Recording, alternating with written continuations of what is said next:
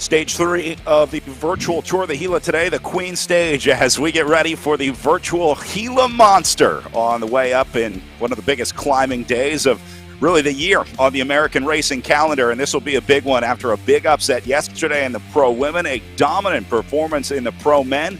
A little bit of a different course today, but we'll still see some beautiful Gila scenery and certainly get a challenging course on the way up to the top of today's climb. Brad Soner here with Lauren Hall. We'll be joined by Garrett Peltonen a little bit later on in the day here as well. As we get ready for our second day of climbing, Lauren, I think the big story yesterday was in the women's race. We start with our pro men this morning.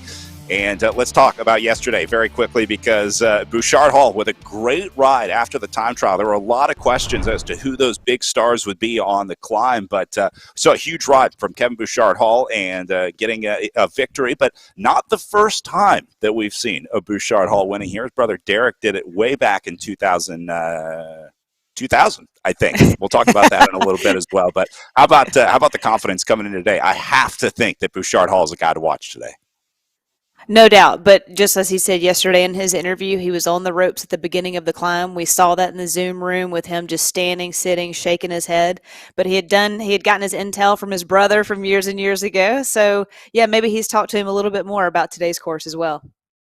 Like we said, this was one of the unique courses of the Echelon Racing League here in Season 2. We did a lot of criteriums early on in the schedule, and then coming into a time trial and then big climb this weekend's really this third week of racing was a defining week in the schedule as we're going to be heading back to the Tolson Tough Intelligentsia Cup January 22nd and 23rd. Those will both be criterium formats, and then Joe Martin Stage Race is back to sort of a road racing format. So it was really interesting watching the first real big road race of the day yesterday, and a lot on both in the GC and for our trophies here at the Tour of the Gila. We've been talking about these very cool race winners trophies. Our GC winners from our pro women's and pro men's field will be receiving these unique black on white trophies that are reminiscent of the Mimbres people style of pottery. We're going to learn about some of that history as well. But one of the coolest parts, the history surrounding Tour of the Gila, you got to love that about this race. Yeah, how beautiful are those pieces of artwork, like you're saying, and that's just the historical factor of Tour of the Gila and the community that comes together and just shows off what it has to offer. You know, not just a whole bunch of climbing, but some beautiful artists there as well. Well, and of course, we'll talk about the NFT as well, although I think most of our riders are at this point now familiar. They're all getting their wallets set to go. Stage 3 last year at the Gila Monster as well. This was very similar to, well, we're going to be doing the exact same course. I thought it would be important to go back and look at how things played out back in 2021, just to kind of see how the racing played out, because it was a little different heading into that. Yeah, Brad, and looking back at historical races is such a great way to know what's going to play out in today's race and give a little insight of probably how racing happens and when it shakes out. So it's always good to look back to see how it played out a couple years ago. Yeah, and you can see a lot of the familiar names. Godby was there. We saw Easler was there. Eleanor Wiseman back this year as well. Had a good ride with the Amy D Foundation. But this year, the addition of Julia Scalu, our winner in the pro women's race yesterday. So in our women's field, we're finally seeing some competition for Jackie Godby, and I think that's a welcome change to this field. Yeah, Scalu finally getting a chance to shine on the climbs and showing how she definitely has the ability on the uphill risers just to take it to Godby. And even Godby's kind of welcoming this hard effort too. And eventually we saw on to the final climb. Wiseman made it a group of 4 before coming unglued off the back. That sent that group of 3, Godby, O'Mara, and Easler back up to the front. But then eventually we saw Alexandra O'Mara drop a big attack, and then Godby responded to this. I would not be surprised to see a similar scenario with 3 of our pro women making it to the line together, because we have 3 very strong pro women that we saw on the climb yesterday. But eventually Jackie Godby came over the top at about 200 meters to go, and Jackie Godby did what Jackie Godby does best, finishing at the top of the climb. But O'Mara gave her a good run for her money. So this was the early stages of the Jackie Godby dominance of last year's Echelon Racing League. And she definitely honed her craft, hasn't she? And You can see this was one of the first celebrations we ever saw from Jackie Godby. Little did we know how many more times we would see that celebration, sometimes in different settings as life took her around the country. But Jackie Godby got a huge win on the Gila Monster last year. But it's a different Jackie Godby that we're looking at here in 2022. She's got a lot more experience on the RGT platform. We're seeing more challengers come, more competitors trying to challenge Jackie Godby. So I think this year's race on the Gila Monster is going to be a lot different, Lauren. When you have that extra level of competition, it really changes things. Yeah, you can swap out mobs essentially yesterday for a Wiseman from this race, and it's the same battle, and Skaloo going head to head, and going to take it to Godby for sure.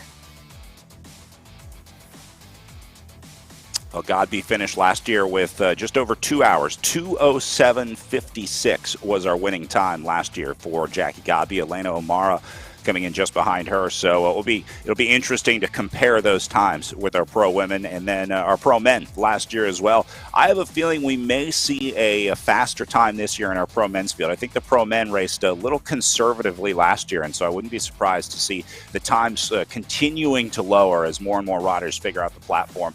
Last year we saw big attacks from Zach Nair. He is back. This was Patrick Wall who had a big go as well, riding for the insured squad, but it was the early attacks. This was very different to the way that we saw the pro women's race work out, as they sent a big group in the line. It was a rider named Tom Thrall that took a sprint to the line. So not as tough of an uphill finish this year either, Lauren. I mean, the climbing is more spread out on the Gila Monster stage. Yeah, but all that climbing adds up. And that's kind of what we saw yesterday. Again, like those first early kickers just kind of make everybody slightly nervous, and they don't really get to settle in much. And so all that kind of adds up. And then, especially these last 2 days, it's been hard racing up until this point. So, I still think it's a really hard day, even if it is not as a sustained climb.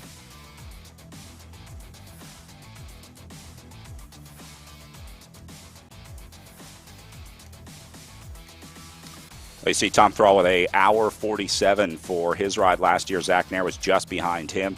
Nair is back. Warner is back. Thomas is back. A lot of names on this list will be back in today's race, so we'll be keeping an eye on those names. Here's the course today. Again, the is not really where the sting is in this course, Lauren. It's these lumps in the middle of the course. But you see all these lumps are more towards the end. So I just still think this is it's going to be a hard race no matter what. These guys always take it to each other. We've seen these breaks go up the road early, and those just kind of wear and tear on these guys towards the end of the day. So, yeah, today still hard racing no matter what.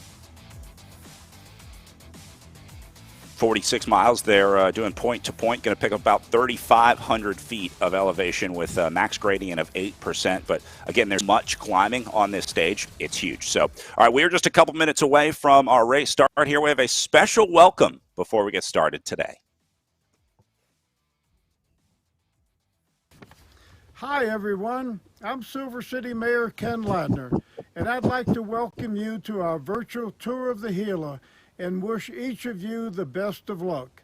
You will explore some of our challenging terrain outside of Silver City and experience why the Tour of the Gila has become such a classic and why we have some of the best road cycling in the world. We are also working hard to make sure Silver City is ready to welcome you back in person in May, where you will be able to experience firsthand the rest of our outdoor recreation. In addition to being designated as the gateway to the Continental Divide Trail, we also offer world-class dining, local art, and the friendliest folks you'll find anywhere. So enjoy the ride, and we'll be seeing you real soon. Can't wait to be in Silver City in person this year. There is our pro men's field, or some of our pro men's field, in our SIS Zoom room. You see them starting to ramp up that inside of 20 seconds to our race start as these guys max out their power. When that clock hits zero, they won't be as hot as possible. So see Kevin Bouchard Hall in the middle right of your screen, as yesterday's winner is back today. He'll have a big old target on his back, Lauren. No doubt, Brad. This is kind of his race to lose, and everybody's probably going to take it to him, I would imagine. So he's got a little bit of weight on his shoulders from the gun today. Looks like everybody's safely off the line. The other thing you always worry about at the start of these virtual races, make sure everyone's connected and everything's working. Sometimes you never know until they leave the start line, but looks like everyone rolled out. You hate to have an early race mechanical. We did have one yesterday as we saw the Above and Beyond Cancer rider Matt Usborne with a dropout. He was a DNF, which means he's a DNS this morning. Stage race rules apply here in the Echelon Racing League, so if you do not complete a day of racing, you do not get to continue the next day. So -1 on the start list as we lost Usborne to a technical yesterday, but his Above and Beyond Cancer team is back today. You see Hayden Warner with the stunner shades in the upper left corner of the SIS Zoom room. They must have a sponsorship on the Above and Beyond Cancer team with the cool sunglasses. Yeah, you think so, Brad? It's a bummer that we lost Usborne yesterday. He's such a character in the Zoom and his cell block H. But yeah, where he leaves off, his teammate will definitely pick up the pieces, I'm pretty sure. So it's a bummer that we lost him yesterday to technical difficulties. I was hoping he would get to the finish line, but yeah, like you said, I think these guys will pick up the pieces for him. All right, well, as we wait for the first break of the day to go, I want to bring in race director Jack Brennan with us here for our third day of virtual coverage from Silver City, New Mexico. Jack, before we start, you have the best wardrobe of the Echelon Racing League so far, by far. So I want to start with the Western Mexico Unity Mustangs official team jersey, which our own Garrett Peltonen just launched a little bit. Jack, first, can you model it for us? I'll try. Let's see what he got here. So here's my jersey. Get up a little bit higher. It's Western Mexico University cycling. I love it. So it's I love it. So these are great. All the proceeds go back to Garrett and the cycling club at Western. So anybody that's interested in getting the jersey, contact me through Brad or somebody, and we'll work out getting you a jersey. We'd be happy to set you up. I love all the new stuff happening in Silver City, but we also love to talk about the history of the Tour of the Gila as well. Jack, you sent me yesterday the results from Derek Bouchard Hall's win when his brother Kevin won yesterday. You had the original printed, scanned results from Derek Bouchard Hall's win at the 2000 Tour of the Gila stage race. I love this. Some really familiar names on this list, guys that would come back to your race as race directors or team directors or owners, director sportifs. I see a lot of familiar names in American cycling, but it has to be cool to look back and think back on 2000. Did you ever think you'd be doing a virtual Tour of the Gila when Derek Bouchard Hall was winning stages? No, of course not. No, it was back in 2000. When there was the internet back then, but I wasn't on that, so no idea. I have a feeling Kevin didn't know either that he would be winning the race that his brother was winning. I met Derek years ago in Colorado Springs when we had a race directors conference back there, and at a and I went up to do myself, Jack Brennan from the Heel. He goes, I won Guillaume back in 2000.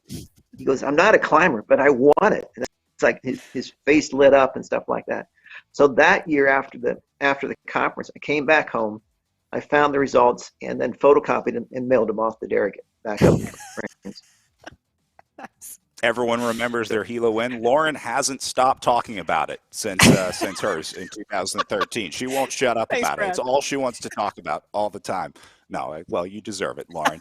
Jack, the other thing we've been talking about, new traditions at Tour of the Gila. You guys are launching a new women's category this year. You're going to be adding a category 1, 2, 3 race.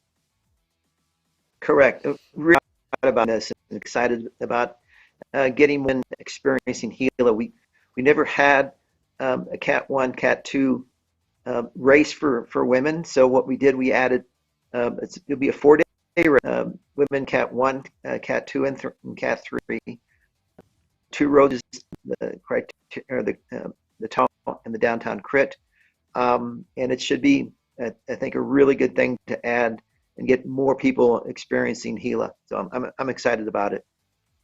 Yeah, huge opportunity for more riders. We're hoping that we're going to see some participants from our Echelon Racing League joining us in person in Silver City this year as well. So very excited about your addition of the women's stage race. So congratulations on that. Thanks. All right, let's get back to some racing. Jack, I know you're going to be hanging with us for a little bit. We'll have you back at the start of our pro women's race. You make the Western New Mexico University Mustang jersey look great. I wish I looked half as good in a kit as Jack Brennan does. Keep trying, Brad. Keep on the program that Garrett's going to give you, and we'll let you have a jersey.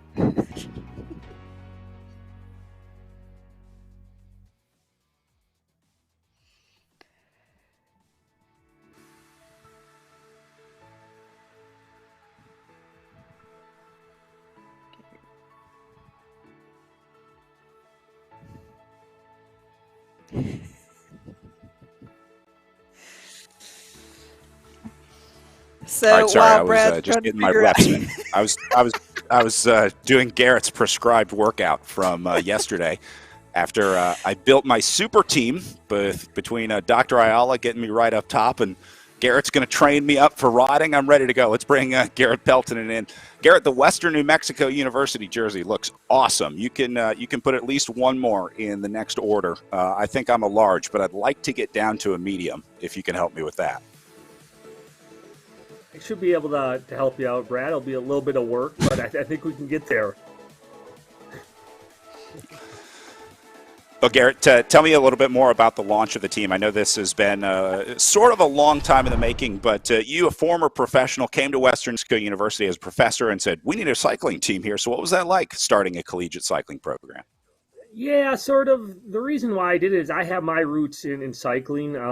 I started at U of A, did a couple years there, and then UW-Madison before I went professional. And it was just a great experience. It was actually my first time. I got to fly on a airplane to mountain bike nationals in Albany, New York. And it was just a great experience. And I sort of want to implement that here. And especially Silver City can be definitely a hub of cycling. The weather is great year round. I think today is supposed to be almost 60 degrees, and in the winter, summer's not too hot. Roads are great for riding, especially with this new gravel trend. There's tons of gravel roads around.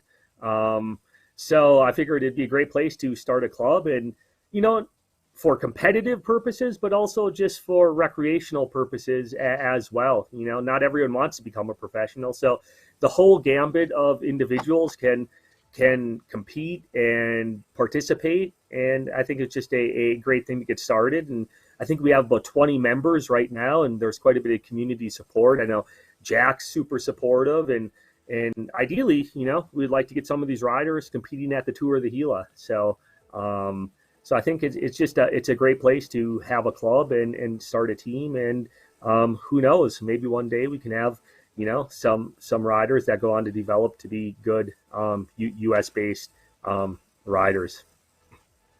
I'm sure it's only a matter of time before we see a Mustang jersey on the podium at Tour of the Gila. I don't know if they can do a guest ride after they go pro, come back and wear their Mustangs jersey in the pro race. Very cool, Garrett. All right, keeping an eye on the front of this group. 4 guys have separated here. Hardin, Slazy, Schaefer, and Samuel. We saw Travis Samuel attacking a lot yesterday. Same with Will Harden here from the Project Echelon Racing team. So these 4 trying to get a split going. Again, Lauren, I think it's very, very different riders that we see winning today. It's not that pure climb at the end. So a rouleur, if you will, can do well on a day like today. Yeah, this is going to be a tough day for Derek. Is he winning? I'm going to have trouble with that all day as well, so do not feel bad about it.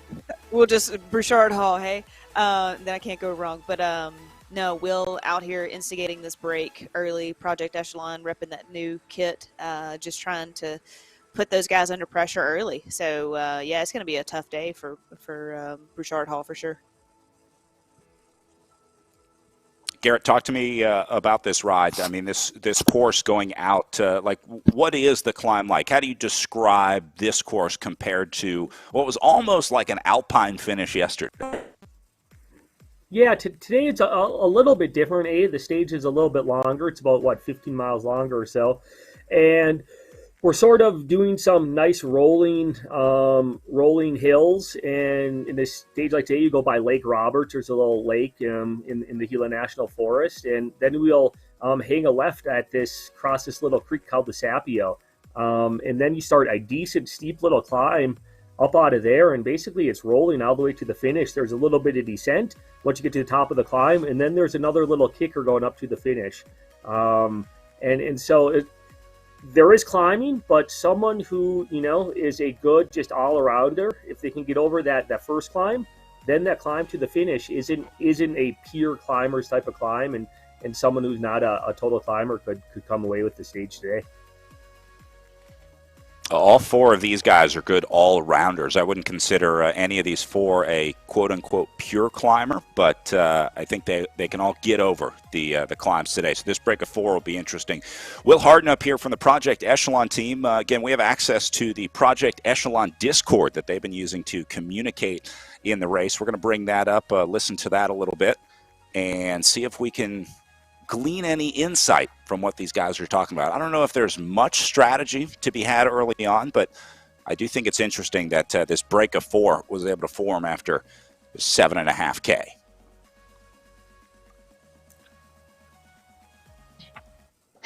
Yeah, and hopefully they brought their arm warmers. We had a snowstorm maybe a week or so ago. So in this part of the course where they're actually riding today, there's a fair amount of snow. I think most of it is melted off the road, but yeah. So hopefully they have their arm warmers in their I kind of like that. There's pockets. It's dynamic now. I like that X-Speed's actually organizing near the front. Yeah, right now we're not just power testing like every other day. Oh yes, we got a train, guys. We got a train.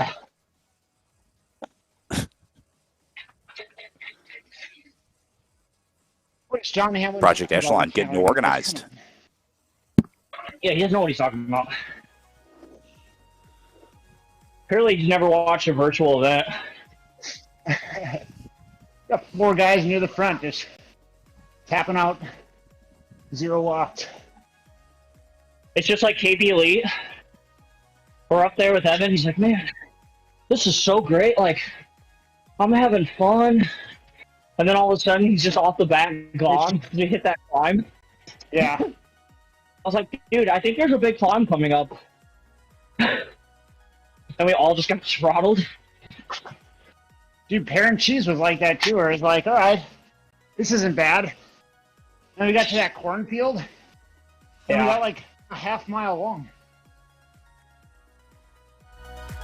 Recapping yesterday's scenario with Project Echelon, they were talking about how they were a little surprised about getting organized on the front. It's tough to do, but it sounds like Project Echelon getting their train going. Look at all these blue jerseys up on the front here. Yeah, Brad, listening in, I kind of feel like if I've got the voice right, it sounds like Eric is quite the cheerleader for the team, which is nice. I mean, he seems to be like the road captain, organizer. So, again, just trying to pick up on voices and who's who. But that's nice insight. It's always good to hear what those guys are having to say. It's cool seeing all the team jerseys here from this view on the right side of the screen. You see Restart Racing in the kind of greenish kit, X-Speed United, getting a good group of riders up there as well. Hugh Dog, Team Tour 2000, and then on in their new water-themed kits. We talked about those a little bit yesterday. Project Echelon debuting their new jersey in the game here on RGT. Take a look at Will Harden and Kevin Bouchard-Hall, yesterday's winner. Bouchard-Hall's got the hat on longer than he had it on yesterday. That thing lasted about 5 minutes on yesterday's stage. That is like a telltale sign for him, isn't it? Like when the hat's off, it's like the gloves are off, like it's go time for him. It is kind of funny that that's his marquee signature move. Garrett, we are always looking for nutrition insights. I'm trying to figure out what is in Kevin Bouchard-Hall's bowl right here. I think it's candy, maybe saltwater taffy. That's my guess. We like to make bad guesses about what riders are eating. So I'm going to guess saltwater taffy today. Yeah, maybe my screen's not big enough. I thought it was jelly beans. It could be jelly beans. Garrett says jelly beans. Brad says taffy. I'm going to say like M&Ms or something. There we go. Oh Do no! we have any What are like, those Easter candies? The Easter almonds that are horrible. or else, I yeah, hope. the Easter like the malt ones too. You know, the like, Oh yeah, yeah, Yeah. yeah, yeah, like malt eggs. Yeah, I think it's a yeah. gummy product. I think it's some Okay. sort of like maybe like the watermelons. You know, the gummy watermelons. I see some pink and green in there. It's tough over Zoom. It's a Zoom Yeah. connection, so we're But doing our best. Maybe the RGB lighting from the keyboard is throwing things off too, so it's tough to tell. let's hope they're not too gummy. We don't want them to waste energy chewing. Right. See the scale in the background as well. The riders have to do their weigh-in before the Echelon Racing League races. It's one of the ways that they keep the racing fair. They have to record a video that shows their weight because you have to input your weight into the game to get a ratio. And they have to basically record a continuous video showing the game and the current time, the current date, and then themselves on and getting weighed. So there's no way to cheat the system. I'm guessing that's why the bathroom scale was right behind Kevin Bouchard Hall's setup there. I like that. That's just like in real life practice when the UCI comes by and waves their magic computer over your bike to see if you have a motor in there. I was going to say the time trial jig. I hear all these horror stories about the time trial jigs that sometimes pass and then don't pass when you come back to ride. So luckily none of that in virtual racing. It's been interesting watching that process develop over the last few years because when the pandemic started or when virtual racing started, there were all these sort of overlooked things that we didn't think about. We got a crash course in how to even the playing field in virtual racing over the last few years, obviously, and accelerated development in e-racing over this COVID-19 pandemic. Mike Lister up on the front of this field here. Go ahead, Lauren. I was just going to say, and it seems to be doing a good job because all these guys be racing honestly, and it's been fun racing to watch.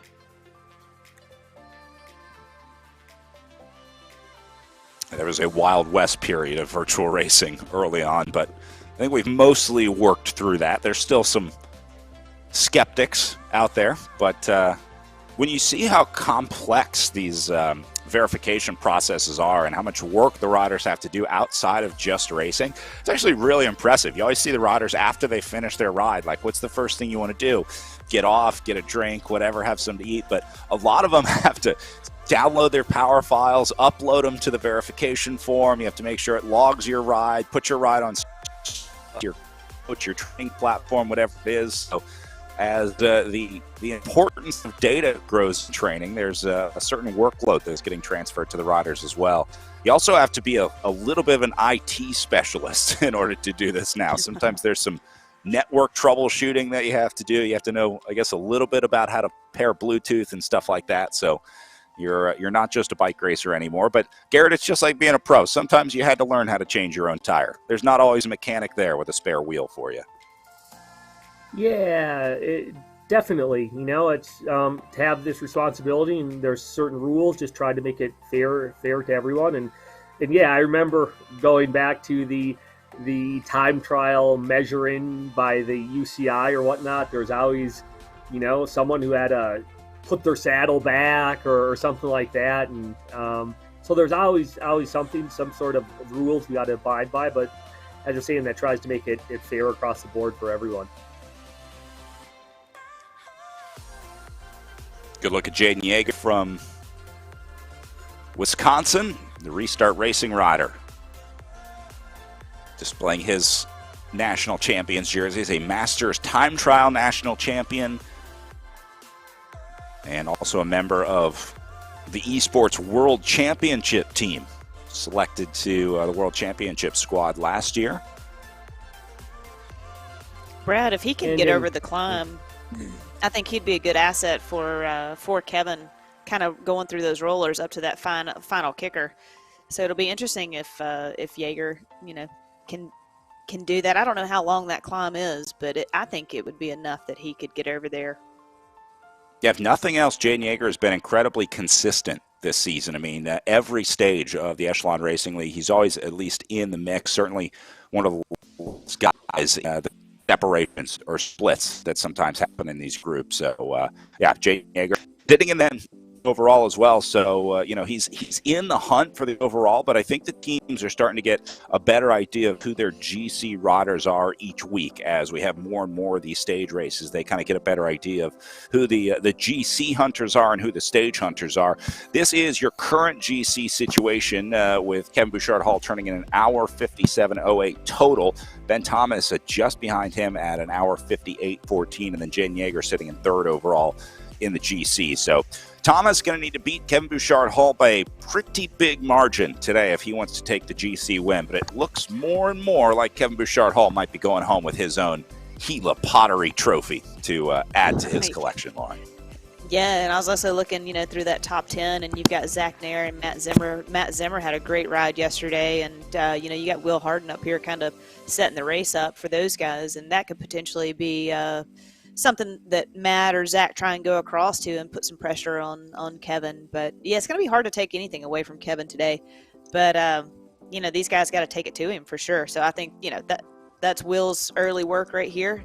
Set those guys up, try and get over the climb, and do the best he can through those rollers to the finish. You can see the elevation profile on the bottom of the screen. They still got a while before they get to the first steep climb of the day, but they're on this long grind right now on the way up. Garrett, this looks like it hurts. I'm thinking of a chip seal road, slight uphill, maybe a little headwind. It just feels like you're riding through molasses. It's definitely a grind. The scenery is beautiful if you're out there. There's some nice pine trees, etc. But it's a bit of a grind, and especially, it takes, I know always for me when I was racing, it would take an hour or two of, racing before, especially in these stage races, before your legs actually felt good from the previous day's efforts. So some people, get into the swing of things a little quicker, but for me, it always took, an hour or so before my legs finally opened up on these later stages of a stage race. So we'll see how all the riders respond to the day number 3 of this tough racing today. Yeah, I was going to say, Gila is famous for their chip seal roads, and you just, like you said, Brad, you're just riding in molasses. It just feel like you have no leg speed. You're going nowhere. And day 3 of Gila, yeah, you're pretty tired. And like you said, this little riser, it's just a continuous effort and just no mercy in this race. Garrett, is usually pretty windy out there. I mean, are you exposed on this section of the course? We talked a lot in the time trial about comparing times to real life. It wasn't really fair because the winds play such a factor in that Tyrone time trial, especially as you get into some of those open sections. But like where they are right now, I guess just leaving Silver City on the way up to the climb, would this be considered exposed? Like what are the conditions usually like? Yeah, I would say wind plays more of a factor, as we mentioned in the time trial and in yesterday's Mogollon stage, because those were more exposed and more of, I don't want to say desert riding, but just a little bit more exposed. Here, we're a little bit higher up in the mountains, and today's stage I think goes almost over 8,000 feet. And maybe a little bit lower, but we're in 7,000 feet for most of the stage, and there's a lot of trees, big ponderosa pines, so there's a lot of coverage. You're sort of in these little canyons, so there's not a lot of wind. However, there are certain areas where you can get some pretty strong gusts, and you got to be on your heels waiting for crosswinds and those type of things. So, but today wind is probably a little bit less of a factor. But as Lauren was saying, the sort of rougher chip sealed roads, it might help to run a little less tire pressure, so you absorb some of that shock on the chip seal, but otherwise it's just putting out the watts and pushing along.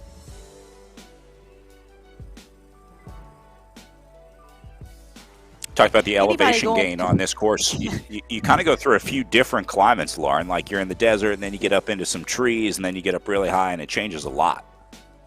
I was going to say, anybody going to the in real life tour of the Gila this year should probably listen in, because I feel like we've got some pretty good insight going on and of what to expect. And thinking about that, Garrett, when you roll out of town on this last day and you're on the highway and there's just big rollers, and like you said, you're totally exposed right there. And then it's not until you kind of turn that left hand and you drop in, and then another left kind of like back into the trees, that you're like, okay. For us, the women's race, I felt like that was when we had already started the attacks and the breaks. And I remember there being a sprint line super early in that race. Just like, oh my God, just no mercy. Come on, guys, like give us a freaking break here. But yeah, it's such a beautiful course when you race through the mountains, and yeah, you go from just wide open exposure, like you're saying, Brad, up into the pine trees, and yeah, Garrett saying there's a little bit of snow on the ground. It's just if you can, when you have a chance to take in the scenery, it's absolutely gorgeous race in person. Yeah, and Silver City is kind of unique in the standpoint that we kind of sit in this transition zone between the higher forested areas, and then to the south of us is the Chihuahuan Desert. So we're in this transition zone, and it's kind of neat. It's kind of this high desert area, but then you just go just a little bit north. There's this town called Pinos Altos, which is 10-minute drive from town here, and you're in the complete pine trees. So there's quite a few of these different zones of different types of vegetation that grow, and you get the desert to the pine to the canyon type of experience, and I think that's kind of neat, especially for racers that come down here. And if you actually pay attention and aren't just staring in the wheel in front of you, take a look around once in a while, and it's kind of neat to go through all these different zones. Garrett, I've done a training camp in Silver City, actually over Christmas, in between Christmas and New Year's. And yeah, the roads were clear enough. There was snow on the ground, and you're also something to take into fact for day 3 of this race is you're at 6,200 feet, 7,000 feet. So the recovery process of day 3 at this point is gone out the window, and yeah, like everything just hurts because you can't recover near as fast as you can at sea level. But it's a beautiful place to be, even in the winter, like you're saying. Definitely, and it's funny, a lot of people even now, you say you live in southwest New Mexico, and they think you're just sort of in this flat kind of barren desert, and it's definitely far from that. And even when I was racing, I didn't quite realize you come down here, and the town itself is at about 6,000 feet, depending on where you are in town. And then today's stage, you go up to about 8,000 feet. Most of it's at about 7,000 feet plus. So the altitude definitely does play a role. And one thing nice about the weather is the elevation is high enough where the summer it doesn't get too hot. The hottest part in the summer usually 90, but there's shade from the trees. And then in the winter you can train year round. Today it's supposed to be in the 60s or close to 60s. So it's kind of good year round, but we do get some snow once in a while. In the higher mountains it sticks around, but down here in town it usually melts within a handful of days. So it's a good place to have a training camp, which I'm sure you know, Lauren, and especially if you bring a mountain bike or a gravel bike. The amount of paved roads, there aren't a ton of them. Tour of the Gila basically covers almost all of them. But if you have a little gravel road or gravel bike, there's roads all over the place that you can explore. It's an outdoor as well. I mean, it's not just riding. There's obviously plenty of hiking around. You have the Gila River nearby. Great rafting if you're into that. It's an outdoor playground in southwest New Mexico for sure. So go ride for sure, but definitely spend some time to do some other stuff because it really is a wonderland out there. And like Garrett said, all the different climates that you get through, it's like if you don't want to ride in the trees anymore, you can go ride in the desert. You can go horseback riding. You can go dirt biking. Lauren and I were talking about Supercross last night. We're all in the Supercross mood now. But it really is incredible, the breadth of options that you have for outdoor activities. You can stop by Gila Hike and Bike right in town in Silver City. They'll get you all set up on your outdoor adventure before or after your race. Yeah, and to put a little plug in for the bike shop, it's a great little place to stop in town. They'll direct you to the right places to go riding, hiking. They're the locals that know all the trails, know the area really well. So definitely stop by there and say hi, and they'll help you out. Reminder, if you want to come race in the amateur races this year, Tour of the Gila is offering 10% off amateur race registration through next weekend. Just use code GILA2022. So if you're on the fence about making the trip to Tour of the Gila, out to the pushes you over the edge, and we'll see you there in person April 27th to May 1st. Again, 10% off for amateur race registration with Gila 2022. It's a great race for amateur riders to try out, Lauren, especially as an intro to stage racing. If you're a Category 3 or Category 2 rider that maybe hasn't had the chance to do the stage race, it's a great chance to go and do 4 days for our new women's stage race and the amateur stage race or amateur multi-day racing as well. Big opportunity. No doubt, like you've got Joe Martin, you've got Redlands, and then to come to a place like Silver City, altitude, a bit more climbing than sustained climbing than those races. It's just a dynamic race and a good Palmaris to add to your list of successes if that's in your realm. And as a sprinter, it was always just good climbing training for me, and I loved being a great domestique to all my climbers always, and to see them just in their element, it was always a great weekend for me. So yeah, this is definitely a race you should go to. A lot of people say, I'm not a climber, I wouldn't do well at Tour of the Gila, but just being there and doing a stage race certainly gets you a lot of experience. I mean, the value is there just to race 4 days in a row. Yeah, there aren't too many of these type of races, around anymore that, everyone can access, whether you're a pro to a Cat 3 rider, etc. Anyone can access this type of racing at the Tour of the Gila. So I think that makes it really, really unique as well. And it's, sort of what Lauren was saying. Even when I do it, I wasn't a climber, but you'd come here and you would ride really hard. You try to help out your teammates. And one of the positives that came from it was these 4 or 5 days of racing. When you're riding that hard in the mountains at altitude, you would get really fit coming out of this race, and it would set you up really well for subsequent races. So even if you're not a climber, I use it as a great race just to get fit and to set me up, help my teammates, and to set me up for other races in the season as well.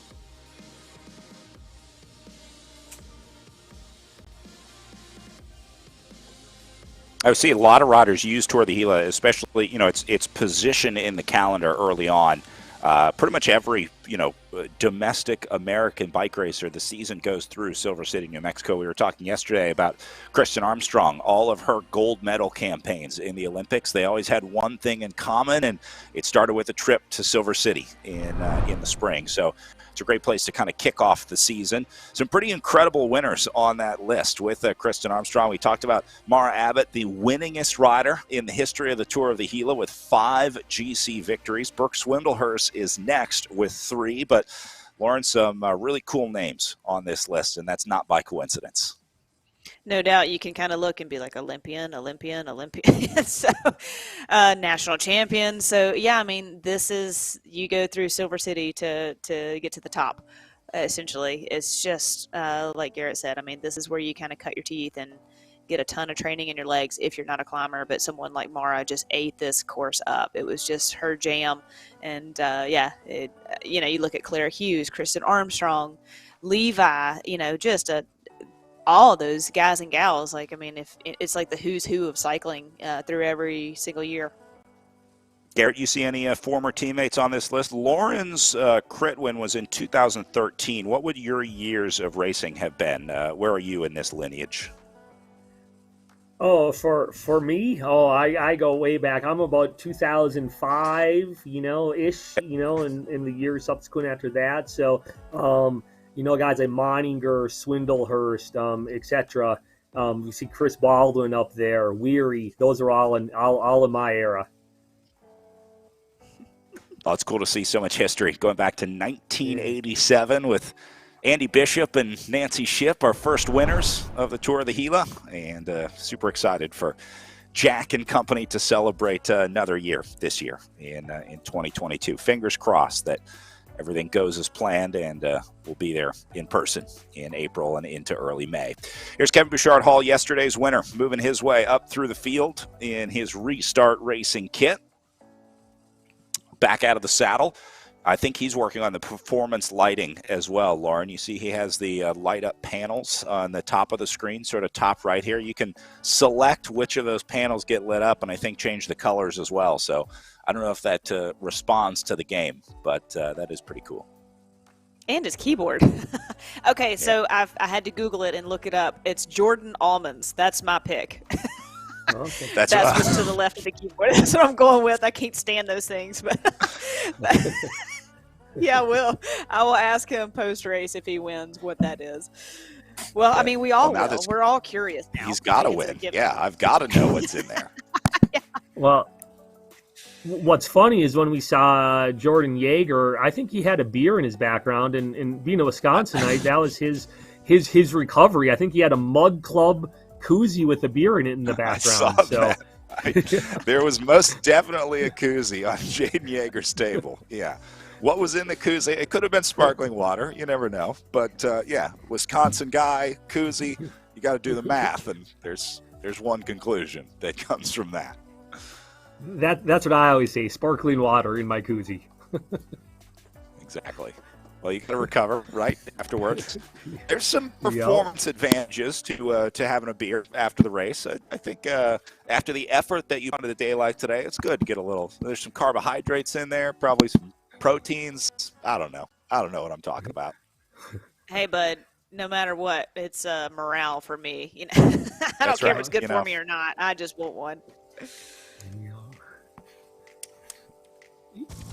Yeah, especially at these races. There's nothing wrong with a beer or two. It's when, people start doing 4 or 5, that's when it becomes an issue. So it probably might not be helpful for performance. But there are some of those individuals out there that nothing seems to faze them. Yeah. It's been interesting while we've been talking. These guys, the Peloton's really not letting them have a long leash, are they? Just a couple hundred meters. Yeah, gap at 180 meters right now up to this group, which, is not all that much time. That probably takes 10, maybe 15 seconds to cover for these guys. So the field is chasing for sure. Look at the names on the front. Eric Hill, Jaden Yeager is there, Phil Hausler, Sarnecki. These are strong names. I mean, they're putting big legs up on the front to try and control this breakaway, at least keep an eye on it. So yeah, good eye. The fact that this is still below 200 meters says that this field is not done chasing these guys yet. Lauren, 200 meters is a gap you can come across. I mean, you could very easily jump across that gap if you wanted to. It's going to be an effort, and it's easy to say you could easily do it from my nice comfy chair. I'm not on a trainer or a bike right now, but it looks doable to me, let's say. Yeah, right. I mean, with fresh legs, yes, it is pretty easy, but I feel like Yeager's kind of up here just saying, hey guys, let's just keep rolling this pretty hard, pretty aggressive. We don't have to catch them, but let's just keep everybody on the same page up here, same speed, same watts.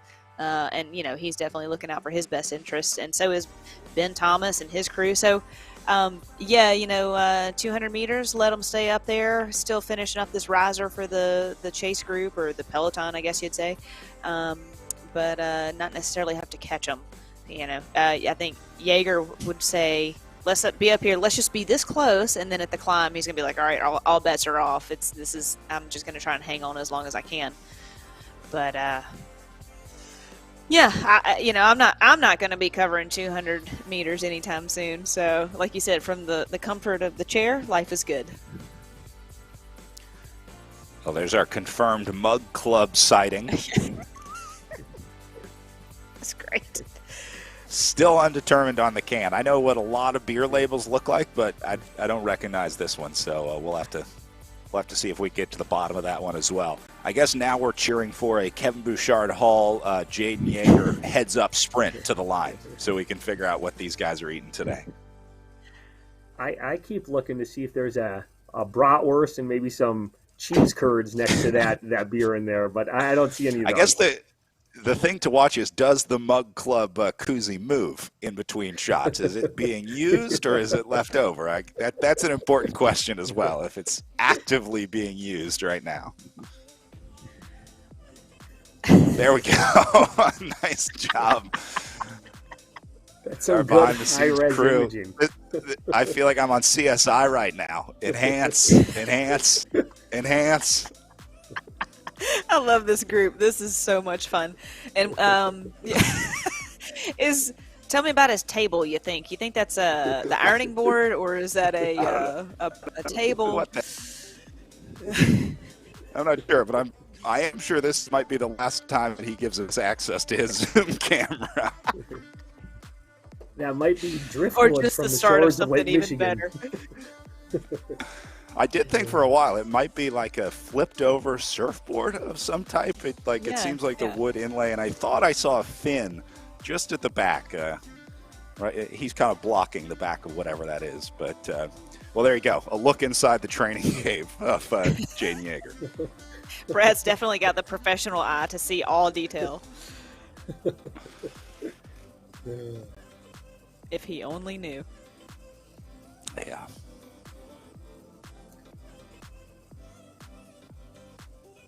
Back up to the front here.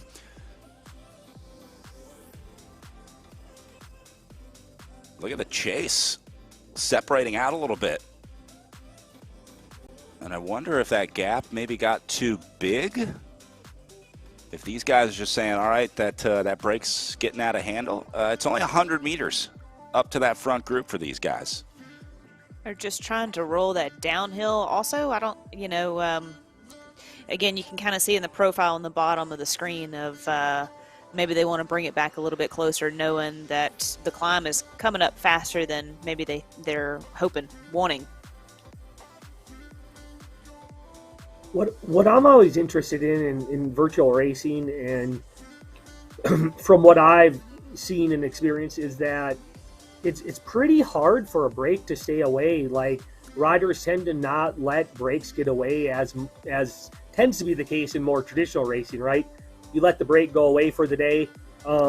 Teams organize on the front, they pull back the brake, going up the final climb, that sort of thing. Whereas in virtual racing, it seems to be really hard to get a brake initiated and then to be able to stay away.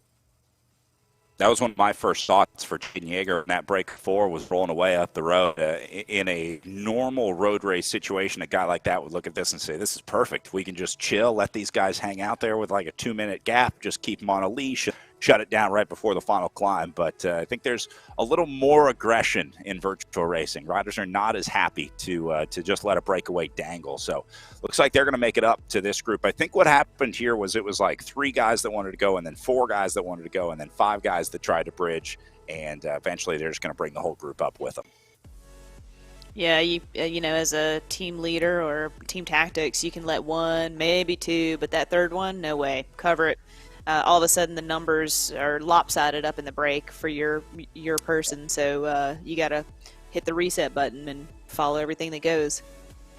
You can see the difference in the power zones too. These guys know what's coming. These 4 riders up in the breakaway pulling the plug, staying in the lower power zones. No point in fighting for a break that's coming back anyway. Now we watch for the counterattack. A lot of times you'll see a rider jump out of this group right as a break comes back. You'll see another attack go over the top because they know that there's tired legs up at the front. So we'll see if anybody gets organized and gets aggressive on the front here. This is where Oosborn would go. This would be a perfect Matt Oosborn attack. Here's Eric Hill, Project Echelon. He might be the one that's going to go here. Yeah. And for a restart, you definitely have to have your heads up here just to try and cover and protect your GC rider. So sometimes you can go on the offense as a GC team and set yourself up, and you command the peloton and say, this is what we're going to do. So you can also see that and kind of wonder, like, why would they do that? Well, because sometimes they would rather to be in full control instead of just being at the mercy of the peloton.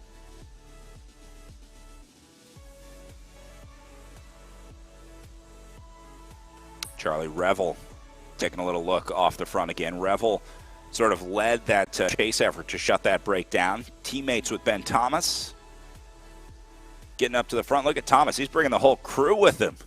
He got a nice little envelope going here, protecting Ben Thomas up the right side. And this area on the slight sort of downhill before we get to the meat of the climbing of the stage, this would be a good place for, sort of a a good all-arounder to, try to get away and maybe get a little time going into this climb so that when the true climbers actually come, they can maybe try to hang on and catch a ride to the finish with them. Revel tried to give it a go. He was in the red zone for better part of 15 seconds. They're back now. He is trying to split this group. I think Team Tour 2000 looks like they definitely want to get a little bit of a split going here. They've got Beek, they've got Lister up there at the front. We're watching Charlie Revel right now, and of course Ben Thomas is going to be their GC guy, but I think they want to force a split. I think they're going to step into the role of the aggressors out here today. Restart Racing has been giving it some good goes as well, but I think today it's Tour 2000 seemed to be the most aggressive out of the group. They had their Wheaties this morning. Or whatever they have in the UK. I'm sure there's a. I'm sure they don't say they had their. Yeah, I'm sure they don't say they had their Wheaties in the UK. Yeah, biscuits and tea, right? There you go. No, I don't know if that's what you have for breakfast, but sounds good. It's not breakfast time over there anyway. That's right. It's tea time. What was the math yesterday? Belgian delicacies. Yeah, we were working on time zones yesterday, trying to. You don't know what time zone Finland is neither, so I don't want to hear it. You know, You're it right. took some superior Googling skills to figure that one out.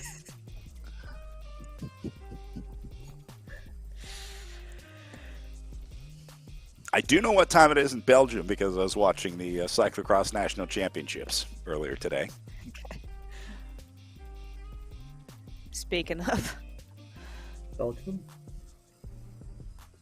Here's Walter Claes. Claes came up from the Community League. They had that draft earlier in the season where riders were able to compete in the Community League, and then the pro teams could pick riders up from that Community League. Claes, was one of the riders that got brought up, so pretty cool to see him riding on the front of the group here. It's been incredible discovering talent in these virtual platforms, seeing riders that we'd really never heard of before, numbers that we had never seen. But then you see some of these riders like Julia Scalu. I mean, she's doing world tour numbers on these virtual platforms. And, if you develop that whole package, we're really finding that there's a lot of untapped talent out there. Yeah, it's just you never know when your opportunity is going to come, and if it's in the virtual world or whatever, you get the opportunity to race in the pro peloton and you're at the front of the race. That just, everybody kind of takes pause and a little bit of notice of like, who's the new kid? Who's this person? Yeah. And, you keep your eye on them because you never know what they're going to do and how they're going to perform. Because somebody like, for example, I'd say Evie Stevens came onto the scene hot and heavy and nobody knew who she was. And she just tore through the peloton and won all kinds of races. So you can never discount any of your competitors because you never know, where they're coming from and what they come from. This is a great opportunity for Walter. Well, apparently Claes is a Black Diamond mountain bike, or at least got up to the top of the trail and stole the sign. So he knows what he's doing. Riders from all different backgrounds. We talked about Ben Thomas, a former pro mountain biker. We see riders that obviously come from the road side of things, but there's an interesting mix of riders competing in the Echelon Racing League. Here's Restart Racing with Kevin Bouchard-Hall, Jaden Yeager. Been watching Mike Sarnecki up there, Mike Swart on this squad as well, and Oliver Dowd. A lot of heavy hitters on this team. It's not a coincidence that Kevin Bouchard-Hall is always up there. Part of it is because his Restart Racing team is so strong, because he can send a guy like Jaden Yeager up the road, force other teams to chase, and then, well, here you go, Mike Swart doing some work. And speaking of mountain bikers, I feel like this discipline on virtual racing suits mountain bikers pretty well because the efforts seem to be pretty similar to these mountain bike race efforts where, you're going all out for an hour or 2 hours, that type of thing. And it meshes pretty well with this virtual racing platform like this. Today's stage was going to be, an hour, 45 minutes. And so it's not surprising to see some of these mountain bikers doing really well.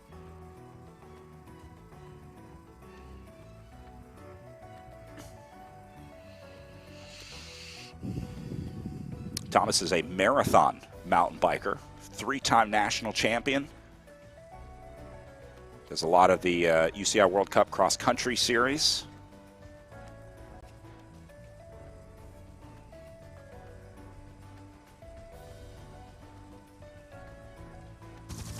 guess that endurance would help in virtual racing as well, especially over these multi-day stage races. Look from up above, you see a few riders coming unglued. Started up 40 riders in a group, so we're down to, I think, 26 maybe remaining here. So we've lost a few, and that'll probably continue as more and more riders come unglued. Again, Lauren, just like in real life, once you lose contact with the field, you pretty much just wait for the cars or wait to find the gruppetto and ride with them, because that draft is so important to maintain these speeds. They're doing about 40K an hour right now. You're not going to do 40K an hour alone for the next, 40K of racing that they have left here. Yeah, no way. And also the last day of stage racing, sometimes you kind of lose that motivation once you're off the back. I mean, there's no reason to keep fighting for, you don't have to show up tomorrow. This is it. So like we've seen in all of these races, if once you kind of go out the back, that's kind of race over. Yeah, that's how it's just been whittling down, hadn't it? I mean, just the attrition at the front, and people get spit out the back. Mike Lister putting in a little effort on the way down here. You see they're on the other side of that long uphill drag. Got one more little bump in the road, and then first big climb of the day starts. You can see how much up and down, just at the elevation profile across the bottom of the screen. How often the color changes, I think, speaks to the interesting part about this course in the second half, Lauren. And like you said, this is Team Tour, right? I mean, I think they kind of waited for that first attack to go and see how, I don't know if they waited or they maybe even missed it, but now that it's all regrouped, going back on the offensive and trying to set the guys up a little bit and put a little pressure on Kevin Bouchard Hall. So this is, you never know. Lister comes back. X-Speed United up on the front with a lot about them. They've been consistent in this front group. I love the jerseys. They're very easy to spot in this field. Dark blue with the neon green X across the back for X-Speed United. Looks like a little bit of a reset in the group here. The game will spread the riders out across the road. It's just like in real life. You can sort of figure out what's going on in the race by looking at the shape of the field. When the pace starts to pick up, the game will string them out into more of a single file formation, and then as they slow down, you'll see them start to kind of bunch up like they are right now. So speed's dropping just a little bit. Part of that is because of the downhill. They're on a 6% descent right now. So a pretty good clip on the way down.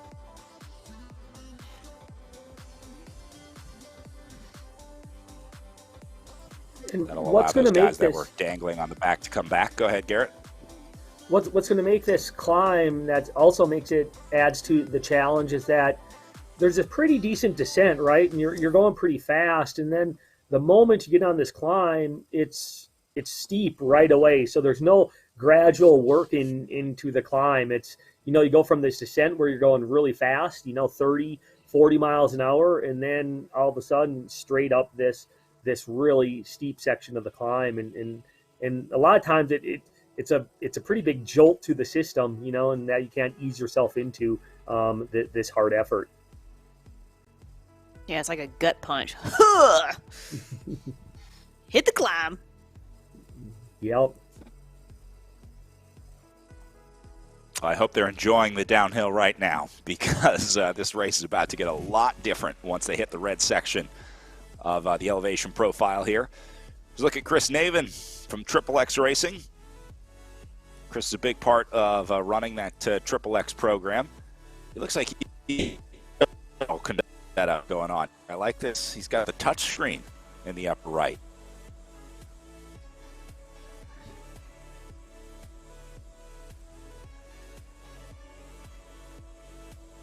Chris was a big part of getting Jackie Godby in with the Echelon Racing League, that Triple X Racing team out of Chicago.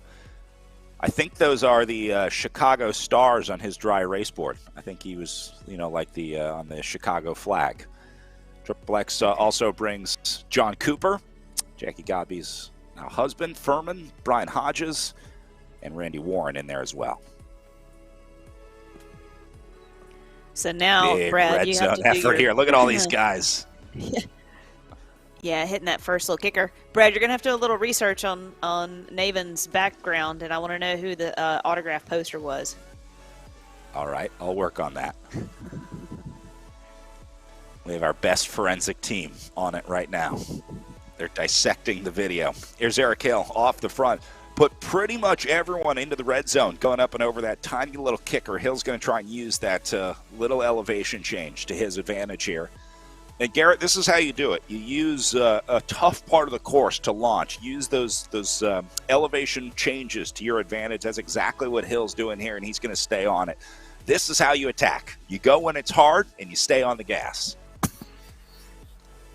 Yeah, it looks like he's opening up a little bit of a gap here and up this small little rise, and then, you can maybe increase the gap on the backside on the descent and have a little extra comfort going up the first part of the climb, and maybe, some of the climbers will catch up to you, and you can tag along for the ride to the finish. So we'll see what happens here.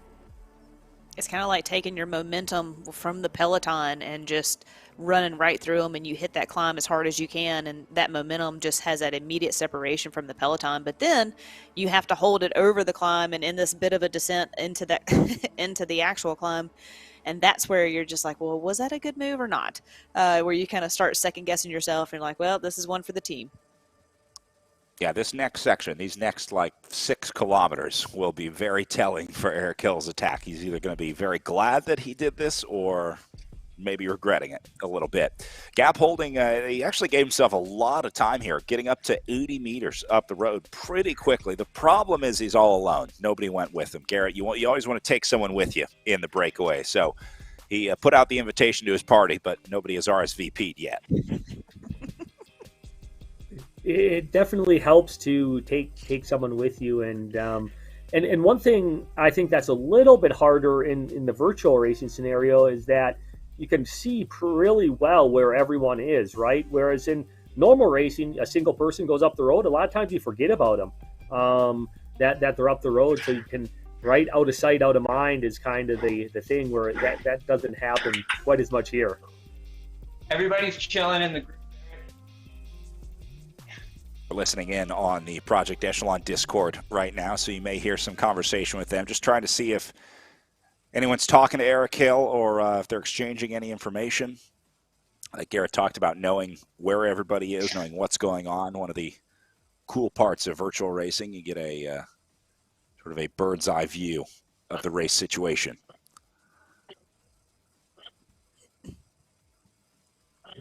It's also so hard to be going solo because Eric Hill is going basically as hard as he can go, and then he's going to take that right into the climb. And so once you start climbing and you're already at your limit, that just be careful on the winding descent. So don't get caught out.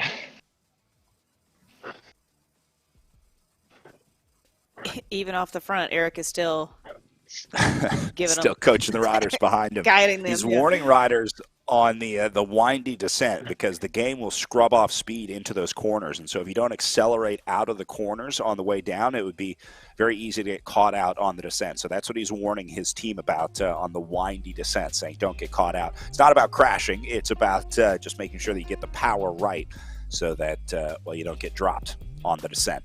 Good gameplay there from Hill.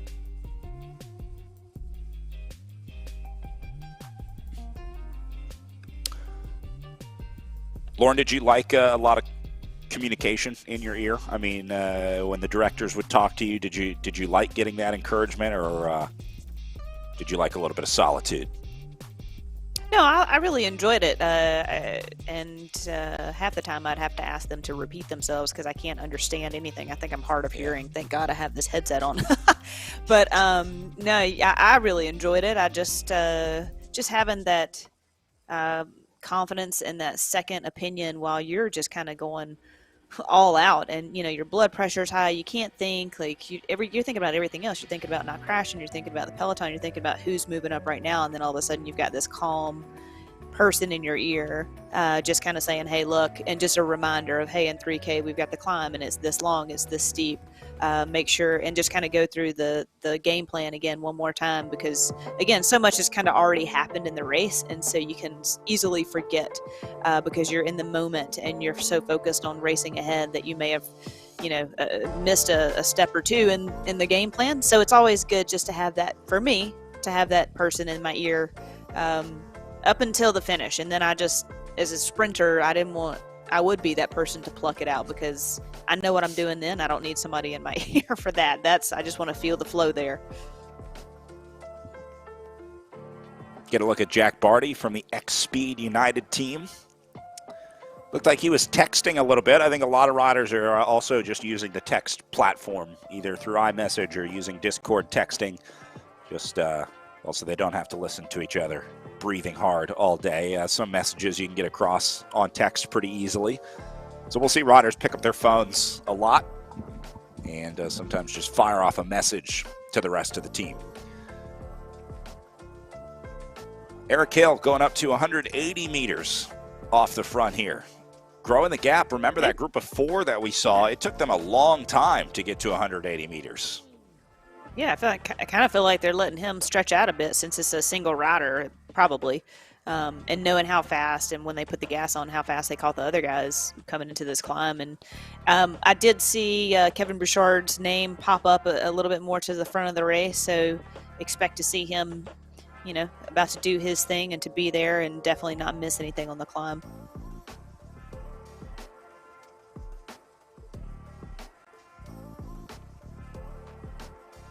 Hill looking pretty fresh on the trainer.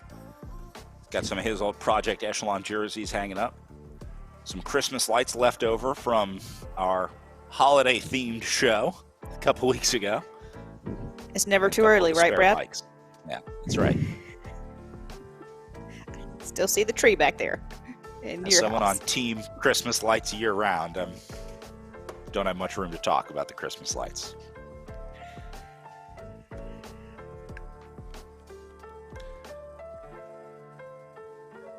I'm watching the power between Eric Hill and the riders behind him. Hill's hovering right around 4 to 5 watts per kilo. A lot of riders in the field are touching like 2.5 or 3. So you can see the advantage of being in the field just by looking at those power numbers to the right of their names. I mean, the average number of those guys in the main group consistently lower than what Eric Hill's doing up the front. So this goes back to the efficiency of riding, where we talked about it's not always the highest average watts per kilo that win in virtual racing, because there could very well be some guys in that group that are only doing 2.5 watts per kilo right now, but when they get onto the climb, they'll be able to up that number. So their average will be lower, but it's all about where you use that effort.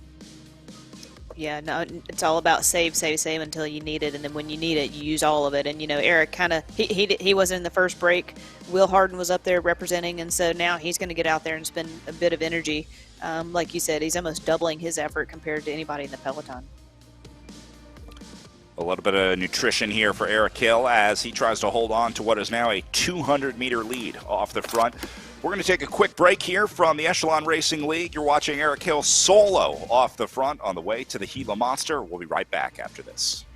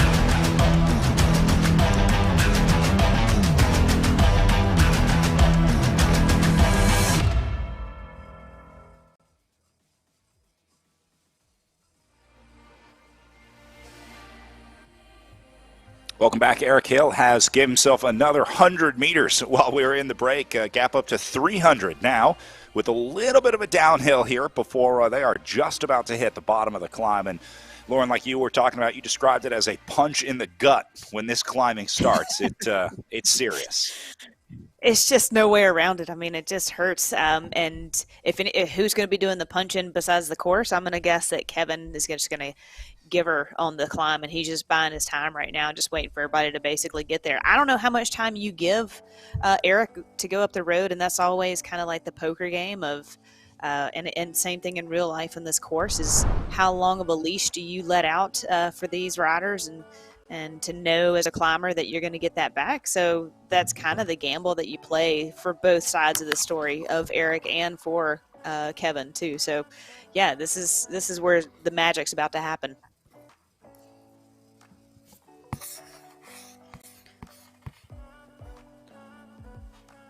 Watching Hill in the bottom right of your screen, and Kevin Bouchard-Hall, yesterday's winner and a pre-race favorite for today. In the bottom left, Bouchard-Hall back out of the saddle. We saw that a lot from him yesterday. It's just a personal preference. He obviously likes to stand up a lot when he rides, and Hill is more like Jackie Godby, doesn't spend quite as much time out of the saddle. Yeah, it'll be interesting to see if Kevin Bouchard-Hall can kind of settle in and kind of start separating from the group, or if this climb is going to be long enough, or if he wants to keep Jordan Yeager with him to kind of hit through those rollers as well. But I think all bets are off. I think Kevin's just going to go his pace up this climb and just, hey, Jordan, hopefully you can hang on, and any other teammates that can help me out in the over these rollers. And if you guys get back to me, that's great. But we got to go.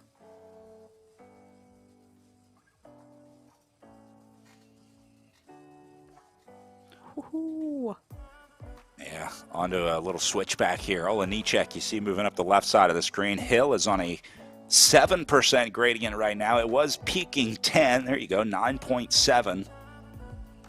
Yeah, this is the hardest part of the climb right here. They get a little bit of a rest. There's like a 500-meter section where it flattens out just a little bit, and then it's back uphill. Biggest climb of the day right here. You'll just start seeing them popping out the back like we were talking about earlier, and poor Peter Olenichek is the next casualty. And the hard part is that when you get through the steepest part of the climb, which we're entering right now, the climb just drags sort of on and on for quite a few kilometers afterwards.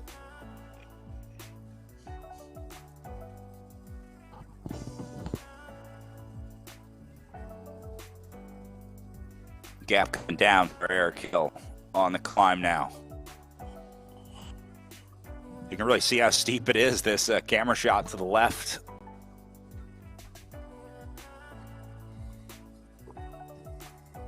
And Hill really looking like he's starting to suffer down in the bottom right here as well. And you kind of look at the numbers. It's well, Kevin was kind of matching Eric almost like number for number all the way across. Cadence, watts, heart rate.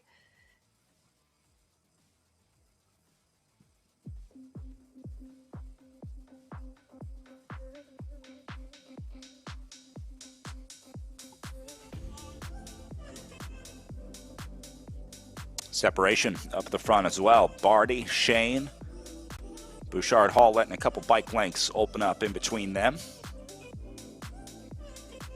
Jack Barty having a great ride today. And we haven't talked about Shane either, because yesterday he's the one that essentially led up the climb for Kevin Bouchard-Hall and had Kevin on the ropes. So it will be interesting to see how he tackles today.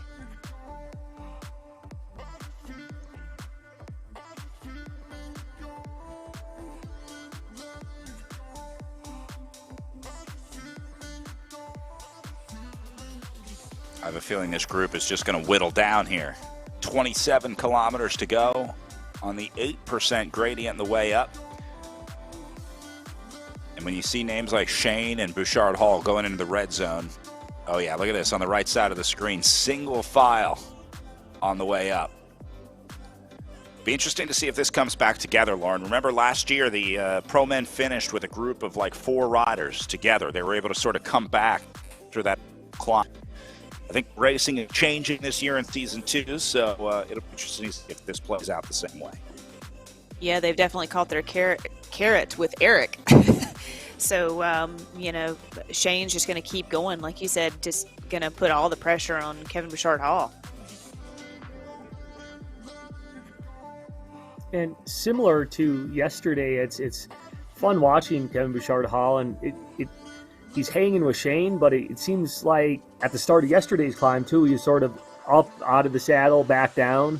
Seems like he's putting forth a pretty significant effort that's not too comfortable. So we'll see if he can hang on here. Woo-hoo. Ben Thomas just dangling off the back. We got Zach Nair up there, Jordan Yeager, just off the back of Bouchard-Hall and Shane. So, oh man, this is good racing. Thomas into 6th position, the upper right ear screen, but Jordan Shane is the one driving the tempo about halfway up the climb here. Yeager and Bouchard-Hall are going to make it up to the wheel of Shane. So there's a gap at behind Jack Barty. It's about 7 riders here. Yeah, Barty in 7th, and then you see another 84 meters back to Bickley, Dowd, Hauser, and Eric Hill going backwards in the group here as well. So this is the selection. I think Barty is going to be the last guy that has a chance to get a seat on this train. I'd love to know how long this climb is, especially if I'm racing. I would love to be able to tick down these kilometers.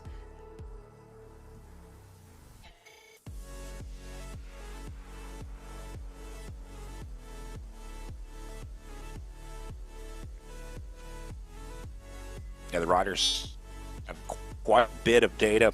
We also we were talking last week or 2 weeks ago, I guess, about the views that the riders are using. A lot of riders will ride in the first-person view now because it is a little less distracting. They don't have to worry about the other riders behind them, stuff like that. Here's Jordan Shane. I think that is a San Dimas stage race winner's jersey on the right-hand side of the screen. I'm not sure what the yellow jersey on the left in the back is. Also, I'm going to guess it's San maybe one of the Dimas. Central Americans. Yeah, and I think that's a climber's jersey back there, too. Yeah, San Dimas climber's jersey. Hey, maybe he won the Giro d'Italia with the pink jersey.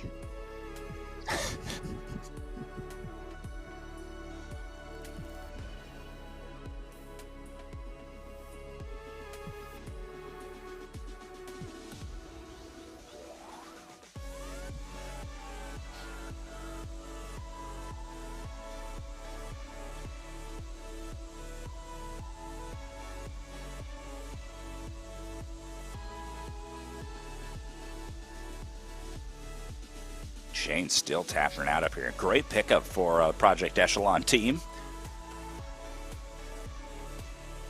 It's impressive to watch Jordan Shane on these climbs because he just likes to go to the front and hammer away, and he's putting everyone else in difficulty. And it was the same with the Magion climb yesterday. So we'll see as this climb progresses if he can shake any of his competitors. And it looks like he has them in a little bit of difficulty.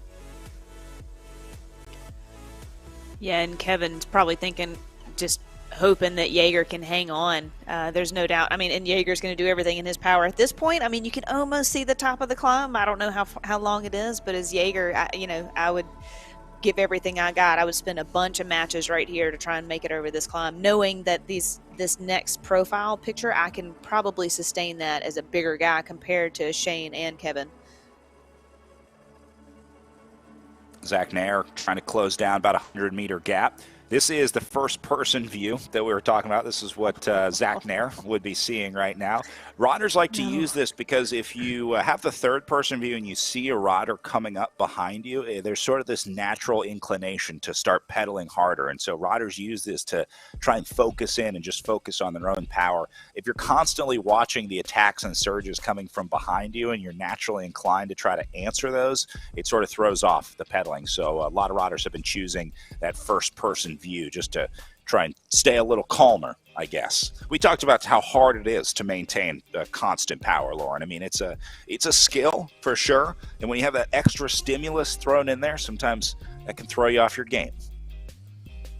No doubt. You think about like nighttime criteriums or anything like that, and you see a shadow. That was always it. Always made for different racing because that light would always throw you off, and it would always be much more nervous peloton because of the distortion of the lights. And that's a fun fact. I didn't know that about their point of view of what they want to see. But you're right. Like, I mean, as soon as you feel somebody going harder, or can sense that. And in the virtual world, like you're saying, there's no doubt that you're going to pedal harder or try and match that. So that's unfortunately though for Zach is like when they're out of sight, and that's where I'm just kind of like disheartened as a rider. It's like, oh, that's too bad. Yeah, that gap's growing for Nair, going up to 190 meters now. So these three continue the separation. Jaeger, Bouchard Hall, and Shane pushing 6 watts per kilo. But the good news for them, they are almost done with the hardest section of the course right here. I guess relative term because they've still got 25K of racing between this and the final little climb of the day, but certainly the section of the course, and they're just about to hit the top of it.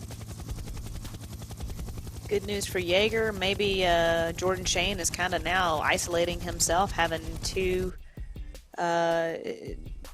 restart guys up here. So that could be tricky coming into the finish as long as Jaeger can hang on to these two. But like Garrett was saying, if you look at the profile, it's not that this climb is over just because the color red stops. I mean, this is a sustained effort, and has got a couple more little kickers in there that could just totally eat his lunch. So he has to stay very aware, very much in his zone as much as possible, but on these guys' wheels. Woo-hoo. Yeah, Garrett, this is a nice situation. You made the break. Congratulations. You made the selection, but now you start looking around and going, I'm about to get worked over by these two guys over the next 25K.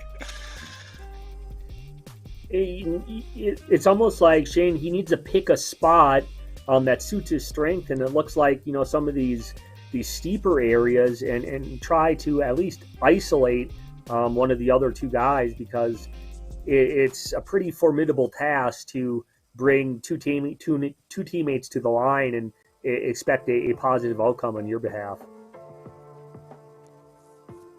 Well, Jaeger's starting to show some fatigue. This is a guy who has a very strong poker face. More importantly, though, the LaCroix has been revealed out of the Mug Club. I don't mean to panic anybody, but green has been revealed as what looks like a lime LaCroix. There we go. I drink enough LaCroix that I can make that one out. He could have at least poured the LaCroix in like a Miller Lite or something like that. The gamesmanship that he can play, you're right. That would have been golden. Next time, Jordan, next time.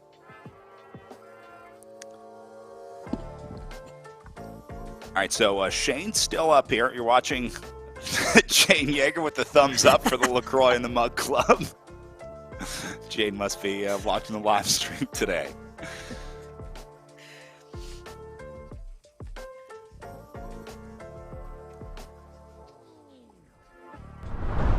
So now on the way down, a little bit of rest. I think Shane needs to just try and relax here, take every advantage that he can get, every break he can get, because these two teammates have Jordan Shane in a very, very tough position right now.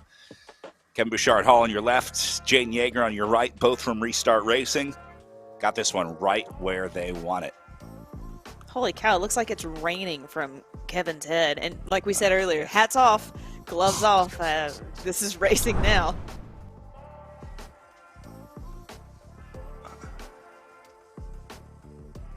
I think the hat lasted a little longer for Kevin today than it did yesterday.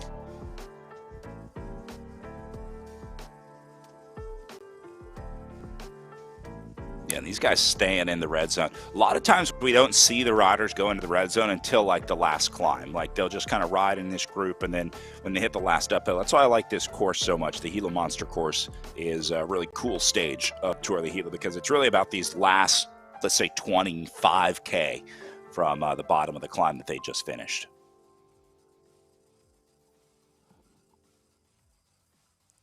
Shane going to take up third position here.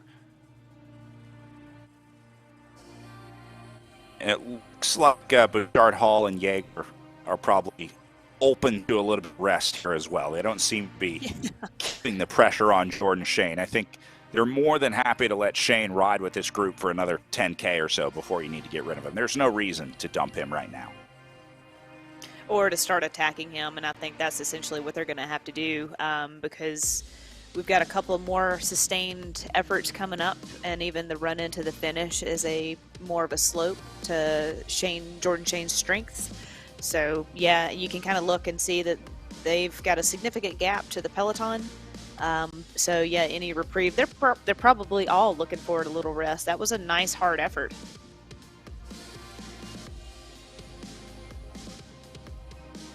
You can see some of the guys still finishing up the climb in the red zone, but these guys back into the green and blue zone, Garrett.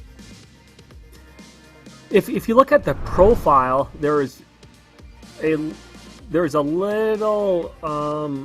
little ascent before the longer descent, so it might be a good idea for Jaeger or Bouchard Hall to maybe put in a little tack there, so then Shane has to sort of chase on the whole descent, and then that sets you up well for the finish, even if it all comes back together, where you can sort of 1-2 Shane and try to get rid of him before the finish. Oh, these are the three riders in the breakaway. Let's look at our course profile real quick because I want to talk more about what Garrett is talking about, the second half of the climb up here. So this is the easy section. Then they get onto this first riser, which they have just gone over. But once that happens, all this yellow and orange and red, those are all 4, 5, 6, 7% gradients. Yeah, those are significant efforts that still have to come. And now you've loaded your legs. 2 days ago, you've been racing for 2 days, and now Jordan Shane has hit everybody on the climb. So you're kind of running on fumes running into the finish. So each one of these should just turn red in your mind, because that's essentially what it feels like. It's a painful way to end the Tour of the Gila, but if it were easy, they would just hand out the yellow jerseys for everyone. That's why we do it, to make it tough. These guys getting a nice draft going, got a nice little pace line forming here. And I would expect to see this. Yeah. Going back to the Zoom room, Jordan Shane's temperature control, I don't know if you saw that, was at 62 degrees. More investigative journalism from our team here in the Echelon Racing League. I love it. Yeah, you got to crank that thing down. That's a great point, though, is especially in these longer events, this is going to be, hour 45 minutes closing in on 2 hours, and to regulate your heat is a very important aspect of that. We saw Kevin Bouchard Hall, right? And Lauren pointed out that the sweat was just pouring off of him. So, the better you can regulate your heat, the better you'll perform and finish at the end of the day. So that's important, whether it's thermostat, you have industrial fans blowing on you, etc. It's kind of neat to look at everyone else's kind of setups and how they regulate their heat. Is there a magic temperature, Garrett, that for physiological advantage or? Yeah, traditionally tends to be around 50 degrees, so pretty cool. 50 degrees tends to be the sort of ideal temperature, give or take a few degrees. You start getting a little bit colder, it's fine, but you have to wear, a little bit layer, sort of that type of thing. Hotter, you tend to not be able to regulate your heat as well. So around the 50 degree mark tends to be an ideal temperature. I would not have guessed that low. I would not have guessed that cold. Me either, Brad. And Garrett, what Brad and I have seen throughout these races so far, we've actually seen some of these guys and gals starting with gloves on, so I don't know how cold it is technically in the room, but 50 degrees sounds like I would definitely have gloves on for a while. Just, I don't know, I don't get any blood flow or something to my hands at that point, but yeah, so you have to offset that cold because you're sitting still. But yeah, like you're saying, like 50 degrees, that's chilly. Exactly. And some of these riders can probably, be even colder, whether they're in their garage or whatnot, because they don't have any wind, right, unless they put some sort of fan or whatnot in front of you. So some of them might be even running a little bit colder just from the environment they live in, and if they're in their garage, etc.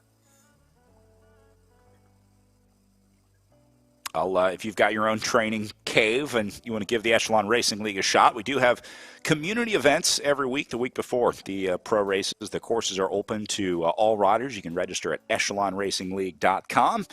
And as always, free to race and free to ride on RGT.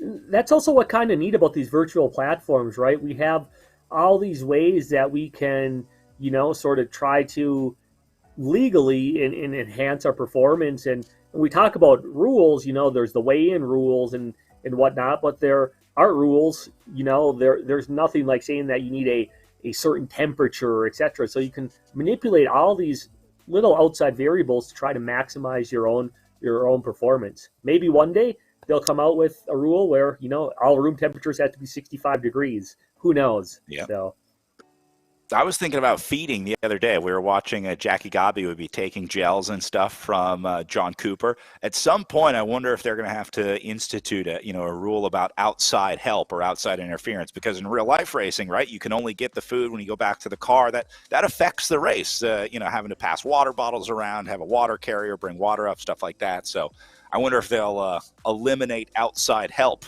in virtual racing. There's still some changes to come, I think, in the sport, but. The temperature and lighting, I think, maybe are the next frontier. Little chase group forming behind here. This is 4th, 5th, 6th, and 7th place with Charlie Beek leading the way. Bickley, Nair, and Thomas also in here. Remember, Ben Thomas sitting 2nd place overall in the GC to Kevin Bouchard Hall at the top. So looks like Thomas going to miss the move. As we take a look at Brad Bickley, the Bum Beyond Cancer rider. It looks like he's in a sauna. It does. Heat training, baby. Increase those red blood cells. Garrett, would there be a physiological advantage? I know some riders struggle in the heat. Is there anything you can do to prepare for that? Like, would riding in a sauna help you get ready for Tour of the Gila? If I come from, like, Canada or somewhere cold, and this is going to be my first hot race of the season, like, is there anything you can do on the trainer to prep for that kind of stuff? I've never heard Brad ask this many questions about training, so he is definitely gearing up for something. I'm super excited. I've never had such an expert at my disposal. True. But actually, no, there are. It comes to just acclimating, right? 10 days to 2 weeks just being exposed to the specific environment that you're going to be in. If you're racing in the southeast, right, you want warm, humid. So actually some people, might train with their dryer running and the dryer vent going into a small room so it gets that hot, humid type environment, wearing a lot of clothes, etc. One thing I will say about Tour of the Gila down here is if it is warm, April usually tends to be not warm. Maybe in the afternoon, this last stage of the Gila Monster, you'll get some type of heat, but the start of these stages tend to be pretty cold here at Gila in April, and it's a pretty dry heat, so you can cool pretty well, especially if you pour that, what did you say, a bottle of Coke over your head, or just a little bit of water, right? And that can do a lot of benefit. But generally speaking, for really high temperatures, just acclimate. 10 days to 2 weeks, at least 90 minutes to 2 hours at that given temperature should give you some acclimation to that given environment. Sounds like the perfect time to get a nice Airbnb in Silver City and enjoy the town a little bit before you race Tour of the Gila. Back to the third group on the road. This is Jack Barty leading the way from X Speed United. We watched him up the front earlier, but it seems like there's sort of 3 groups forming out on the road, and a little hello there from Jack at the front of the third group here.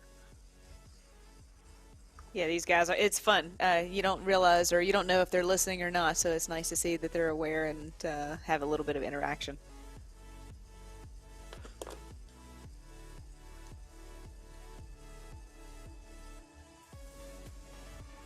Yeah, and sort of going back to some of the rules, right? Like, it's an evolving process, and it's kind of interesting to see if stuff maybe over the years will it change, will it's not.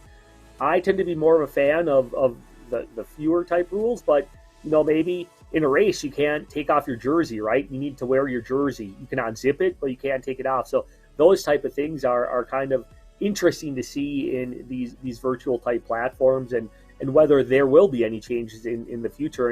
And I'm not sure who actually decides that. Probably the Echelon Racing League and the people behind that. But it's kind of interesting to see develop as we move forward. Wait until we get our first virtual clothing penalty. The sock fines that they've been handing out. Wait until we have our first sock fine in the virtual world. Yeah, and right, some of the height of your socks, they can't be too high or you get a fine. Some of that stuff, is that necessarily necessary in the real world environment? I don't know, but people like to make rules at times.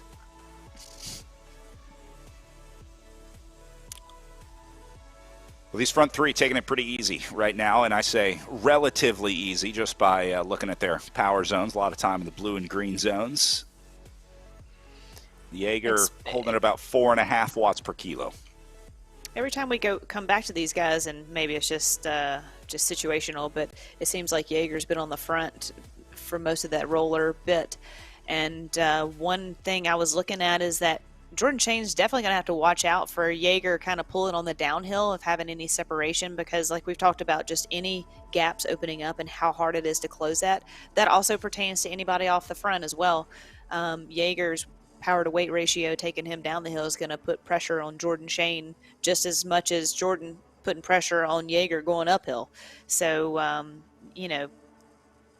Restart's kind of sitting in the driver's seat right now, and Jordan just has to be aware of both of these riders, and his advantage is going to be on the uphill. So I imagine he's probably going to try and turn the screws on these guys going up one of this last little riser to put pressure on Jordan Jaeger.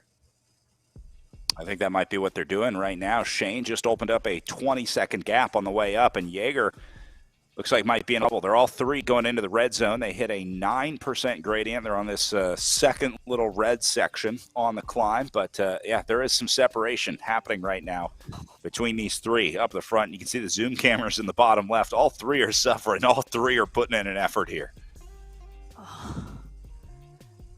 Jordan Jaeger's definitely lost the poker face now, hadn't he, Brad?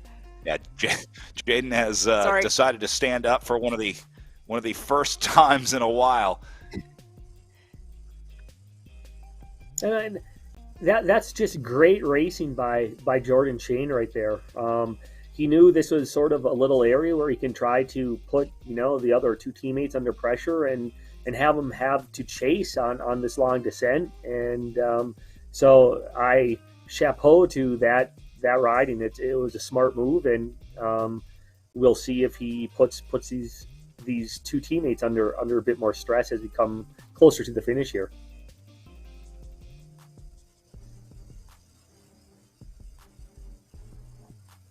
The kicker will be to see if he can keep this effort, again on these downhills. And like we've seen in the Iron Horse, we saw that the separation had happened on the climb, but it was such a long descent back towards the finish that the heavier riders were able to catch back on just based off of power to weight.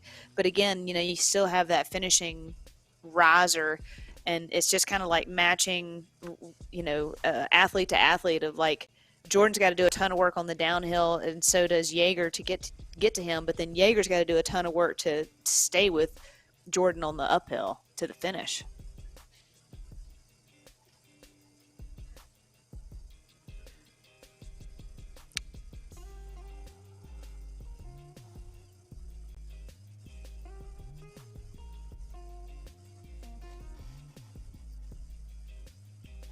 As Jaeger lets some separation open up in that group of three up at the front. And here's Zach Nair moving into fourth position. Brad Bickley trying to close it down from the Above and Beyond Cancer team. And again, they got Ben Thomas and Charlie Beek with them as well. We do have access to the Above and Beyond Cancer Discord channel as well. Let's see if we can listen in, see if they're chatting about anything.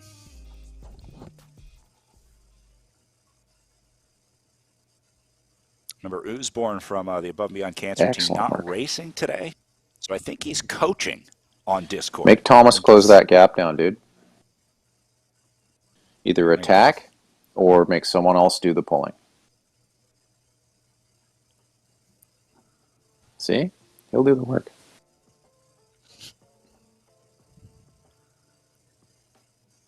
Yeah, that's Oosborn coaching up Bickley here. Stay on those wheels, buddy. Thomas Stay on those wheels. I know it hurts. Just stay on there. That's it. Beautiful. Remember, we're now under 6% again, so we're not pulling. We're saving energy.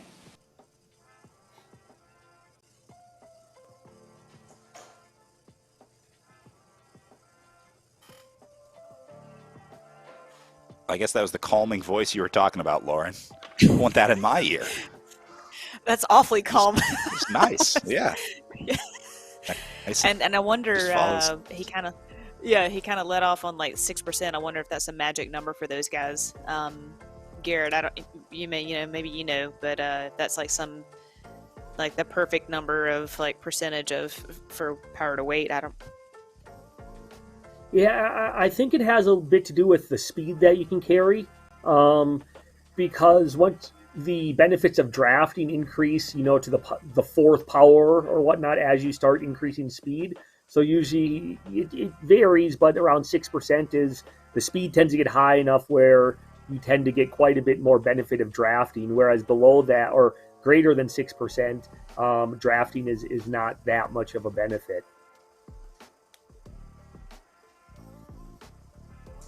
He was talking about pulling and sitting in on that 6% gradient. I think that might be the best explanation is the drafting on the gradient or the speeds that you're going to be doing on a 6% gradient. So you can sit on the front because there's no draft to be had on a slow 6% climb, but you want to be in second or third position if you're going any faster than that because those drafting numbers would increase. Looks like Jaeger going to come back. Lauren, you called this. He's much better on the downhill than he is on the uphill. That body weight can throw him down the hill a little quicker than these two guys. So as they work their way back down, looks like Jaeger will reconnect here. It looks like it, but I mean, you keep seeing like Jordan Shane just kind of keeps drifting out. Like he just is putting on enough pressure, not like going full gas. But yeah, you're right. Jaeger's making it back. Just keep him under pressure though. This is fun. And Bouchard Hall did a nice job of sort of trying to, wait up for Jaeger a little bit. He never went in front of Shane. He was always sitting on, very similar to the way that a rider would ride in real life if you were trying to wait for a rider behind you. But looks like they made it back up. So all the credit in the world to Jordan. These guys, instead of waiting for them to work him over on this last climb, he's like, look, I know I'm in trouble. I know the odds are against me. So he went on the attack on the way up there, and it worked. It put Jay Jaeger in a little bit of trouble. What I've noticed, though, is Kevin Bouchard Hall, though, has been very conservative. He's hung with all the wheels. He's obviously going really hard, but you haven't seen him really touch his nose into the wind. And I think he's setting himself up really well for this finale because Shane has expended a lot of effort and energy over these past 10, 15 kilometers. Zach Nair attacking the second group. Behind them, the race for fourth place on down. Nair into the red zone, gives himself a little bit of space behind Bickley Thomas. Nair can definitely move himself up in GC if he can continue the separation from these guys. Yeah, this is cool. Two good battles going on. Of course, the race for first and then the race for fourth here, which Zach Nair is currently dominating. But he's only got about 45 meters back to those other two guys.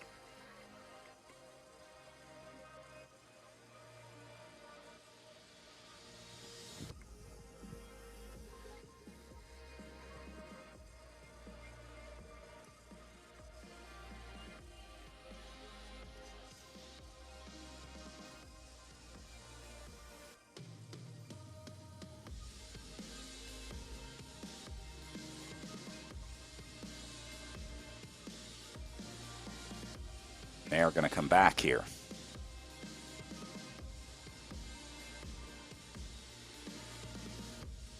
Thomas sitting second place overall, probably has the most to gain from catching the front. Bouchard Hall with a 157.08 GC time, and Ben Thomas at 158.14.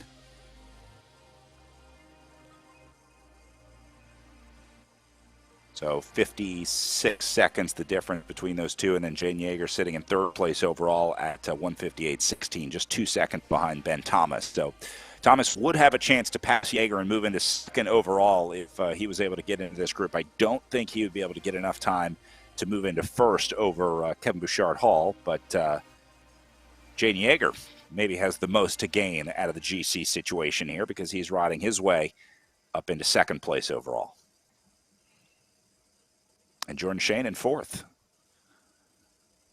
Yeah, and unfortunately, it seems like Ben Thomas may be the big loser of the day for GC, but that's just, Jordan Shane kind of taking the race to these guys, and, that's what racing's all about, playing the game. If we had an award in jerseys, I'd definitely give Jordan Shane the most aggressive rider jersey and probably the King of the Mountain jersey as well. I think the panel is in agreement on that one.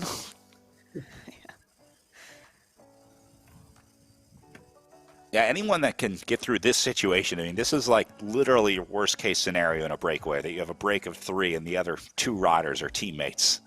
I really couldn't get much worse in terms of a tactical setup for Jordan Shane today. And here but also, it's just like, what do you do? I mean, as a climber, right? And the guy, this is the best situation that he can be in. He's now down to 1 in 3 chances of winning versus 1 in however many started the race. So best situation possible he can give for himself. It's just great that these two were able to answer the call.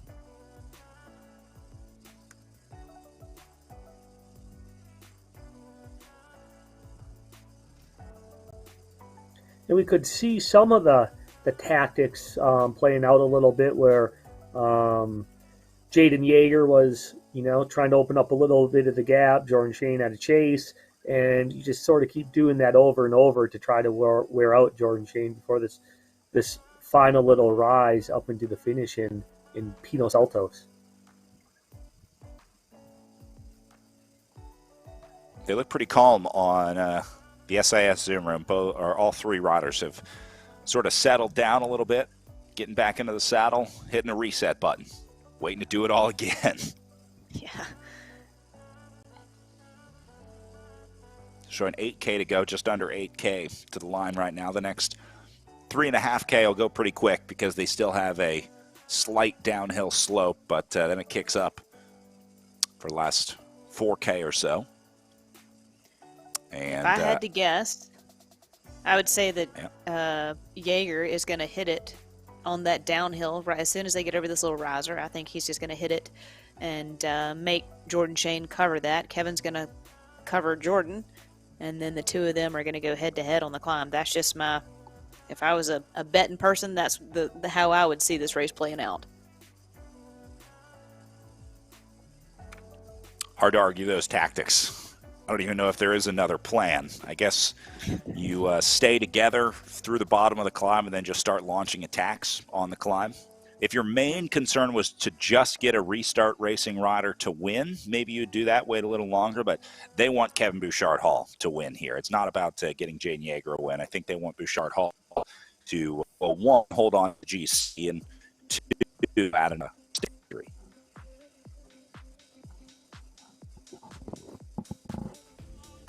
Lauren, you should be a director. Jaden Yeager hitting it on the front right now into the red zone. Funny you say that, Brad.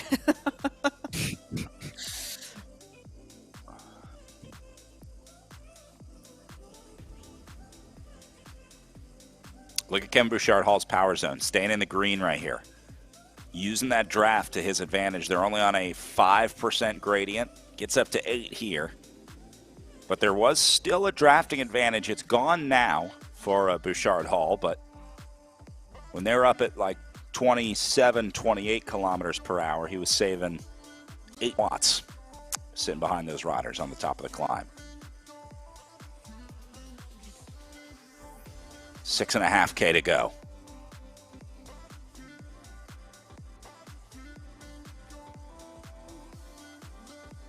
All right, guys, let's hear your picks. After watching yesterday, and it's hard to go against Kevin Bouchard-Hall. I'd like for Jordan Sheen to win for his effort, but if I was a betting man, I'd put my money on Kevin Bouchard-Hall. I am going to join the Mug Club, and I'll take Jaden Yeager out of this group of three. A little Wisconsin love for my guy.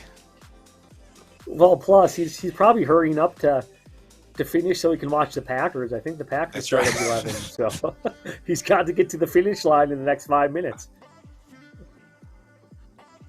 All right, well, I'm going to pick Jordan Shane just to be an instigator, and he's just been so strong on that first climb, and he's answering all these calls, so I'm going with Jordan.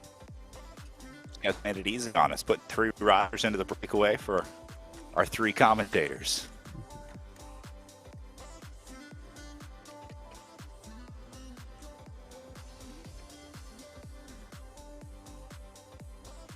$5.5K. This is relatively easy riding for these guys. They're only doing 200, 250 on the way down, which is doable for a group of 3 like this. When they go, you'll know. I mean, when it lights up, they're going to stay in those orange and yellow zones for a good few kilometers, I think.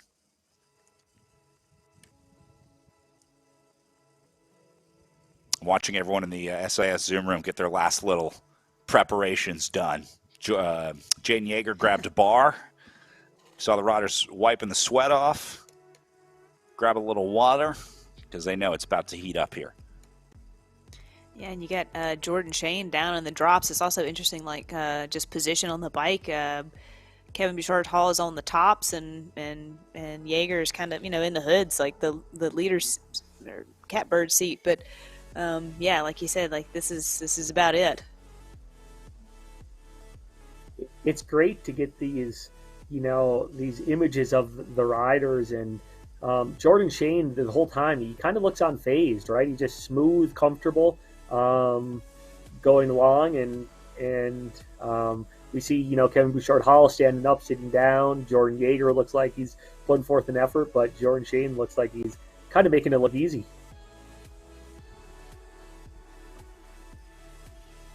Meanwhile, Thomas getting a little split in the race for 4th behind them. Remember we hacking earlier, he's back into that group.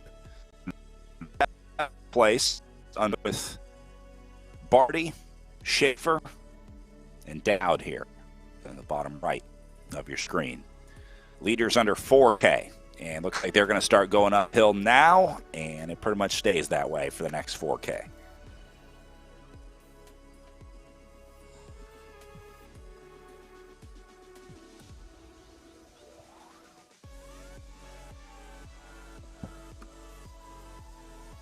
A lot of action in these 2nd and 3rd groups on the road. This is a 3-for-1 special today at the finish. We'll watch these 3 groups finish one after another. Top right, that group separating even more. Barty just got back onto the group, but it looks like Thomas, the instigator there. Those guys are just like attacking each other left and right, aren't they? Yeah. This is brutal racing in the 2nd and 3rd groups. These guys out for a nice Sunday cruise up in the front group. They have not gotten aggressive yet, although it's about to come. Yeah, look at this right here. I mean, we've seen, every time we go back to this group, we've seen 1s and 2s off the front and color changes left and right. I mean, it's a completely different race back here.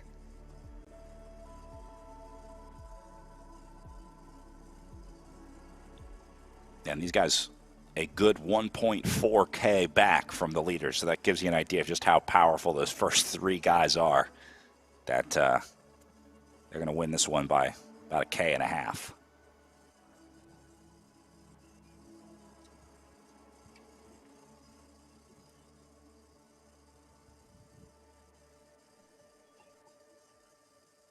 Inside 3K for the leaders. Still together.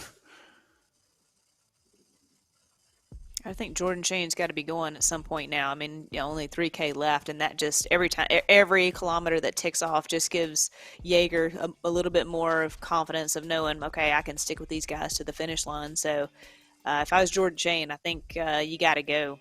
You got to go now.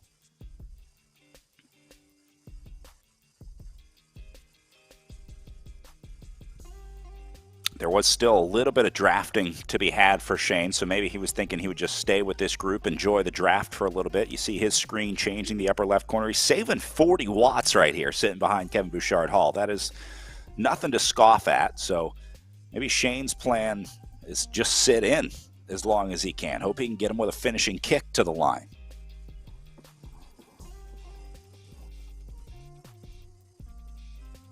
Yeah, see, these are big savings numbers up in the upper left corner, saving 200 watts here. I need a steeper climb for my man to win. Come on, go uphill. Yeah. Well, it's coming. You see the little red line at the bottom of the profile. That's in the last, 400 meters before they get to the line. There's this last little kick up. So there's still some steep sections to come. So they work their way off the downhill right now. These guys are all just waiting.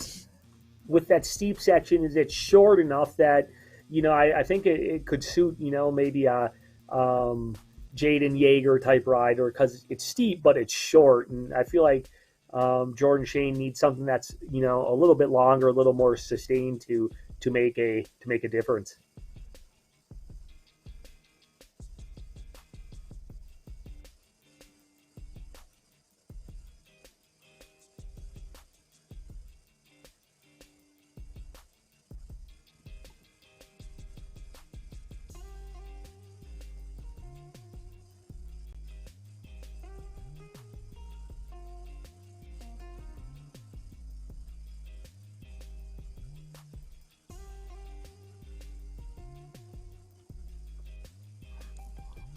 Boy, these power zones not changing at all. These guys are locked right into one another.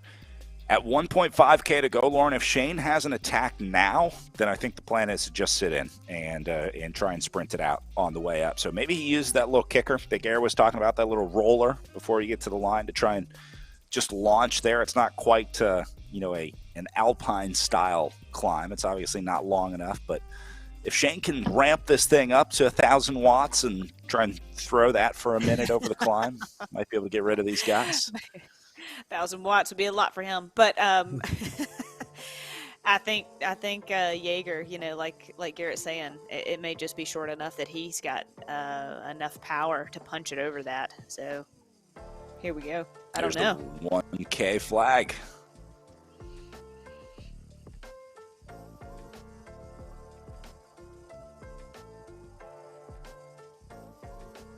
Road kicking up here. You can see the elevation profile, top right corner.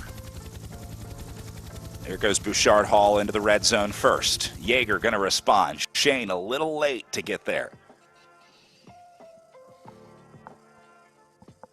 Go through him, And Shane. here we go. Let's go.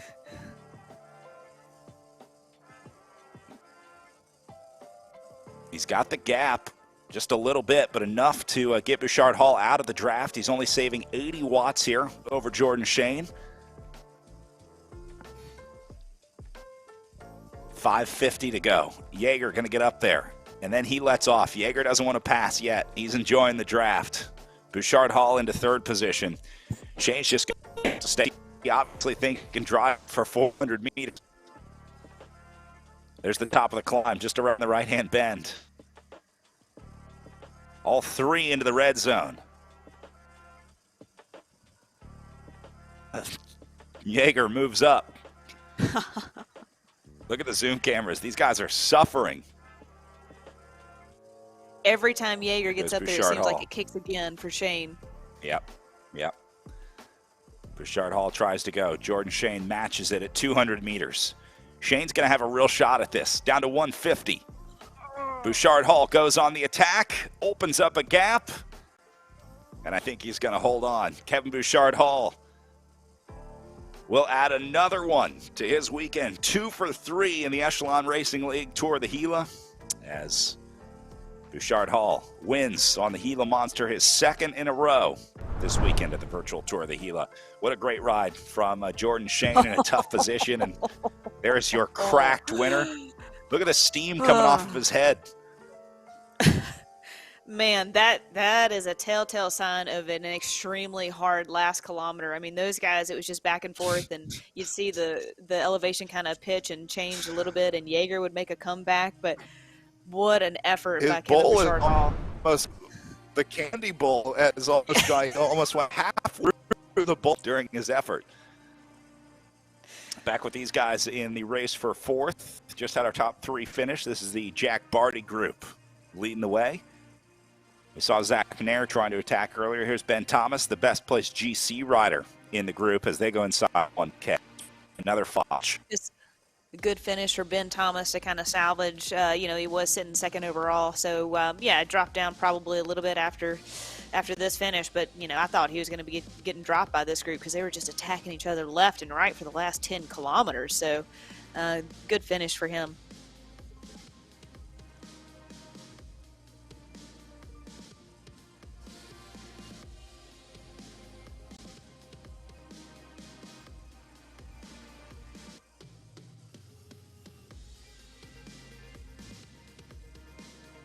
Barty going to go on the attack here. First to go into the red zone.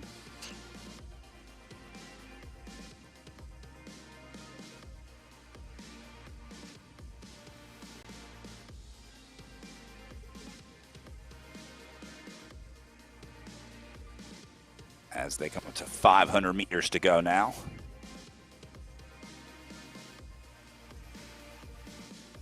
The longest 500 Nair meters. Attacks right up the back of the group. Great move from Zach Nair here. You want to talk about dropping a power bomb. Just laid it down and opened up about 20 meters over these guys in a matter of seconds. Oliver Dowd going to try and respond. Thomas just behind him. But as Nair goes through 200 meters, this guy went for the long bomb today in the race for fourth. Yeah, but he's been so aggressive in the back, too. Echelon rider. Yep. Go ahead. Yep, exactly, Brad. I mean, it's just he's got the power. He couldn't sustain the effort to hang on with those guys at the front. So that's a good result for him. So they go Nair, Dowd, Thomas, and then Bickley. Jack Barty, the early attacker from X Speed United, will win for fifth. And looks like for be just behind him for ninth. And then the German from the Rose Beast Mode team, Hauser, going to round out your top 10 here. Impressive to see these guys stuck together. Relatively close to your finisher's time here. All 10 of these guys had a great ride today on the Gila Monster. Typically, you don't see a group that big come into the finish line. Yeah. So that was fun to watch. Yeah, like Brad, like you're saying, like they're all kind of running in together. Yeah, I would have expected a bigger gap from once you kind of get dropped day 3. The motivation to stay up there and really give her. But no, these guys have fought to the end. It was interesting to see how the two different groups raced. That group of 3 up at the front was much more conservative than the group of 5 behind them. The group racing for 4th place was attacking left and right, but the dynamics were so much different in the first group because they had 2 teammates from restart and then just one odd man out in the group. So it was kind of interesting how it changed those things. Yeah, the spikes and valleys between in the second group is going to be all over the place, whereas that first group is going to be more steady effort.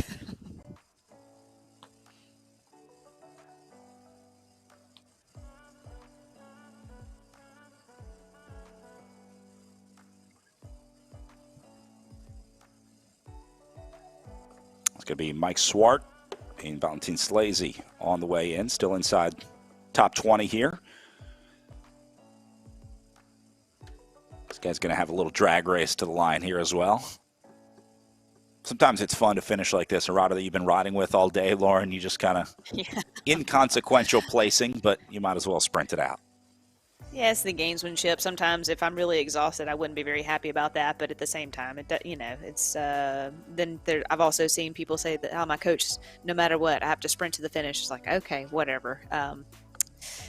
Just be happy. It's best, right? That's all that matters. All right, still welcoming our top 20 in. This will be Feldhaus in for 17th. In and done. He's got Silen Korva behind him in 18th. Olenichek will go 19th. And then looks like Sarnecki in for 20th. But your top 10 pretty close together on the day today. 3.8 average watt per kilo for Kevin Bouchard Hall. That is some efficient riding. You can see how they put Jordan Shane in a box today, making him do a 4.53 average watts per kilogram. That's what you get when you get into a breakaway with two restart racing riders, Lauren. Exactly, Brad. Like you said, we never saw Kevin Bouchard Hall until the climb. Jordan Shane was the one to strike out, so that's why his numbers are going to be higher. And yeah, Kevin played a very savvy race today. Just follow until it counts, which was the last kilometer. And Garrett, like you said, it's pretty rare to see this close inside the top 10 on this finish of Gila Monster. It's a tough stage, tough day, and usually, yeah, just ones and twos come through. And we were provided a treat today. We had a nice race between the top three, and then that big group came in after that. So it was fun racing, and I commend all the riders. Well, that should give Kevin Bouchard Hall an even bigger lead into your GC, as he's going to end this one with a commanding lead over Jaden Yeager, moving into second place overall. Jordan Shane will pick up a third overall as Ben Thomas drops down to fourth on GC here on the final day. Zach Nair rode his way up into fifth, taking a fourth on the day, first out of his group. And then Brad Bickley, sixth overall. Jack Barty will take seventh with Charlie Beek in eighth. And then Hauser in ninth, and Schaefer rounding out your top 10. Some impressive ride for our pro men today. Lauren, any final thoughts from this result? I mean, any names surprise you today? Best ride of the day for you? I was just going to say that there's nothing better than winning GC than getting 1-2 in GC. So that's a pretty stacked podium for those guys for restart, and then having, rounding out the top 10 with Steven down there. Ride of the day, I still like Jordan kind of taking the race by the reins and giving it a go. I mean, you have to try. So that was good racing by him. But Kevin's ride of the day. All right, we've got our overall winner, Kevin Bouchard Hall, in our SIS Zoom room with Emma Watson. Thanks, Brad. I'm here in Zoom with our winner today, Kevin Bouchard Hall. Kevin, a dominating performance throughout the entire weekend, but I want to highlight your team specifically. Can you talk about your team's strategy going into stage 3 of this race? Yeah, the plan was to try to make sure that Jaden and I were together going into the final climb.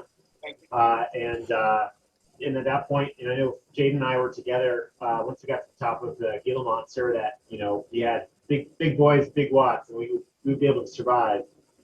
And that's what we did. We put a guy in the early breaks. We could sit in, and Ben Thomas's team did a ton of work and made it really hard all the way to the start of the climb. And thankfully, they did the work and we didn't have to. And then Jordan did his amazing riding and just put us absolutely on the ropes. And thankfully, we were able to hang on. And we had Jordan and I together. Jaden and I together. It doesn't get better than that. So Jordan put up a really good fight considering his odds. So I'm happy that we hung tough. Going into the rest of the season, how comfortable does your team feel right now in the standings? Pretty good. I mean, we haven't, we'll have a lot of crits coming up. We'll be sprinty heavy, and we have different guys like Oliver that are going to be ready to light those up. So I think, we're well rounded, and it's going to be fun. I'm looking forward to it. All right, last question for you. How did you feel after this win? Great. I didn't really expect it at all, but I'm really fit and getting ready for Worlds, and I guess fitness and playing the game well. I mean, if you look at the watts per kilogram, I think I was the lowest basically every day. So I'm playing the game really well, and I'm fast when I need to be. but I'm really relying heavily on others to do the work, and feel bad for Jordan because he's by far Jordan and Jaden were the strongest guys in the race, and I just happened to be really good at drafting. All right. Thank you so much, Kevin. Brad, back to you. Thanks. Ken Bouchard-Hall cooling down after a successful weekend. Doesn't get much better than that, Lauren. I mean, when you're good, you're good. And Kevin obviously had it today. So it'll be interesting to see if he carries that into next week. We're going to be heading to the Intelligentsia Cup and Tulsa Tough, but criterium style racing. So I think Joe Martin stage race is maybe the next thing that Kevin will be looking at. I agree, and like he just said, he's had the lowest watts per kilo this entire weekend, and he obviously is getting better at playing the game. Crit's coming up, not really his strong suit, but he's good. He's happy to be a part of a really strong team, and that's what he said is kind of like lifting him and moving him forward. Well, Restart Racing had a great weekend this weekend at the virtual tour of the Gila. Getting ready for our pro women coming up after this as our pro men cool down. Pro women making their way into the starting grid here. We'll be with them very shortly. Let's take one quick break here in our virtual tour of the Gila. And when we come back, we'll get back to our live racing with our elite women after this.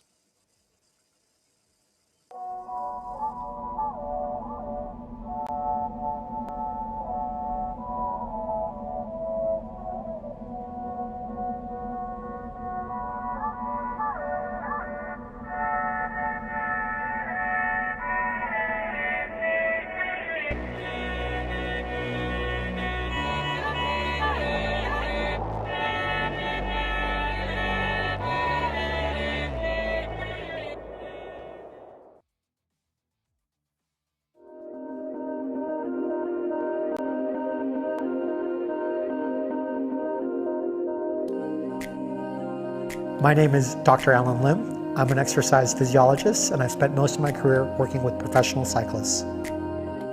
For years, I've been getting riders to ride on static trainers that don't move. But now, with the Infinity technology by Ceres on the MP1 platform, you have fore-aft movement as well as side-to-side movement that ultimately greatly enhances comfort. Every single contact point can move in a more natural way, and over the long haul, what that means is you don't get beat up by your static trainer. With just that little bit of motion, you start to replicate what you feel in the outdoors, and that changes the entire experience. I think that one of the big reasons for that is that we're naturally tuned to want to move. Our vestibular system, when it's activated, ends up, creating, I think, a sense of harmony or joy that just isn't the same when you're not able to move. It's like the difference between a rocking chair versus a static chair. And a lot of it, I think, is about expectation, because when you get it on a bicycle, you expect it to move. And so when you get on the MP1 platform with the Infinity technology, you get that same level of movement. 6 degrees side to side, 9.5 inches fore and aft. And what that does is it creates an experience that is just so much more enjoyable, so much more fun than being on a static trainer. When you look at the design of the MP1 platform, it's not just designed for the H3 trainer by Ceres. It's also designed to be compatible with almost every new smart trainer currently on the market. So if you don't own the H3, but you have your own trainer at home, odds are this will be compatible with the MP1. Another unique feature of the Infinity technology on the Ceres MP1 platform is that it's best in class. You have 6 degrees of side-to-side motion and 9.5 inches of fore-aft motion. That's movement that specifically replicates what you feel outdoors, and there's no other competitor on the market that can simulate that type of movement. It's certainly not the kind of movement that you can get by just putting tennis balls under your trainer. Cycling isn't just about your legs and your lungs. It's also about being able to handle the bicycle, and that takes a lot of control in both your core as well as all of these small stabilizer muscles. On an indoor trainer that is static, you're just not getting any of that specificity. But with the Infinity technology built into the MP1 platform, you are able to use and have to use all of those stabilizers to control the bicycle. The net effect is that not only do you get a workout for your legs and your lungs, but you also get a workout for your core.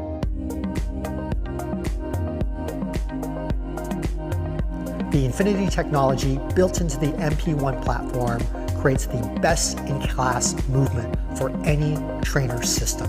You've got 6 degrees of side-to-side movement, 9.5 inches of fore-aft movement, and the net result is way more comfort, way more fun, the ability to use your core or stabilize your muscles, and you've got a platform that is compatible with most trainers.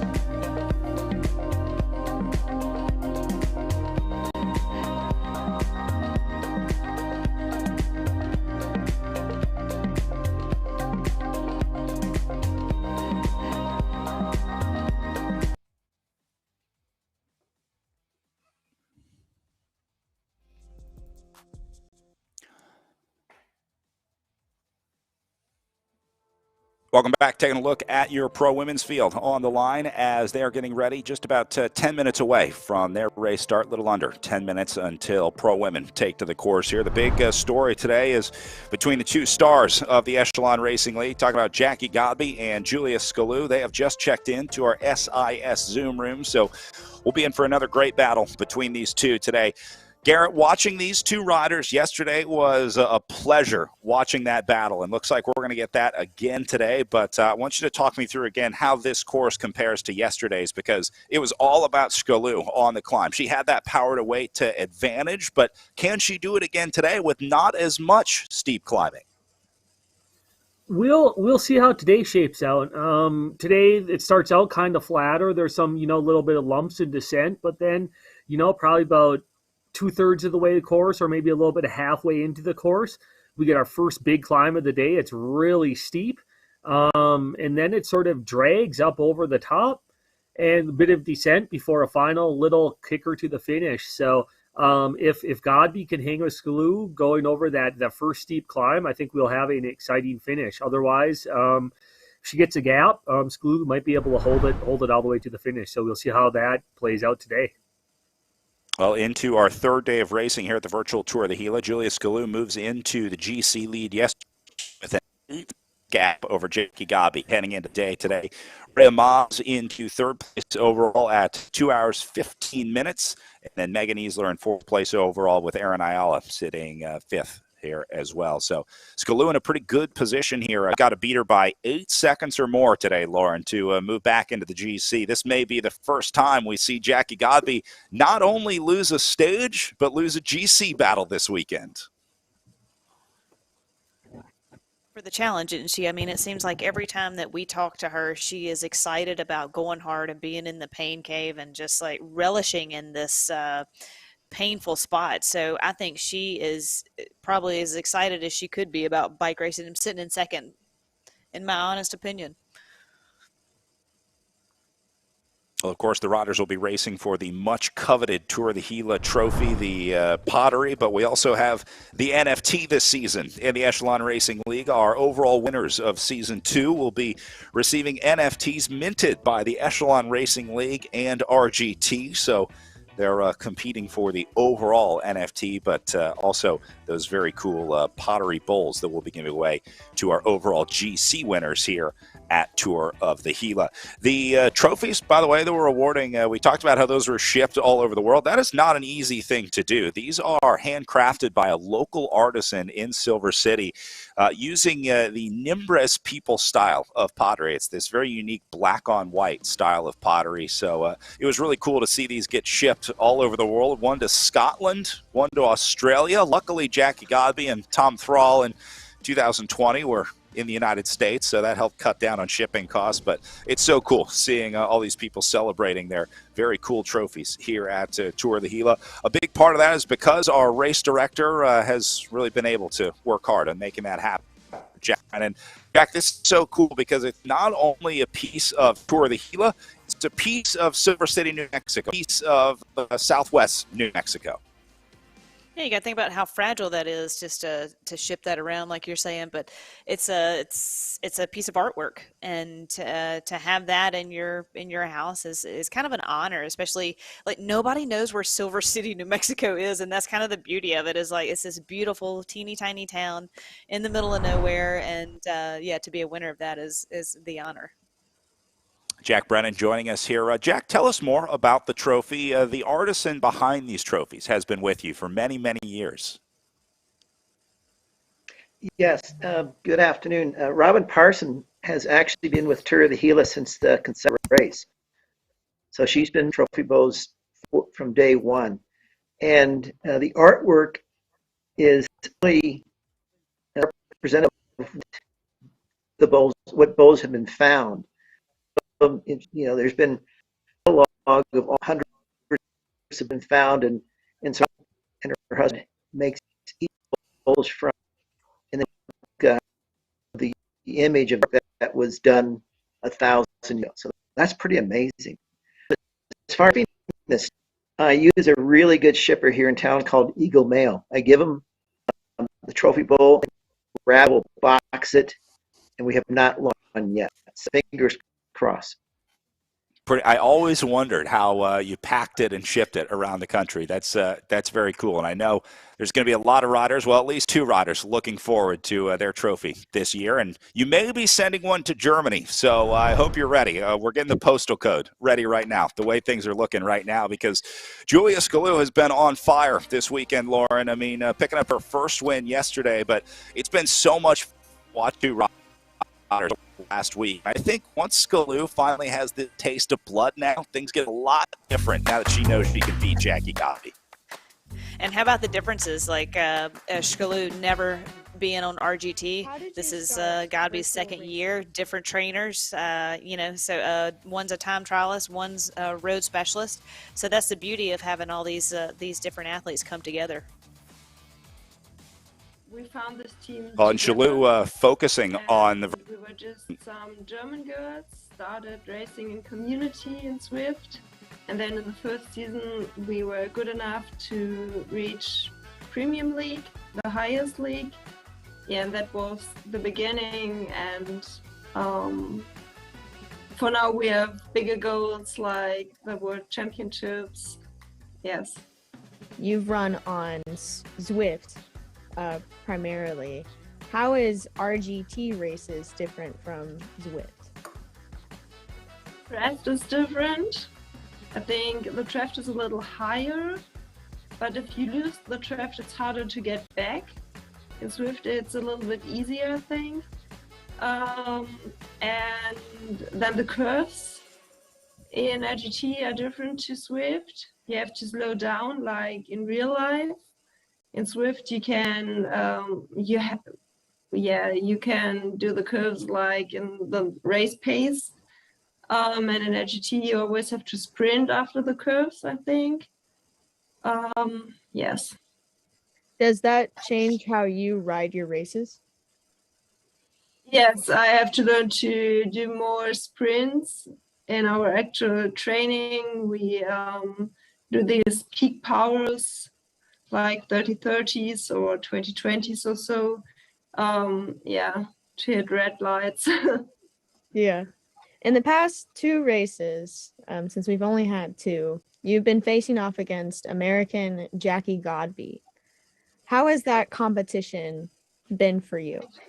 She's very, very strong. We raced in Swift, and there was a little bit better than her on climbs, but she is the better sprinter. She has more absolute watts, and I think her technique is better than mine. Yeah, and I really think she's really strong and a good racer. She has more power. Julia Scalu is certainly going to be watched today. There are your 2 matched up, getting ready to go. We are just 2 minutes away from race start, and that means it's time for our official starter. Hello, I'm Howie Morales, Lieutenant Governor of New Mexico, and I want to say welcome to the 2022 virtual Tour of the Gila, and thank you for returning to this really special race that is heart and soul to beautiful Southwest New Mexico. If you haven't visited us here yet, please make a plan to do it in the near future. I promise you, you won't be disappointed. Despite the big challenges of the COVID pandemic, I am very happy that this great Tour of the Gila is going to occur again this year, but virtually. For that, I am grateful to all the organizers and volunteers who make this race happen year after year. And we are grateful to you. I especially want to thank Jack Brennan and Brad Soner for leading the effort. We are excited to have Echelon Racing League provide the virtual platform RGT Cycling, who have created an amazing in real life race course onto their cycle platform for this tour. I grew up my whole life in the community where the Tour of the Gila takes place, Silver City, New Mexico, and I live there still today with my children and my family. Let me tell you, we are honored and excited to have all the national and international attention that the Tour of the Gila brings to this state and this community. So please come back for the real race planned for April 27th to May 5th, God willing. I look forward to seeing all of you in person then. So good luck to everyone. Have a great race and many blessings. Thank you very much, Lieutenant Governor Morales, as we have just left the start line at the front of our pro women's field. Surprise, surprise, Rhea Mobbs taking it to the front. Remember, Mobbs was the surprise rider in what was a group of 3 at the finish yesterday with Julia Scalu and Jackie Godby. So Mobbs definitely the wild card out there today. Looks like they've already got some separation going in this front group. Good to see Erin Ayala hanging with them. Ayala been challenging herself every day, pushing the limits pretty much every stage of the Echelon Racing League, so I'm excited to see what she can do. Had a great battle with Megan Easler yesterday, so we'll be keeping our eye on that rematch again today as I'll actually getting up to the front here in the Velocity Vixen kit. Yeah, yesterday, Easler was kind of off the back, I felt like, and I had assumed that was day over for her, and then she comes in ahead of Ayala. So, hopefully Ayala can salvage a bit from that and go in with a little bit more of encouragement of really putting forth the effort today like she's going to. But yeah, it's good to see that this race is going straight from the gun. 11 riders getting some separation here. Mobbs the last of them. Soleil rolling off the front. And Mobbs was our wild card yesterday, and now that we know that she's got climbing legs, I wonder if we'll see something similar to the men's race of I was going to say she'd kind of wait until the climb, but apparently she's not afraid to take the race by the reins and go ahead and go for it.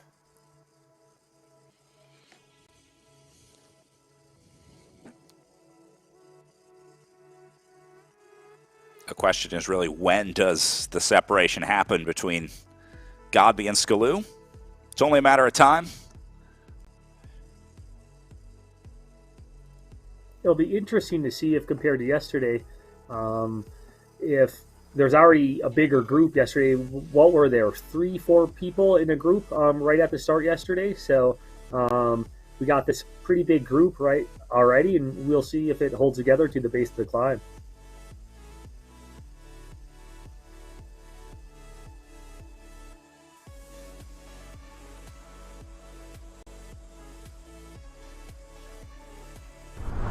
Well, 72K of racing on tap for the riders today. Going to be a big day of riding on tap. So plenty of food, plenty of nutrition, ready for the riders. But, Lauren, I think this third day really takes its toll on you after 3 days of virtual racing. I know both of these riders were feeling it yesterday. Just the fatigue of 3 consistent days of racing. That's 3 days where you got to get up and do your morning routine, make sure you're getting your breakfast, your bedtime routine, everything. It's more than just the race when you're competing. Yeah, like Garrett said, just kind of how today's going to play out versus yesterday. And even Godby kind of alluded to that yesterday, didn't she? That there's a bit of fatigue setting in. She's kind of tired. So, yeah, I'm just curious if Godby's going to want everybody to just kind of ride into this race a little bit today for her advantage. And Scalu, yeah, I mean, what an effort yesterday that she had put in that climb, standing almost the entire last 5K, it looked like. Just see how much their legs are loaded today from these last couple of days of racing, or if they've had enough time to recover properly. And we heard Scalu talk about how she recognizes she's the stronger climber, and she doesn't want to bring Godby to the end at the finish. So I would expect to see some fireworks here on this first steep section of the climb once we get a little past the halfway section of the course. But the same thing to counter that, Garrett, is that like what we've seen in the men's races, like Jaeger had that power to weight ratio on all that downhill, and there was enough downhill that he could stick with that climber essentially with Shane, and then carry it enough speed into the finish and almost pull off a win. So we've seen that with Godby and Chalou in the Iron Horse. Chalou had this massive separation. It was like almost 500 meters, and Godby made it all up on this downhill. So, yeah, it's all about the second half of this race. But, yeah, super curious if anybody's going to try and set up an early attack, just kind of to whittle down the field and hope for the best going into that climb. That's a great point, especially as you saw in, like you said, the men's race. There's after that initial climb, there's a pretty substantial descent where definitely plays into Godby's hands. Well, as our women work out their situation up at the front of the group, we also have our para and hand cycling running in tandem with our women's race here in the Echelon Racing League. We'll go check in with our paracyclist first, Joe Bernier, no surprise, the Chicago legend, back on the front here, but he does have Todd Key with him. We watched Todd move past the last 10 or 15K of racing yesterday, so it looks like they're back for a rematch with Mr. Paul Kilgore in the group here as well. But right now, Joe crushing it on the front. Here's Todd Key, the Velo Track cycling rider. Now, these riders doing the Criterium course, the downtown Silver City Criterium course for our para and hand cycling. It was just too difficult of a course. We wanted to keep it to a reasonable time, so these riders racing on the Silver City Crit course. Looks like Key going to make his way past Bernier, as these guys going to put up a good battle today in the paracycling competition. We'll keep our eye on. Yeah, these two guys, like Todd took it to Joe yesterday, so I imagine Joe's going to have a little bit of revenge racing today to get after.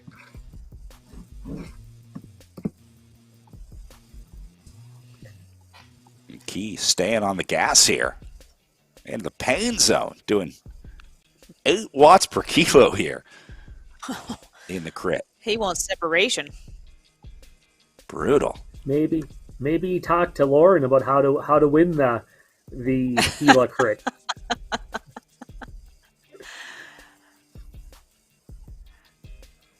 Now, Lauren, the 2013 winner of the Gila crit. We dusted off the footage. Back in my day.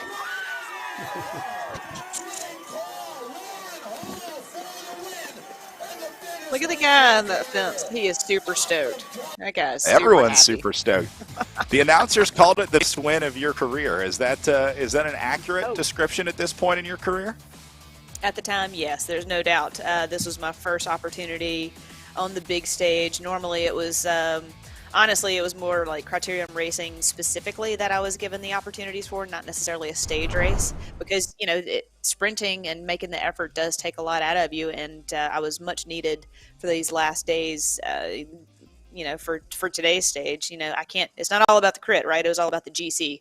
So, it was my opportunity to finally get a chance, and really enjoyed it. And when you go 1-2, like I said, with Kevin and Jaeger, like, it's just like icing on the cake. And it really speaks to the variety of courses you get at the Tour of the Gila as well. Even someone like Lauren Hall can have a good day at the Tour of the Gila. It's not just about climbers. Thanks, teammate. I can't wait to ride tandem with you. Looking at the front of our hand cycling competition here, this is Sander Koeman leading the way. Got Andre with him. Koeman in the H3 category. Andre riding in the men's H4 category. You can see their para categories to the right of their names. Helps us keep track of the different categories of riders out there racing. I see Parker, another H3 competitor in this race as well, in a third position here. So Dutch rider Koeman taking an early lead at the front of the hand cycles.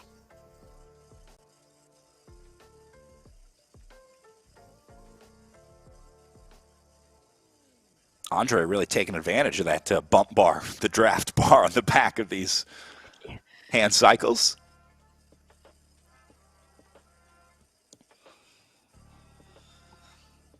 Goodwin rides for the ASC Olympia squad and has been with us, I think, every week of the Echelon Racing League. So very cool to see consistent riders taking advantage of the hand and para categories offered in the Echelon Racing League. And it was great to see when you showed the webcam the turbo trainers that were set up for the hand cyclists. Yeah, which is really neat to see. I haven't seen a at home sort of smart turbo trainer this type of setup, and it's really cool.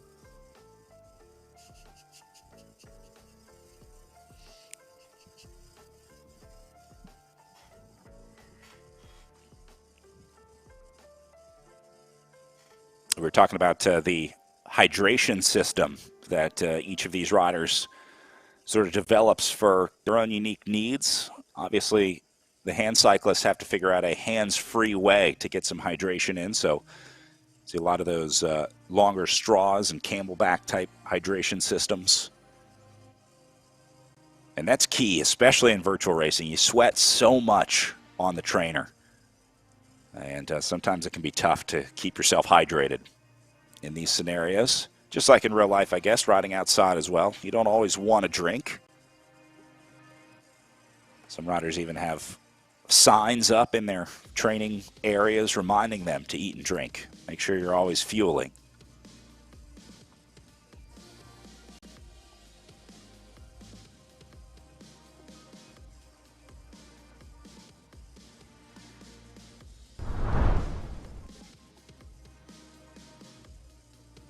Oh no.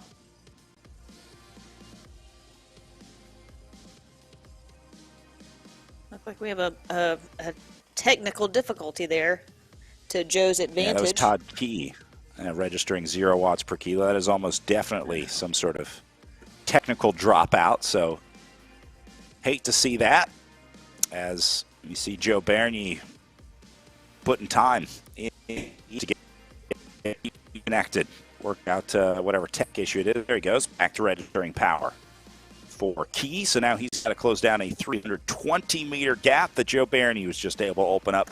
Think of it like a flat tire. It happens. It's part of bike racing, and now Key looking to fight his way back into the red zone here. Remember, we watched Matt Usborne in his race try to do this, fight back after a mechanical. Usborne didn't make it, but he had about 20 guys working together up in that front group. So this is just a head-to-head battle here between Key and Bernier. We'll see if Todd Key makes it back up there.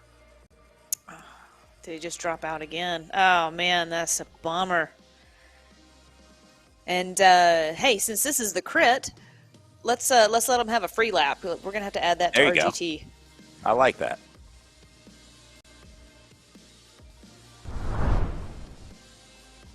Man, that's got to be frustrating too. I mean, you've set up, Brad, like you're saying, you've got everything going on in your pain cave, quote unquote pain cave, and towel, music, you're online, you're plugged in, and to get disconnected like that is pretty disheartening and frustrating, no doubt, and can definitely crush your motivation to continue.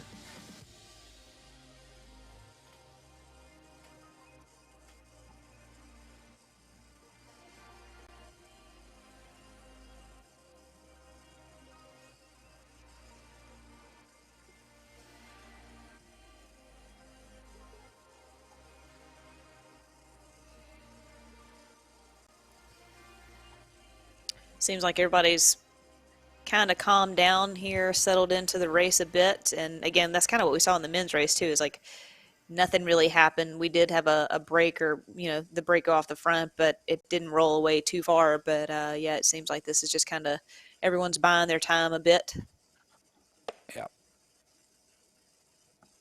I don't think there's any urgency for Godby to try and get the split going. Galoo either. I think they're more than wait for the other one to initiate the attacks.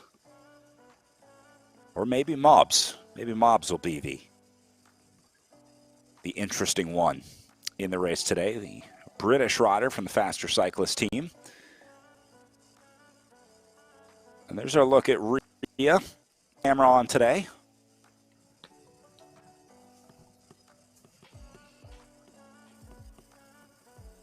It's about 8:45 in the UK. I was about to say, working late tonight. How many $100 is that, Brad? Well, you just take 12 and then divide by the square root, and then you multiply it by 0. Square the square root again. Yeah.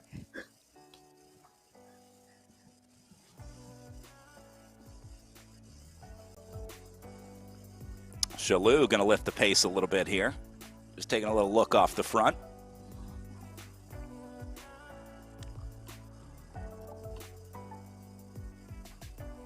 Julia is certainly the most dedicated virtual rider in this field. She has committed herself to riding on these virtual platforms. It's not a stepping stone for Shalou. It's about being the best e-racer that she can be.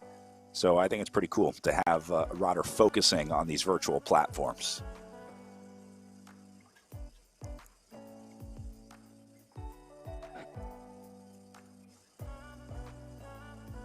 And some of the positive about the virtual platform and is just, it eliminates the travel, those type of expenses. It's kind of neat. It's almost, you need the technology, the initial startup equipment, but otherwise it's more inclusive, right? Anyone can race, you don't have to travel, those type of things. So there's a lot of positives to this type of racing.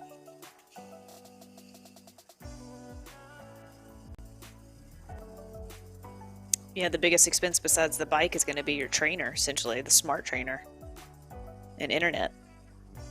Mm-hmm. And have we seen, having a good sound internet connection is definitely definitely worthwhile. I know, like when I was in college, I would, sort of bum the internet connection off of our the neighbor or the community center and where I live. Yeah, so yeah. I don't think that would work quite as well. Excuse me, Starbucks. Do you mind if I just set up right outside? It's just going to be a quick 2 hours. Don't mind me and my efforts over here. I'm just going to leave a sweaty pool. We did have some riders try with the phone hotspot. They tried to, use their phone as a hotspot for the computer connection. It does not work. I think you need a better connection than that.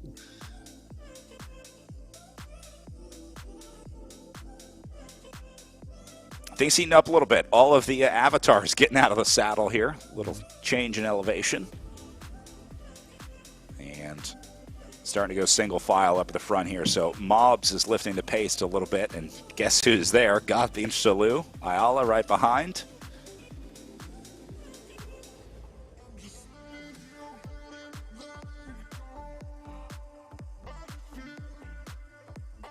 Someone we don't see up in this front group is Megan Easler.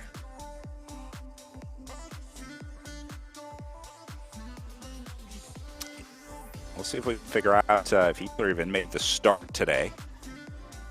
I don't know if I saw her early on. Here's Erin Ayala.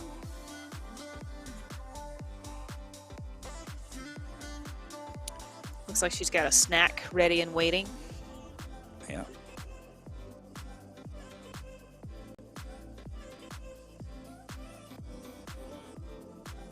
I can't even begin to guess what that snack is. Do we have our high resolution Zoom? Yeah.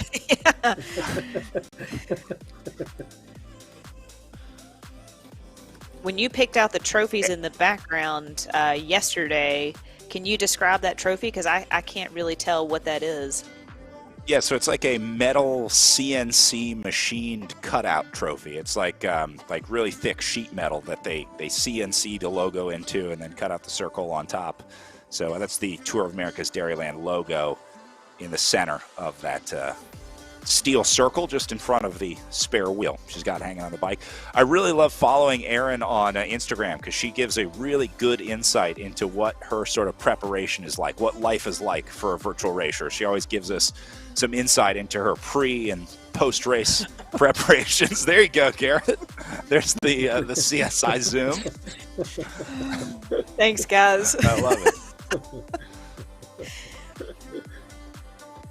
I cannot tell what type of discs those are, but I do see that she's on disc brake wheels. Erin is a sports psychologist, got her PhD. So obviously can apply a lot of those lessons to what she's on in virtual racing.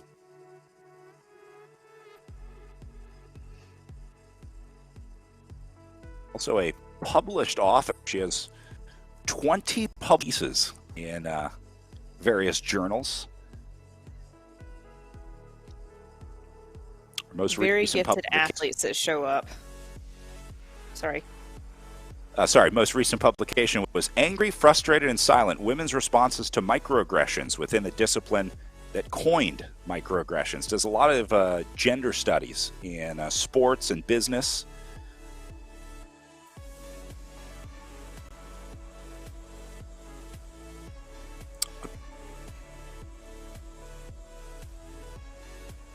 I probably have a much easier time reading her thesis than Jackie Godby's peptide bonding. I was never great in science. But you gave it a shot, and that's all we can ask. That's right.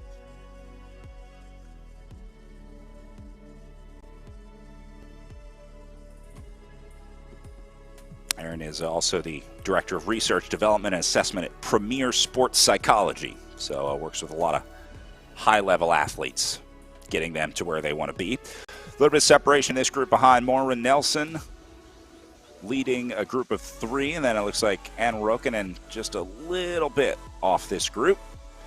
So Moira and Brenna linking up here with the faster cyclist team.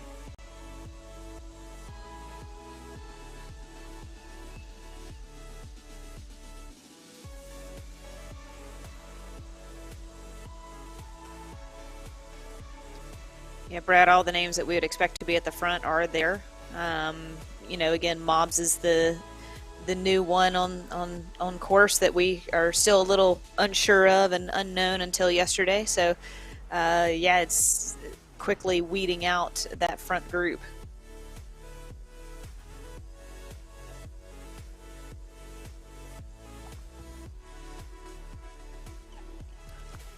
Looks like Rokkanen about to get back up there as well, riding with that XXX Racing Athletico jersey.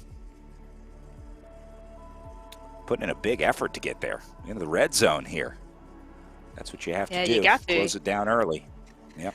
Yeah, not wanting to get dropped quite yet. There's still a ton of racing to go, and you've just gotten started. You 22 minutes in, and you kind of think, gosh, it sure would be nice if we just settle down for a little bit so I could just ride into this a bit more. It's almost like a crit. Like you start out so hard in those first laps or two, just like full gas, and then it kind of settles in. And you're like, okay, and then you find your legs and your rhythm and your adrenaline drops back down. But yeah, these ladies are just going from the gun. And as Julia Skalou alluded to, that once you lose the draft in this platform, it's a lot harder to catch back on because the draft gives you a little more benefit here compared to others, such as the Zwift type platforms. So it's all that more important to maintain your draft. Yeah, I think that's why we saw Jordan Shane stay with that group of 2 in the men's finish. I think he was using that draft to his advantage, getting maximum draft while he could. Emma O'Toole is getting no draft right now, stuck in the middle of nowhere right now, trying to get up to the wheel of Rokkanen. She's got 40 meters to get there. And she looks really unhappy. Last couple times we've seen her in Zoom, she's usually kind of like got this staring through your soul look over to her left shoulder, right? So she's really giving her to try and get back on this wheel.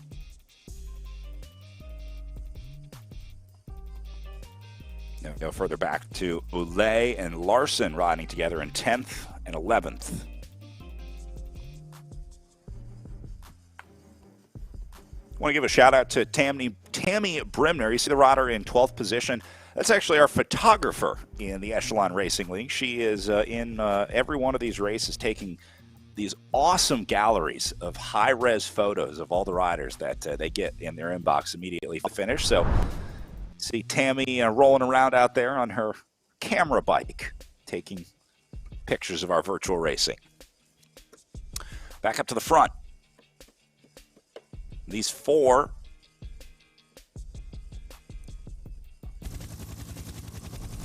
So now this is Ayala's game, because I think the goal now for Aaron becomes, how long can I stay with this group?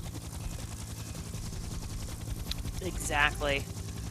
And then, you know, is Mob's going to go on the attack, or is Shalou? You know, it's I always feel like Godby just kind of reacts the first half of the race, first around 3/4 of the race, and then it's just like she's just like this steady, just harder up until the finish line. So I don't really see Godby going on the attack, especially she kind of alluded to maybe not feeling 100% and digging a bit of a hole. So yeah, this is anyone's game.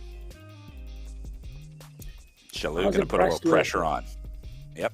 With Rhea Mob's ride yesterday, in that, you know, the initial part of the climb, she kind of got dropped, but she was able to claw her way back and, you know, put up a strong fight going into that second part of that final climb on the Magyar finish. So I wouldn't be surprised to see something out of her today.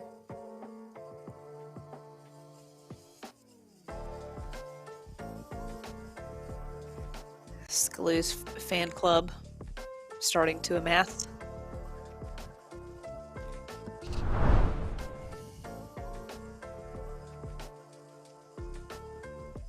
Oh, wow. Back over to our para race. Todd Key is back in it.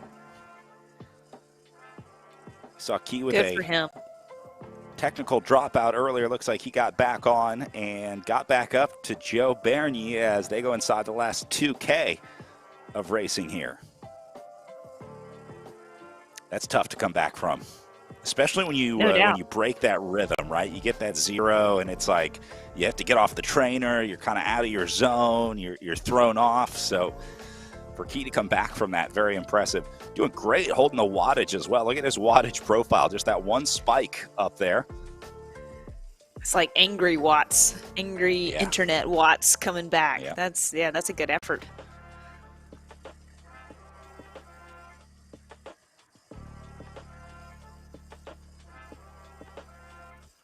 And then Joe Bernier into second, and Paul Kilgore riding in third here.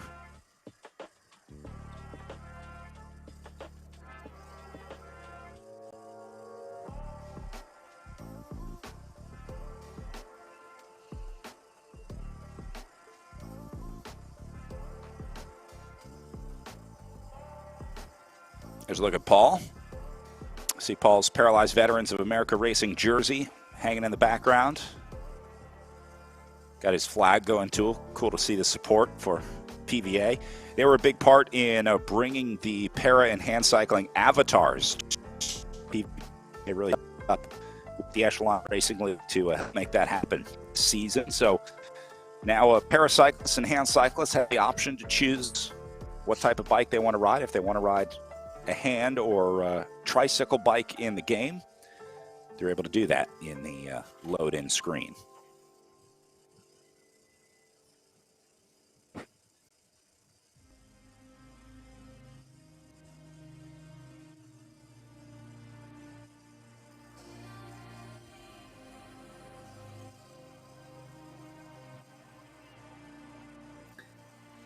Brad, do the or maybe Lauren would know as well, do the para and the hand cyclists, are they part of the entire race series themselves, or they're just this race?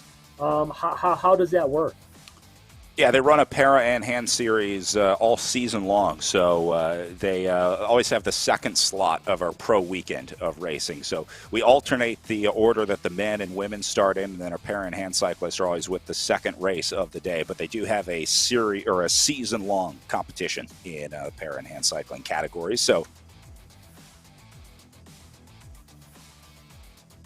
that's great to hear.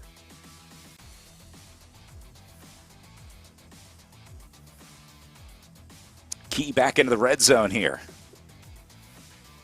Brad T's taking it to the line. Yeah. And looks like he'll hold off Joe Bernier by about 200 meters to the line. Great ride for Todd Key, the VeloTrack cycling rider,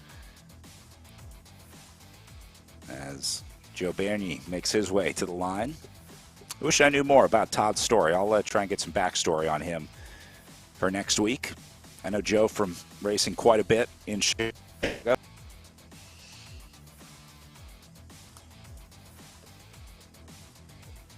And then Paul Kilgore looks like will hold on for third in our para competition.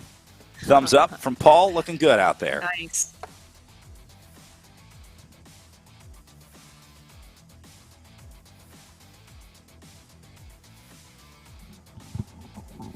I love the support for all the organizations in the back. The base adaptive team you see as well, one of the other adaptive cycling teams out there. Looks like he's got some of his finishers medals.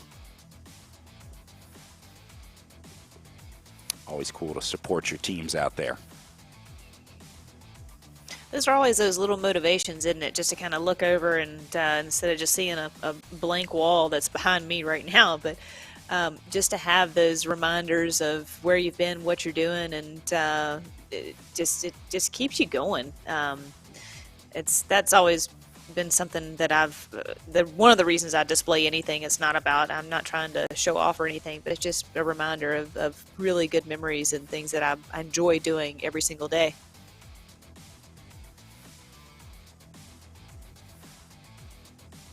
I see some riders put like motivational messages or a sticker somewhere on their bike as a reminder of a certain cause or reason that they're riding.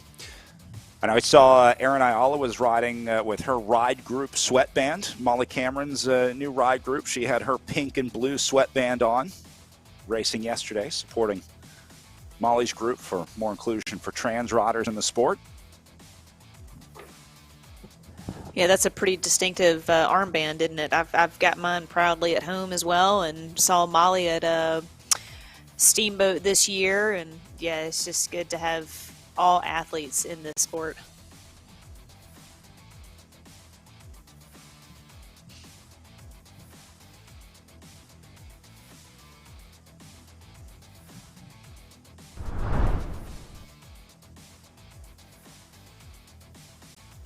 Koeman and Andre still together at the front of our hand cycling competition here. Looks like they have gotten rid of Parker into third, but these two going to ride together today. Two different categories. Koeman is in the H3 category. Andre is in the H4 category. In hand cycling, they have different levels of ability. And those H classifications, it goes 1 through 5. These two going to ride together.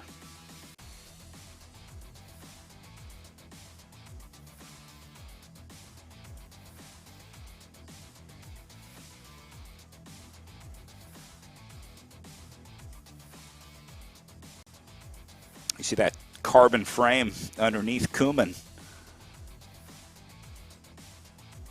Really incredible machines that these riders are on, and it's really cool to have that replicated in the game here as well.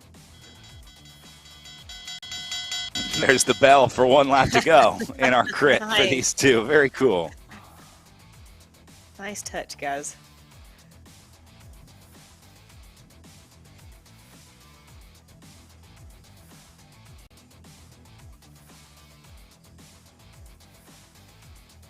So even though they're in different categories, they are able to draft off of one another. Yeah.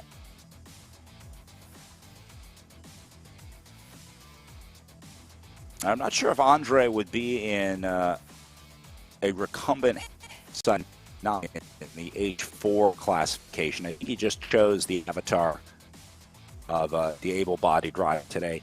H4 is usually for paraplegic with impairments from the T11 down or amputees that are unable to kneel.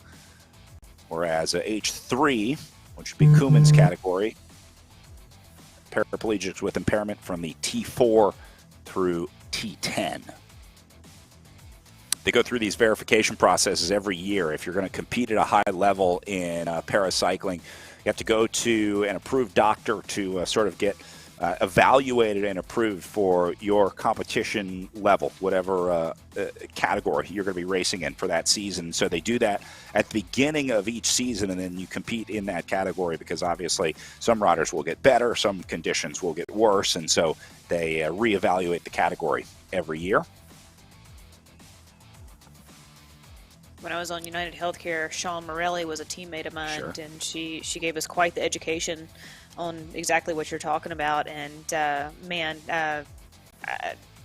she is just one. I just hold her in top regard in almost any athlete that I think about, because she's a multi-time Olympian, multi-time world champion. She brought her medal to camp, and it's just, it's just amazing the gifts that she has. So we still keep in touch. I miss Sean, and I look forward to her coming back to racing.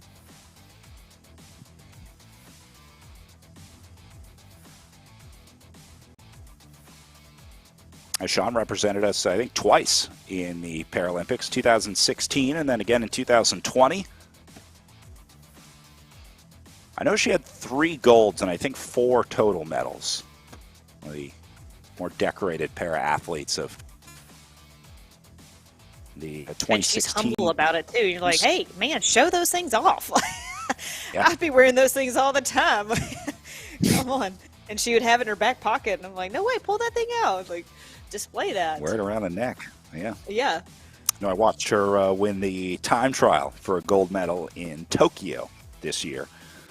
So that's one of her golds. And I think the other 2 came in 2016. Yeah. She did, I think, Joe Martin stage race with us just to essentially train, and she's extremely tough and gifted and motivated. Looks like Andre going to sprint it out to the line here at the front of our hand cycling competition. Kuma trying to get there. But Andre launching the attack at about 200 meters out. Looks like he'll hold on for the win on the Silver City Criterium course in our hand cycling competition. Nice job. And then Sander Koeman crossed the line in third. Looks like second. Looks like Parker will be good for third.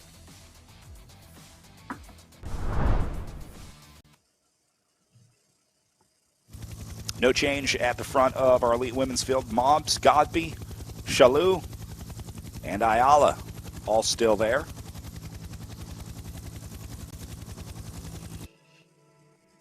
Doing about 3 watts per kilo on the front. I think these riders are all happy to be in this group. They got still 52K of racing to go, so no real urgency. They're on the molasses section, of course, right now, the long uphill grind. Good description. Is that in the race guide? Is that how they describe that? They don't accept that term in Switzerland, believe it or not. That's not an official UCI term, but a lot of different in the United States. We got miles. We got all kinds of crazy stuff. We got gallons. Why not make up our own descriptor words as well? This is the second group on the road. Maura and Brennan Nelson.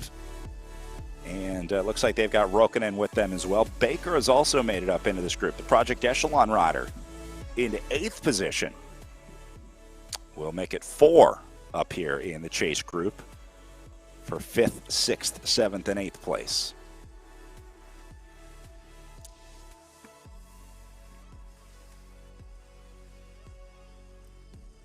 I think these 2 groups, there's probably some sort of understanding of the course is going to make it hard enough. We don't have to attack each other.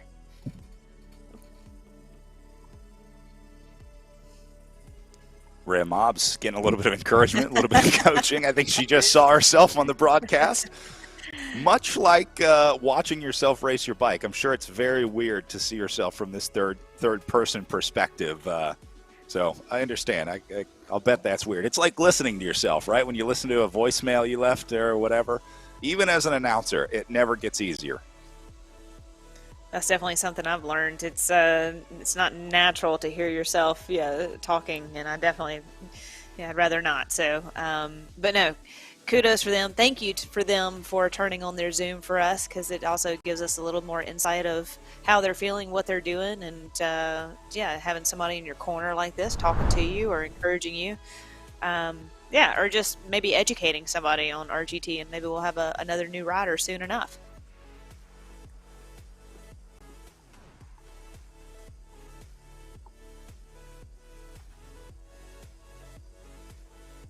Holding steady, about 200 watts.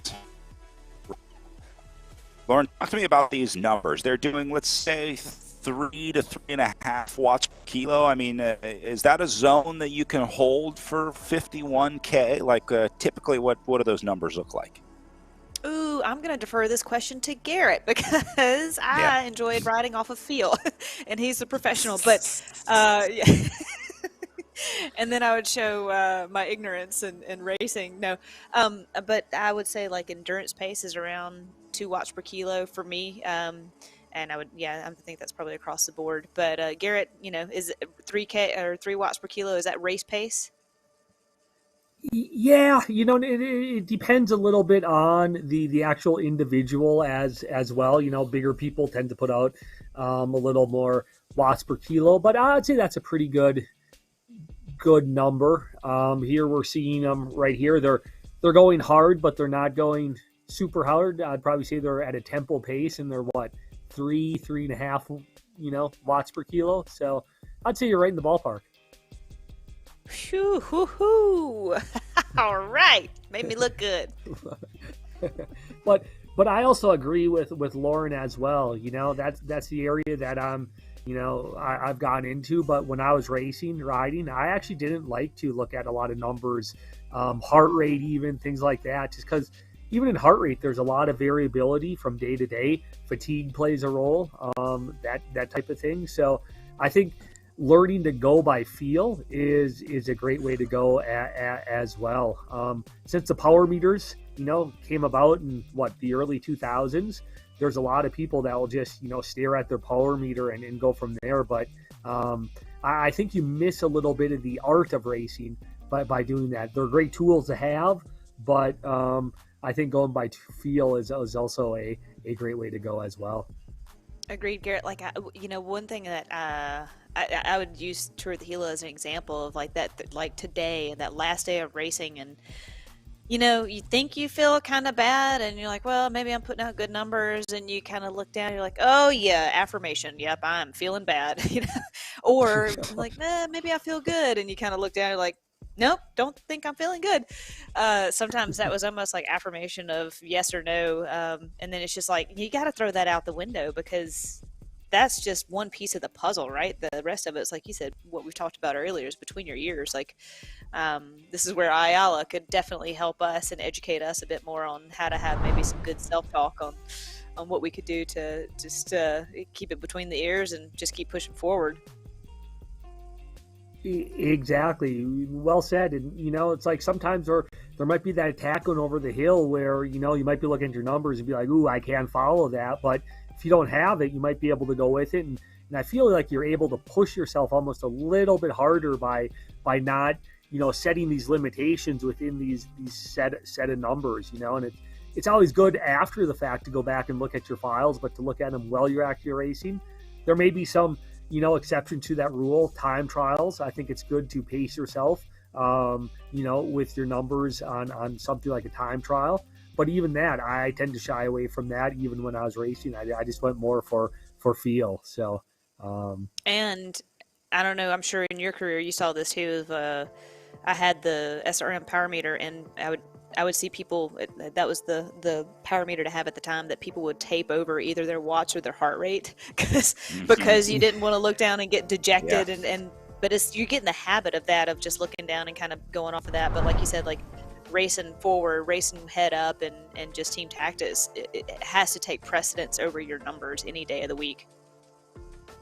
Yeah, and even thinking from a psychological perspective, I think by putting a piece of tape over your SRM or power meter, I think it makes you actually more mindful, right? You're you're mindful of how you're feeling, how others are looking around you, instead of just being so focused on this number in front of you. And I think there's a lot to be said for racing that type of way.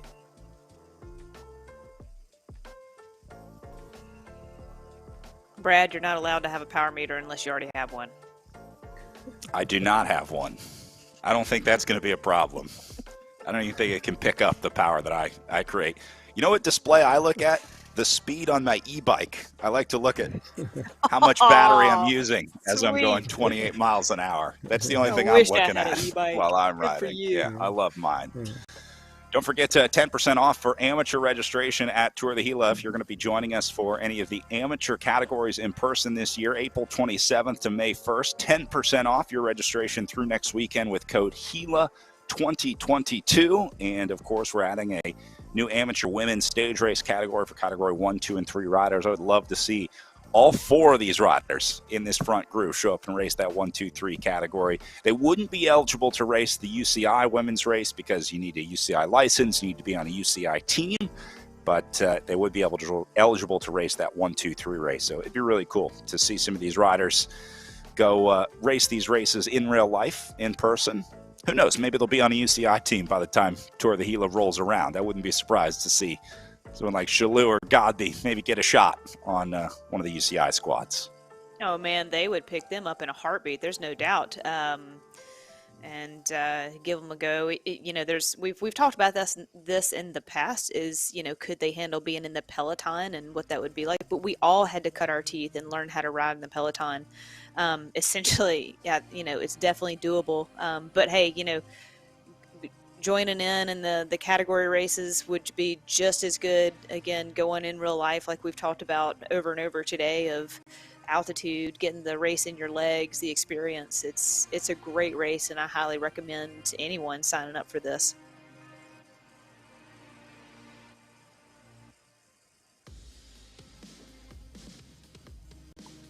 Chase group still working together.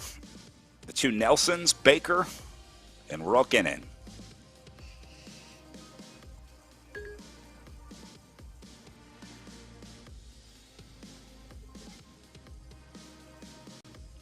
We talked about the custom kits of a lot of riders. They also have the choice of bikes and wheels when they load in, so they can be sponsor correct on their virtual bikes as well. You see Baker from Project Echelon with her Argon 18 bike underneath her. A couple Canyons in here as well. This would be a great use of NFTs in the NFT world, and it's coming. It's going to happen in virtual bike racing. We're going to be buying and selling NFT bikes. They're going to assign NFTs to these bikes, and you'll be able to get like a cool custom paint job, or you can say, I have the virtual bike that Lauren Hall rode when she won the virtual Gent Wevelgem. You can trade it, buy it, sell it. Put it up in the bike shop like I did. Yeah. Exactly. We were talking yesterday about how you should never sell your first bike. I always advise people, no matter what it is, you're always going to want it back. It's like your first car. That car was, whatever, when you grow up, you're an adult, you always want that first car back. And so I tell people you're always first bike back. So if you can, try and hold on to the first one you get. That's or just make an NFT of it. Yeah, exactly. You'll have it forever. I unfortunately only kept 2 bikes, the Gent Wevelgem bike and my last year on United Healthcare. I kept that bike as well. And that's what I'm riding today. Longevity.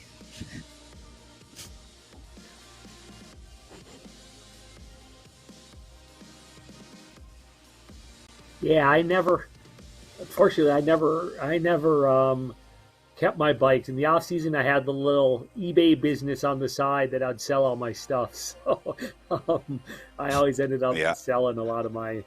That was the life of an American pro during your. That was part of your compensation package. Oh, exactly. You'd get your little bit of salary, but then you would almost double your salary by selling all your stuff.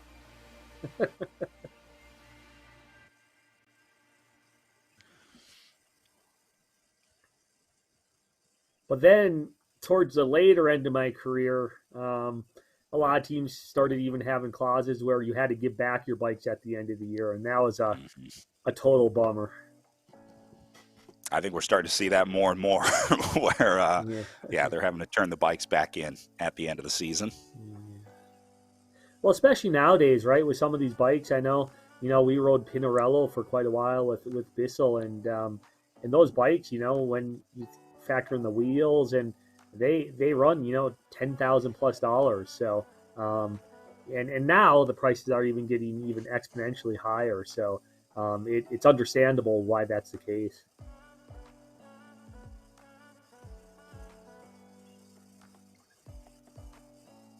We've seen some pretty incredible machines on RGT as well. Some look into the bikes that the riders are riding.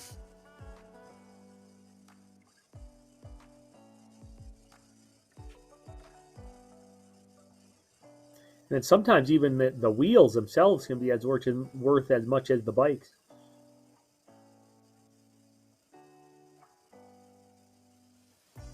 Yeah, once you factor in all those components and whatnot, it's just unbelievable. Like, and the progression that the componentry has come in 10 years, and the changes that have been made over the years, and now here we are racing virtually online. It's incredible, the space that cycling fills. Yeah, and maybe I'm old school, but all my bikes, I have not yet ridden a bike with electronic shifting, and I know that's been around for quite a few years, but yeah, I have not done that yet. So maybe I'm coming from the Stone Ages.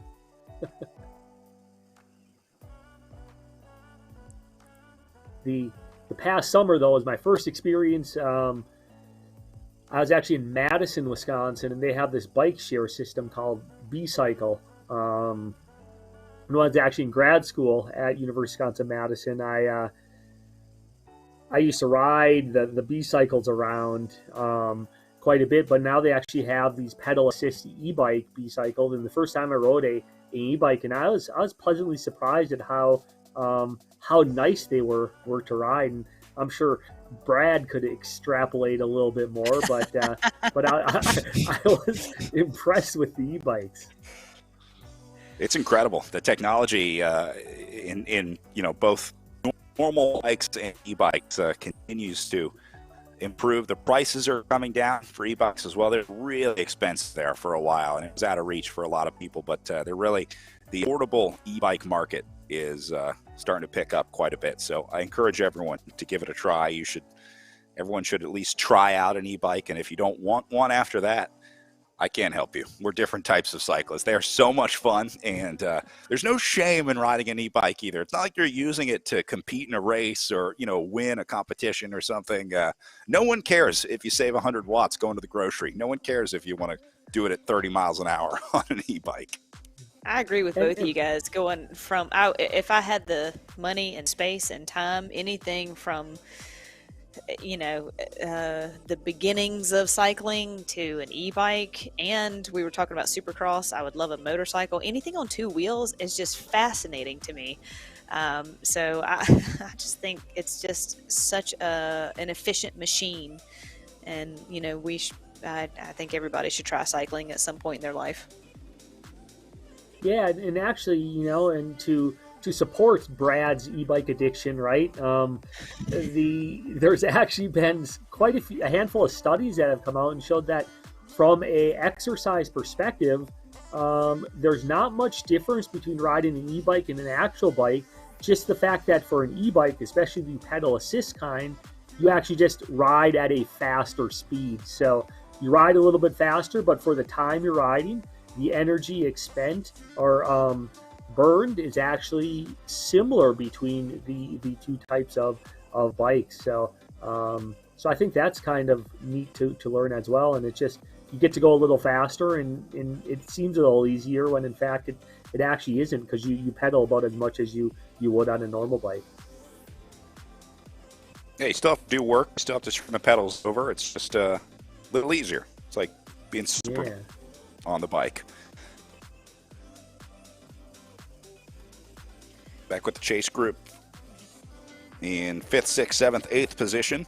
The other crazy technology that we're seeing now is the trainers. We saw that Ceres board while we were in the break. It kind of rocks and rolls beneath you. But they also have these whole environments now where as the elevation changes and even as the wind changes, they have smart fans now that will blow more air on you as you're going faster, less air as you're going slower. Then they also have this thing where you put your front fork into it, and as the elevation goes up, your handlebars rise up with you. So they're getting more and more realistic with the trainer setups every day. Just waiting until we see our first VR headset application. I'm sure that's coming, where we'll be wearing the Oculus headsets racing our bikes around. Hey, well, then you can look at your teammates and Exactly. like, hey, pull through.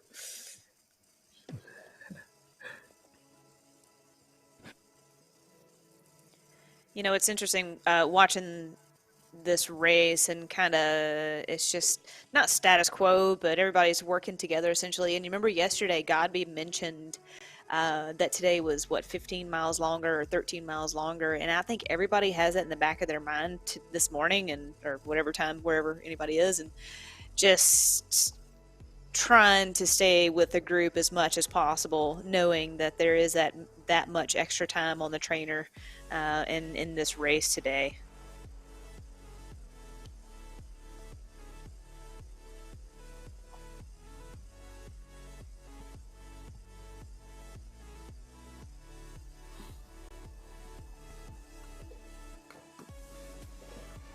A little bit of separation back here for Emma O'Toole. About a kilometer up to the Nelson Baker group and 800 meters back to Olay and Larson. So Emma O'Toole in a tough spot. Looks like she's out in the shed. Yeah, when you're sitting around the campfire and you hold the flashlight underneath your chin. I think that's why it's such an intimidating video from her, is that from where the lighting is. It's she's about to tell us a scary story. She needs like a Jason hockey mask hanging up in the the back corner of her shed. Makes you ride faster, right? You're like, I want to get out of here. This place is scary. You can't intimidate your competition in the Zoom room too much. But it seems she's calmed down a bit, at the beginning of the race, and I think she was trying to catch on to, I can't remember who was in front of her, but, she was really giving her, and so it seems like either that had happened or, she's finally settled into just her spot and just to get through this race.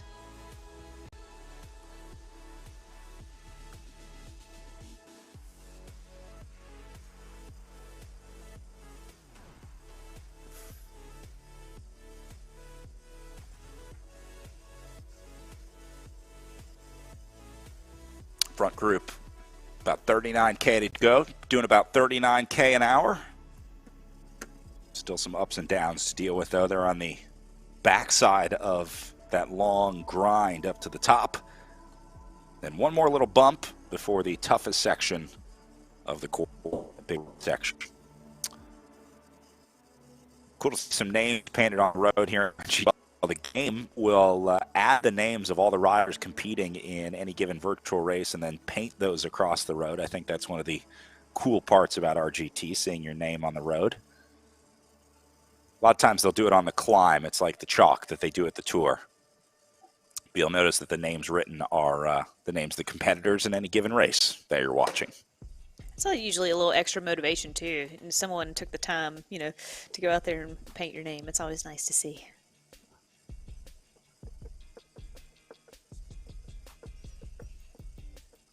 Going back to the e-bike conversation, guys, I remember when they first kind of came on the scene, I had a couple of teammates, their spouses would kind of key up the e-bike. I don't know how you do it, but they would make it a little bit faster and more of a throttle to it, and they would use it as motor pacing. Megan Garnier used it before the Olympics, I do believe. Oh, that's a great idea, because it's definitely a more realistic feel than, behind a scooter, or I used to even do it behind a car, quite a bit, whereas like you're actually getting a true pacing experience.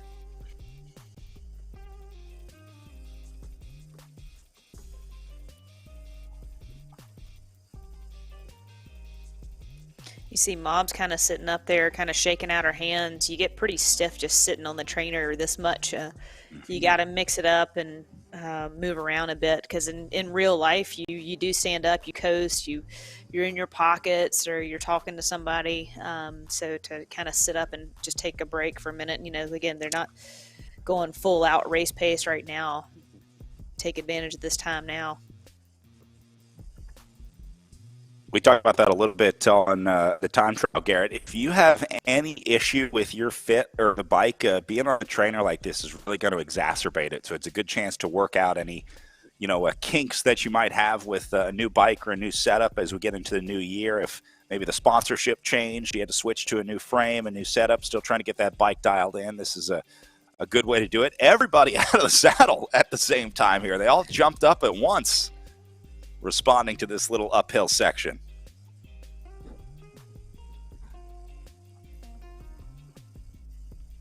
Yeah, and at least for me, my experience riding on the trainer was always, it was just kind of painful, right? Everything kind of hurt. You go outside, as Lauren was saying, you're standing up, you're sitting down, you're coasting a little bit, whereas on the trainer, it's just, you're constantly having to put out power. You're sitting down a lot, things get sore, and it just, at times isn't that most pleasant of an experience. And I always gave people a lot of credit who could spend hour after hour on the trainer. And, it definitely takes a mindset to do that.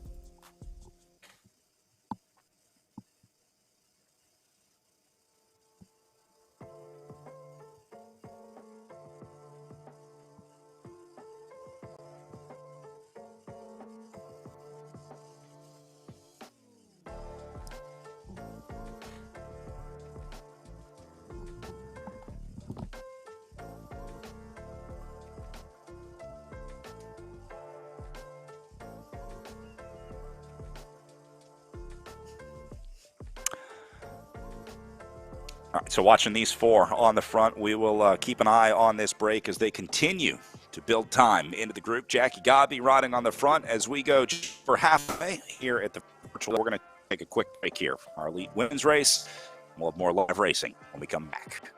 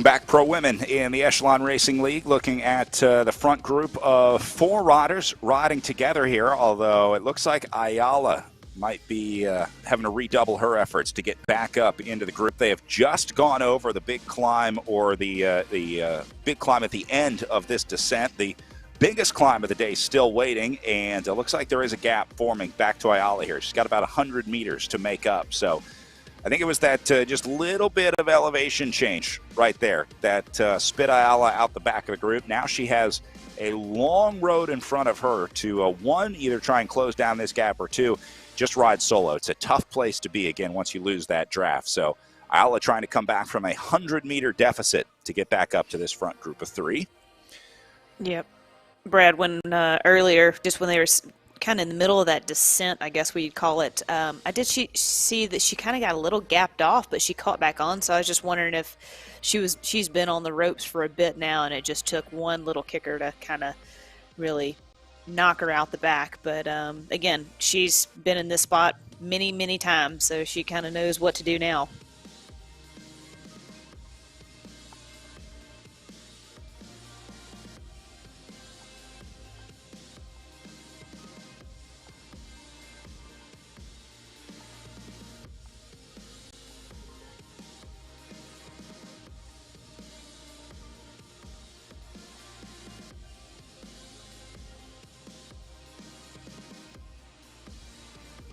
I think she's going to do it here.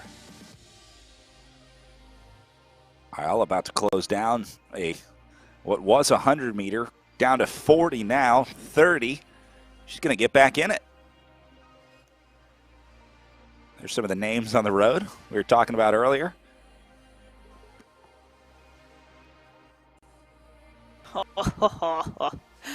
Just so close. Just that little kicker right there. She's got to go into the orange zone just to get there, but this is the hardest part. It's the last 15 meters that it takes to try and shut it down. Just make contact. Looks like she's going to use the opportunity to grab a little food too, grab some calories, celebrate making it across maybe. Beautiful riding from Erin Ayala. This is one of my favorite riders in the Echelon Racing League. I've loved watching Erin race. Yeah, she has a lot of tenacity, doesn't she? I mean, and resilience. She's been finishing third over and over these last couple of weekends, and now like staying longer with that front group and really making a name for herself up here at the front.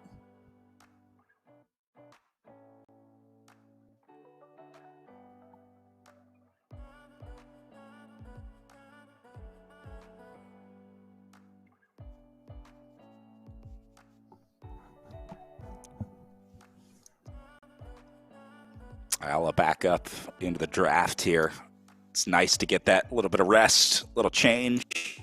You're fighting your way back up. It's a little reward, right? You get a shave an extra 40 or 50 watt off, whatever the watt saving is. Kind of relax a little bit. It is nice to get back in the group, especially knowing that the last half of this race is so intimidating, I would say, and aggressive. So yeah, it's good for Ayala and good for her morale to be back with this group. We see a lot of these riders racing back to back in our community league, and then coming over to the pro league as well, just to kind of get a look at the course. I know Jackie Godby is almost always there in our community league that's held the week before. Next race in the Echelon Racing League is Tulsa Tough. This is a crowd favorite race, and we're really excited that they're joining us in the Echelon Racing League this year. We're also going to have the Intelligentsia Cup right after that. I'd say Tulsa Tough is also a race favorite. I love that race. I think I only did it once, but Crybaby Hill it was always a blast and saved the best for last. I really enjoyed that entire race weekend. Probably one of the biggest parties in pro cycling out there, at least in the United States. We have been talking with both of your agents, Lauren and Garrett, trying to get you guys into the community league, but we just don't have the funds to do it this year. The going rate to get you two is pretty high. We blew it all on the commentator budget, so we don't have anything left for start money in the community league. That's too bad, because it sure is fun.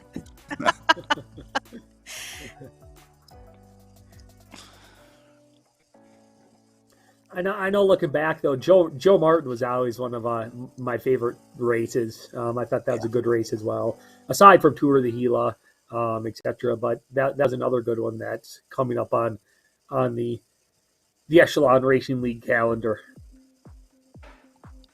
Yeah, they got some big things planned. Go ahead, Lauren. Yeah, I was just gonna say that you had like the fun factor races, and then you had like Tour of the Gila. It's like, this is gonna make me a better cyclist and better racer, in the big scheme of things. But the mindset kind of changed a bit. I mean, yeah, when you go to Tulsa Tough, for example, like the first couple of days, it's all about racing, and then that last day, there's still the weight of racing is still extremely important, because yes, you are a professional and you have a job to do, but the fun factor just kind of rises up to equal that level. But yeah, it's like Tour of the Gila is your like, this is racing, this is my job, this is what I'm going to do, and this is going to make me better. And then you have like something like Tulsa Tough that's like, yeah, this is racing, but this is a heck of a good reason why I race my bike. Yeah, it sort of seems like that too, right? Like the racing season would always start in the West, and it would kind of move to the East. And whereas, maybe it was the start of the year too, the toughness of the courses, but when you're doing Redlands and Gila, they're just really hard, tough races. And then, not that they're any less hard as you move to the East, but like you're saying, it's almost like a different type of feel when you start doing some of those races as you move, from the West to the East Coast to do the races. I think, like you're saying, Garrett, is like the first couple of races, there's so much anxiety and so much pressure to perform. You've done team camp, you've had your off season, you have your goals for the year, the team has their goals for the year, and then you get a couple of stage races out of the way, and it kind of, you see where everybody is as far as like their fitness and who's doing really well and maybe who needs a little bit of work. And yeah, that same thing going over to Europe. It was like the spring block of the spring classics was so pressure cooker filled, because everybody wanted to make their marks super early in the season, check their box, make their automatic spot to Worlds, and then and then it just kind of, the load lightens up a little bit. The racing is still extremely hard, but that run into the summertime just kind of lightens up ever so slightly. Yeah, and that makes sense. I think a lot of it probably is just like the general pressure, right, of getting the result, performing, and sort of knowing where you are, your team stands, and that sort of thing. Because I said at team camp that I'm going to win this race. If you call it, you got to follow it up.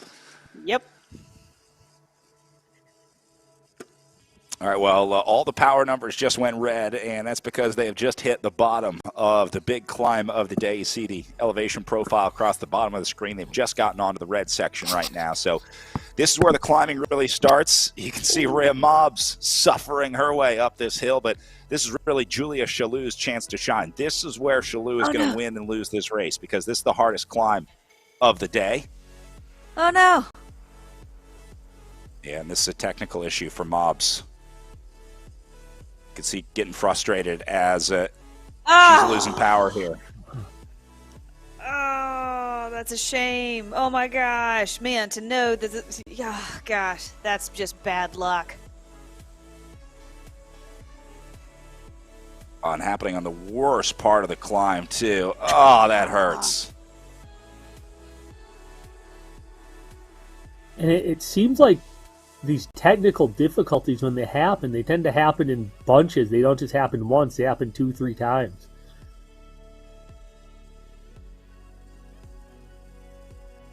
If she can get back in and reestablish the connection, she might be able to work with Ayala here if they can get up there.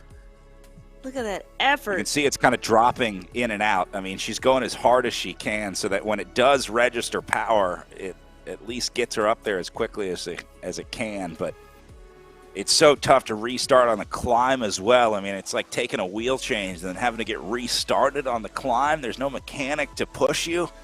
Oh, you hate to see this for mobs.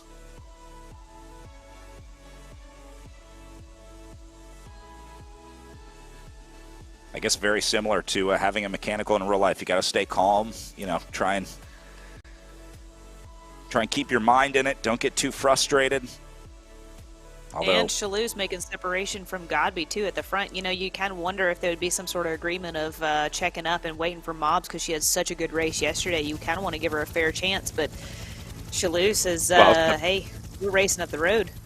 Yeah, the problem is Shalhoub has to attack Godby here because this is Shalhoub's chance on the uphill. That's where Shalhoub can beat Jackie Godby, and that's really the only place that she's been able to do it is on a steep uphill climb. And so there's only like 10 meters or 10 kilometers on this course that Julia Shalhoub can attack on Jackie Godby. And unfortunately for Rhea Mobs, it's this 10K right here. So Shalhoub on the attack on the way up the hill here.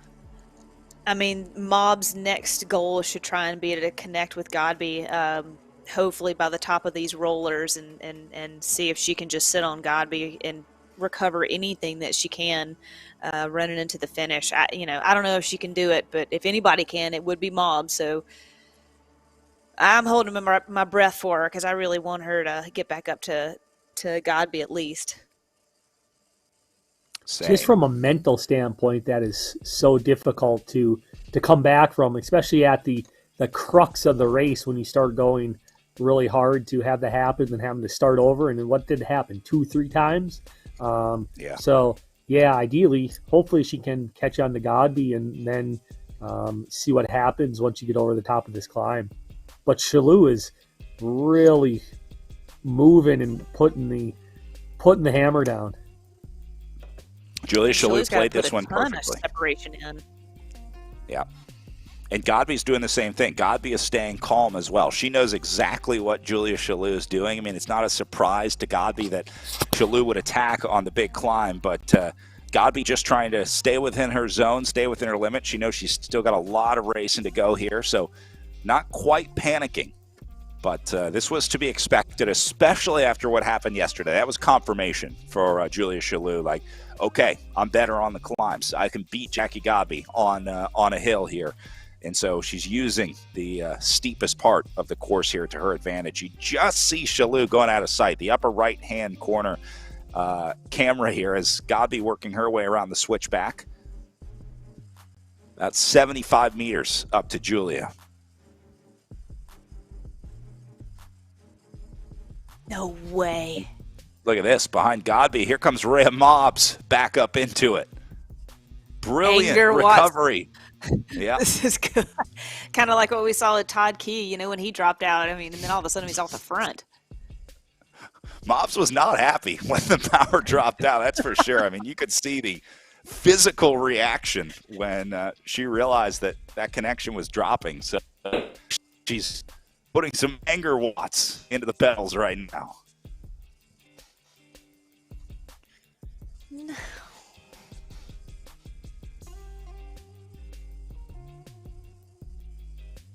Although now, losing it again, it looked like the power did briefly drop back down to 0, so she may still be plagued by whatever that issue is.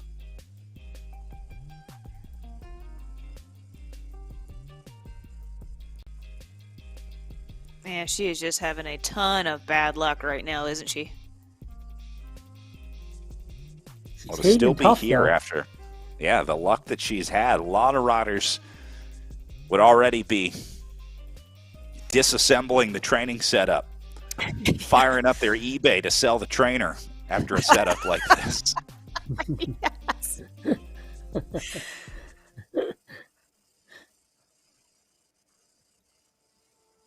Yeah, I'd be on the phone with Comcast.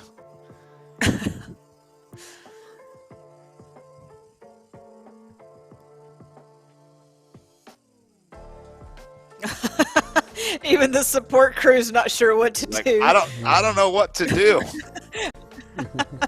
Stay out of her way is all I gotta say when she's plugged back in. Yeah.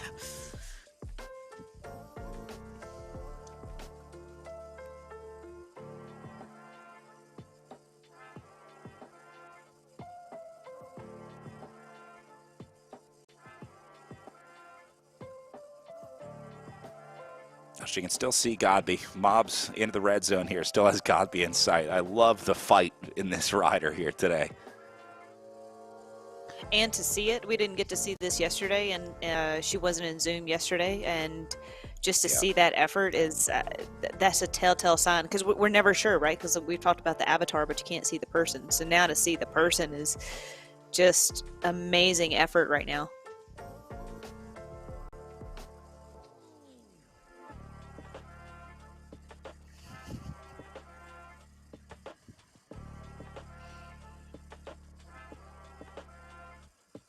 Still 50 meters back to Godby, the hardest 50 meters of Rhea Mobb's career. She's going to take a gel here, try to get her across. Having support is huge. I can't imagine trying to eat a gel right now, or just thinking about like trying to reach for it when you're this deep in the box. Having someone there to hand it to you is a big advantage.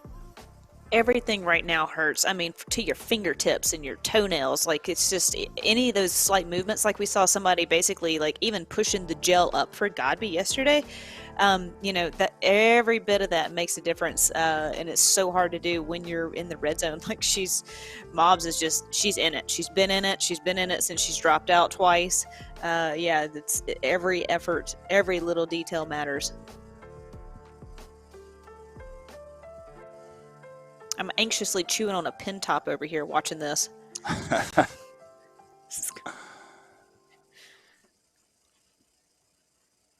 Well, yeah, this might be the best story of the day. Mobb's fighting back from the mechanical to get up there. And we were really cheering for Mobbs because it was a new rider. First it was Julia Scalu because it was like finally someone can beat Jackie Godby. And then Mobbs comes into the mix and it's like, well, now we got three people that, well, two people and Jackie Godby in that front group. So, yeah, Mobbs obviously a lot of natural talent, and it's hard not what if with Nichols and things like that. But I guess that's bike racing.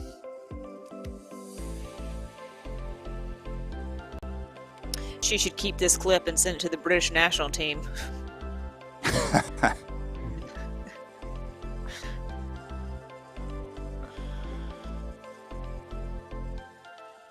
It is funny, Brad, that a couple of the riders, men and women, have already alluded to just what our producer said, is the World Championships coming up. So, you know, everybody's kind of keying up and getting fit and figuring out the game in preparation for Worlds, just like in real life. So Mobbs is no different.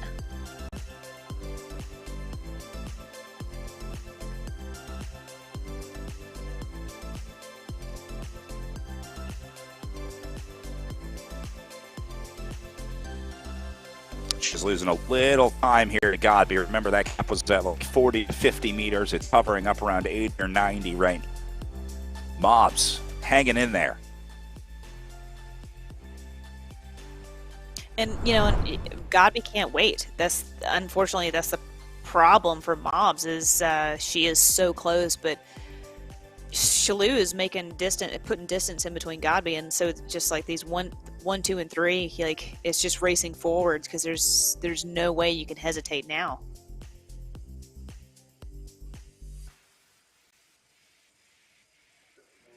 Godby's doing a pretty good job of just trying to limit her losses on the steep section of the climb, and we'll see if she can catch back on here on the more flatter to descending sections.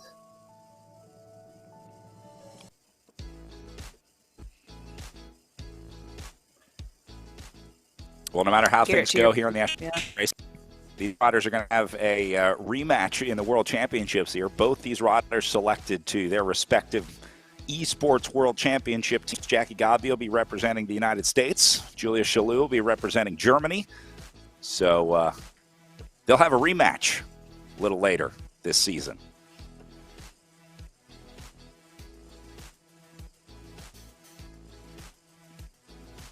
World's coming up February 26th for the Esports World Championships. But not much climbing on the UCI Esports Worlds course. There's only about 1,000 meters of elevation gain over the 55K course. So Maybe not so great for Shalou. That would be a great course for Godby, though. Agreed. And kind of like that sweet spot distance, too. Today we're going a little long, and yesterday was a pretty significant race, too, compared to our criterium. So having that sweet spot of 50 plus K, it's set up for Godby.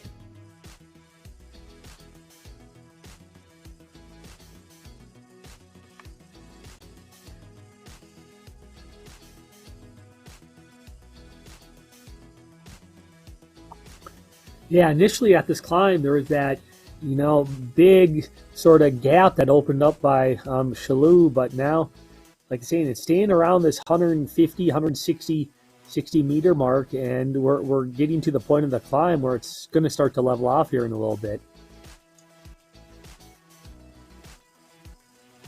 And Garrett, to your point, in the past, what we've seen is essentially that's not near enough distance for Shalou to take it to the line, but again, it rolls across the top, so it's not just a straight back downhill to Godby's advantage. So it could continue, as long as Shalou can to stay on the gas, essentially she's going to keep Godby under pressure. But I'm not so sure that that's enough distance that Godby can't claw back to her.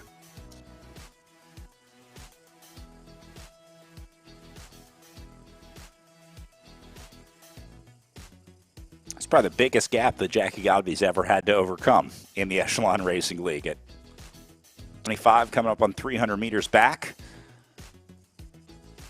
But as Jackie said yesterday, she's more than happy to welcome new talent to the league and new talent to the sport.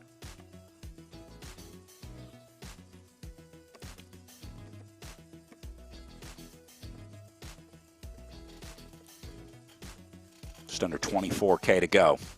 About to hit the top of this big climbing section. They're through the steepest part. A relative term. You see Shalou is back up onto the less than 2% gradients. Godby was just finishing that up. So things will flatten out a little bit. See if Godby tries to get her way back up onto the downhill.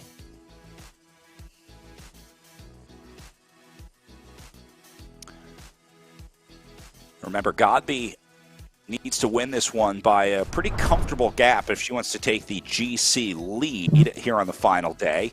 She heads into this one with an 8-second deficit over Julia Shalou in the overall. So Shalou at 2:07.12 total, Jackie Godby at 2:07.20. So if Godby wants to win the overall, she not only needs to beat Julia Shalou today, she needs to do it by what is really 9 seconds. 8 seconds would tie him.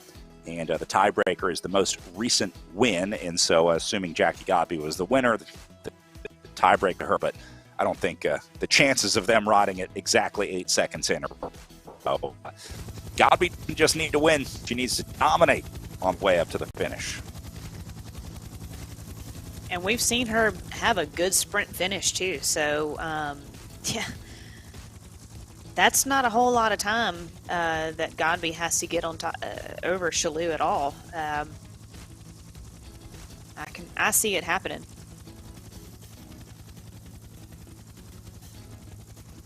And what Shalou's really trying to do here is build that time in right now, because she's not going to get it at the finish. It's not going to come at the end. So is to try and build that gap in, and I guess try and hold it for 22K, which is a big ask to try to hold off Jackie Godby on this rolling terrain with no pure between now and the finish for Julia. So I think what she's just trying to do is pad her lead as much as she can. Build up the biggest gap possible so that when you start to get onto these rollers, maybe you can hold off Jackie Godby. Yeah, and what we saw in the men's race is essentially that Kevin Bouchard Hall had a teammate to assist him in getting over these rollers, and even just the moral support and knowing that that teammate is there, not necessarily even the drafting capabilities, which we did see some of that, but just one-on-one right now, that's a big ask for Godby and for Shalou to continue that lead, and for Godby to make it up. I mean, she's got to do a bigger watts per kilo just to get back to Shalou.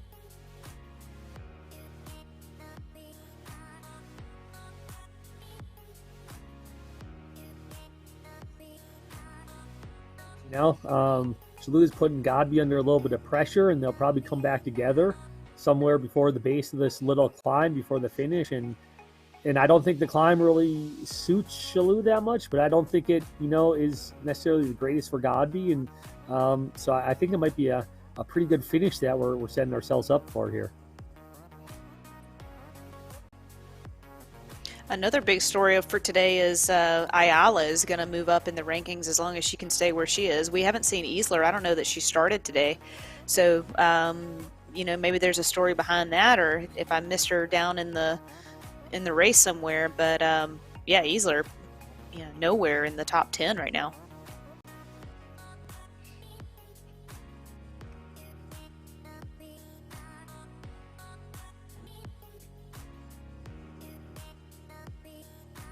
A look at your GC situation here.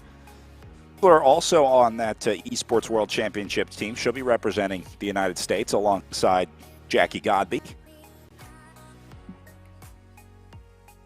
We have a few World Championship names on our roster here in the Echelon Racing League. Men's side, Zach Nair, Jaden Yeager, Brian Hodges, and Kevin Bouchard Hall. All part of the U.S. World Championship team.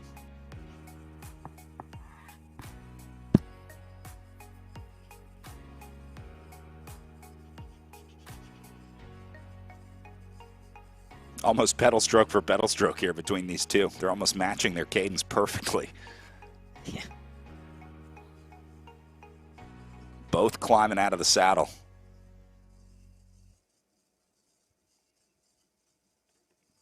We talked about how Jackie Godby spends a lot of time in the saddle, doesn't stand up a lot. We also haven't seen her do a lot of these longer format races. I mean, a lot of times we're watching an hour-long criterium for Jackie Godby. The factor doesn't really come into play. So maybe the longer stage of racing today, certainly the longest that they're going to have all season here in the ERL. So I think Jackie's probably just the most vocal on the extended race today, where she's probably just vocalizing what everybody else is thinking as well. I mean, we saw everybody basically come to the base of the climb together before everything split up, and I just think that's the nervous anticipation of knowing that this is going to be a longer day in the saddle. And what I'm noticing compared to yesterday with Godby, and maybe the length of the stage, the fact that it's his third day, but her cadence doesn't seem to be quite as high as it was on a stage like yesterday. So might be a little fatigue involved with that.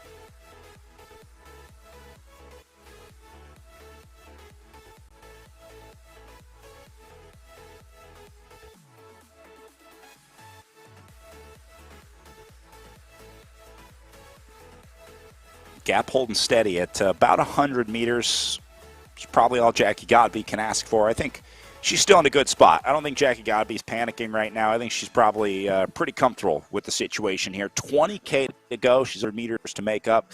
She should be able to do that over the next 20K, especially with really just one more version of climbing yet to come. I don't think we've ever seen her panic.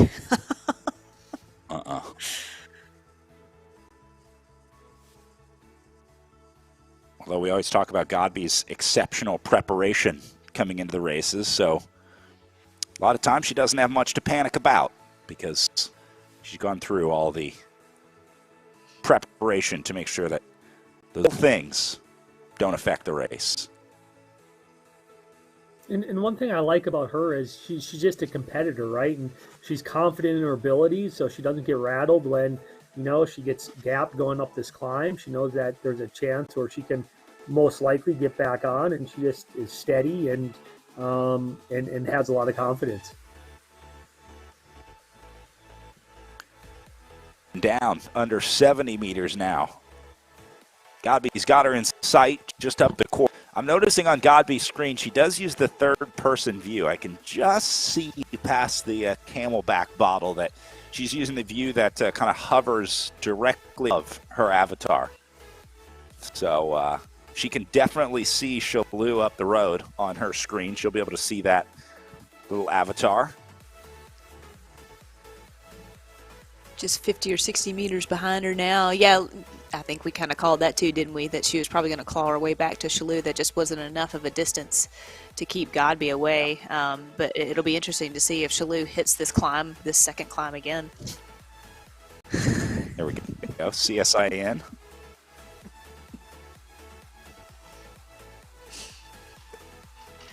The things that Brad Soner sees. Scenes. Yeah, our crew does a great job behind the scenes picking that stuff up as well. Yep. Not demand. It was a gentle ask. Oh, you're right. You're okay. Got to give a shout out to our director, Mark Zalewski, behind the scenes, and Damon Bates of ZMS Livestream providing all of our game cameras. You may see those ZMS cams in the game, but the squad behind the scenes helping you bring the race action of the ERL today. Thanks so much, guys. We're very lucky to have them.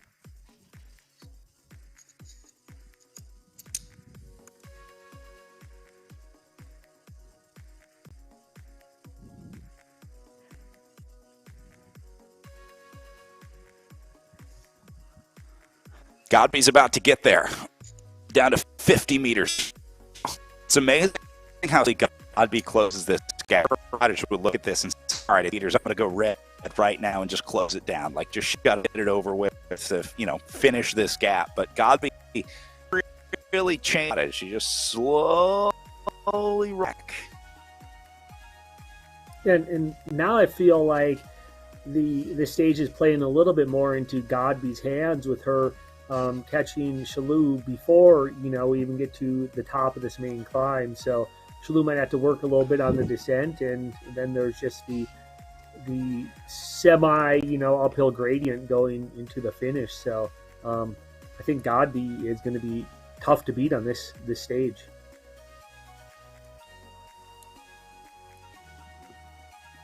And here it is. Godby finally goes into the red zone to shut it down, but she will regain contact with Julia Shalou here. Now you have to think Godby sits in. I know Lauren loves it when the riders attack through a rider that they caught, but...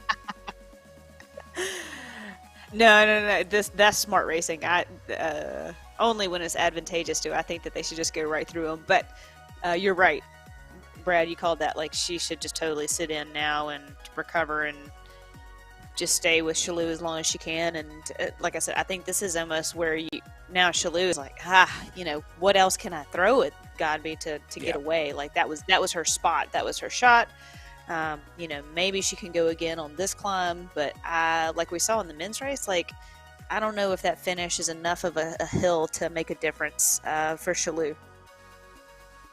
Yeah, the problem for Shalou is the downhill run before the climb, because Godby will be able to bring it back there. Even if Shalou open on this next red section of climbing, she can open up 15 seconds, but Godby's going to bring it back on that downhill section before that last little kick up. So it's pretty much played the cards that she had to play today, and now she'll have maybe one more shot to get some separation on the climb. Rhea Mobbs hanging in there. She is about a kilometer back, remember, after fighting through some technicals, mechanicals earlier today. Looks like the connection is back, but she has lost connection with the two leaders. Heartbreaking for Mobbs, because she was on a great run up there at the front today. Agreed, Brad. Yeah, she was just riding so strong, and even those couple of efforts of coming back, heck, we thought she was going to make contact with Godby there for a second before it dropped out again. So, this will still be a stellar ride if she rides this in for third.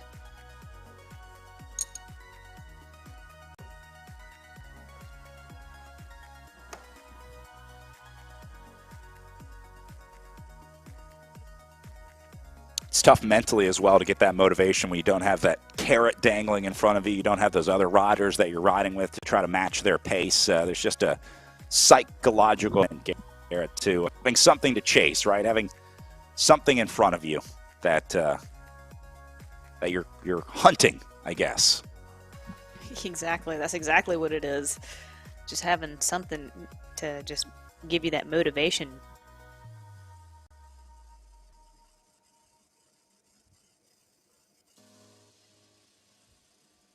Looks like Erin's already got her recovery ready over there.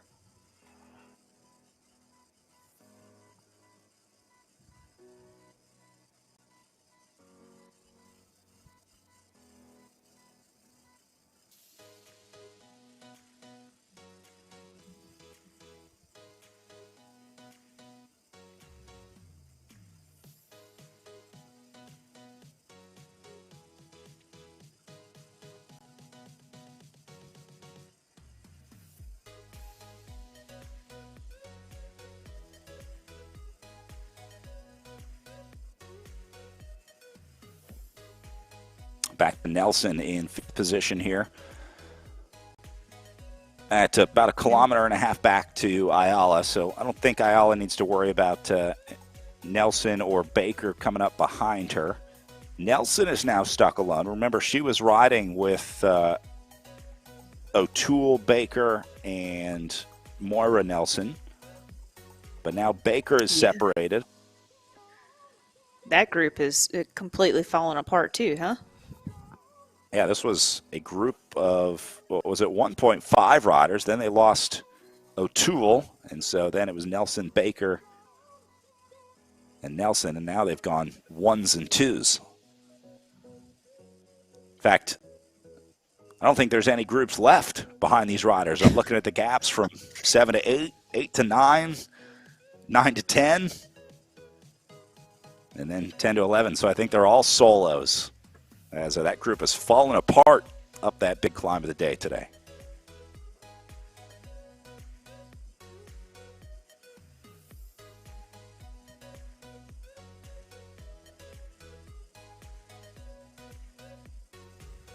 We saw Lay and Rokkanen riding together as well in the 9-10 positions.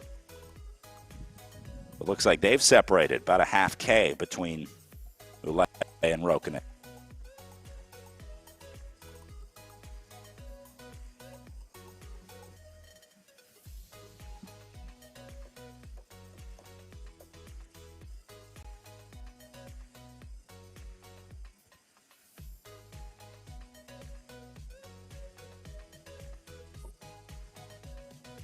O'Toole looking at her screen up to the left. She's got one of the more unique setups, doesn't have that screen right in front of her. If I was going to say anything, I was going to say that's like a track look, because you're looking all the way across the track, the velodrome usually. So maybe she's practicing. There you go. You can always be working on something.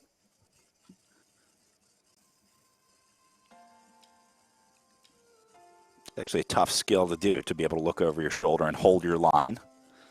It's not an easy thing. Kate Oulet from Team Lou in 9th position here. So what I'm hearing is that I'm driving the tandem. That's probably for the best, I would think. You don't want me driving anything.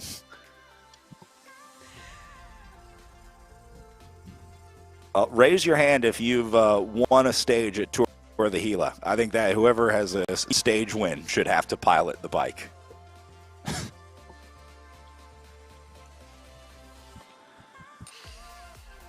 I'm like one of the athletes they bring in for the sponsors, you know? It's not really about the competition, it's about...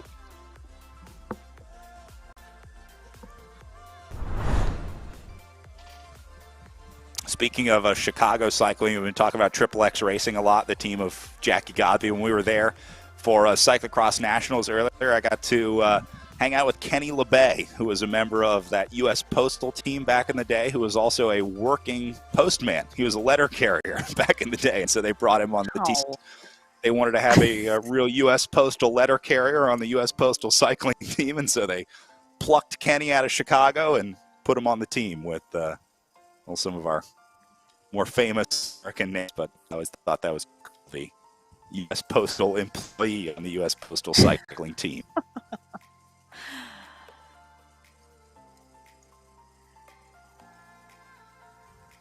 Gabi let a little gap open up there, but brought it back here.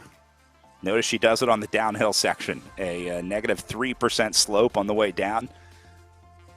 Godby doesn't waste a single watt. Like, if she knows there's a little section coming up, she'll wait to make the catch, to do it on the downhill. She'll say, like, there's no reason for me to catch on the uphill here. She will wait until it's the most efficient time to close down that gap.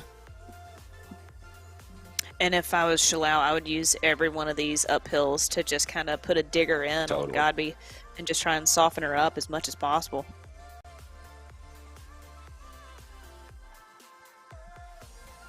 It's not an easy ask. And I could be incorrect, but I thought I remembered last year Godby put in an attack or two coming off this descent section, which will be interesting to see if she actually does today to make Shalou work a little bit, and because she has the advantage on these downhill parts. Yeah, good call. It was she made her move like pretty much right here. Coming up on 14K to go to the line. I think it was a little later, maybe in like 12K to go. That blue downhill section that you see right there that they're about to come up on, that would be a good place for Godby to go. As Garrett said, she has the advantage on the downhill. Shalou has the advantage on the uphill, but I don't know if he attacks here. I mean, I think Godby can be pretty confident in being able to beat Julia Shalou to the line on this final drag up. I don't think it's steep enough that Godby would be worried about Shalou. Maybe. Give time, it stings. It hurt first time you get beat. I don't know that she's ever really worried about her. She's excited about her. she's glad she's up there. That's a good way to put it. Yeah. Okay.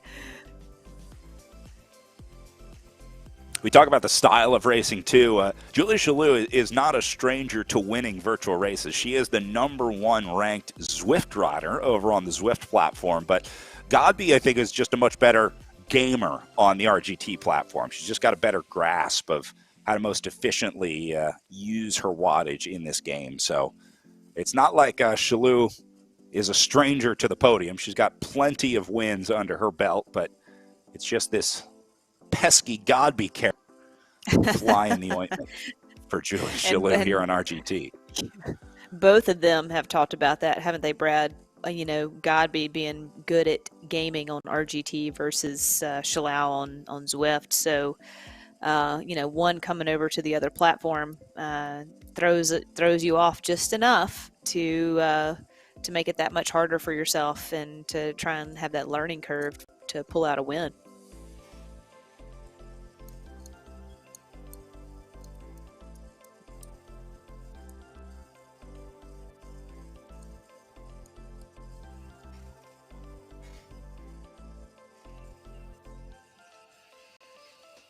So what are predictions for the end of today's stage? I'll go first. I think Jackie Godby just rides away. I think she can ride Shalou off her wheel, but not until the last 200 meters. I think they come to the line together, and Godby is able to out-sprint Shalou on the way in. Lauren? Yeah, Brad, I agree with you. I just think that climb was too early in the course, unfortunately. But we did just see Shalou take another pull off of the big Coke bottle. So almost 10K to go. So Garrett? Yeah, it's hard to go against Godby, but I'm going to go for the underdog. Someone has to support Shalou, so I'm going to go with her. I liked how she's animated the race today, and I'm going to be pulling for her at the finish. The momentum play. Coming off a win yesterday.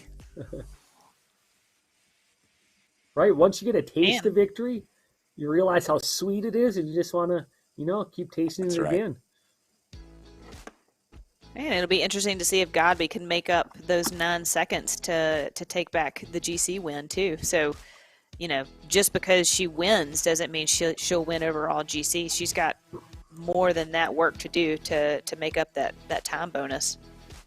That's a good point. I mean, Shalou may not even care about winning the stage today. Sometimes you get to the last stage and it's like, I'm just here for the GC. I think Julia does want to win the stage as well, but I think an O win at Tour of the Gila would be enough for Julia Shalou, let's say. If nothing else, just for the cool trophy. And I almost feel like the time gap is, so small. What do we say? It was 9 seconds that Shalou almost has to, act like, even if she's not, just like she's going for the win, because it's pretty easy to lose those 9 seconds there right at the finish if you're not giving everything you got.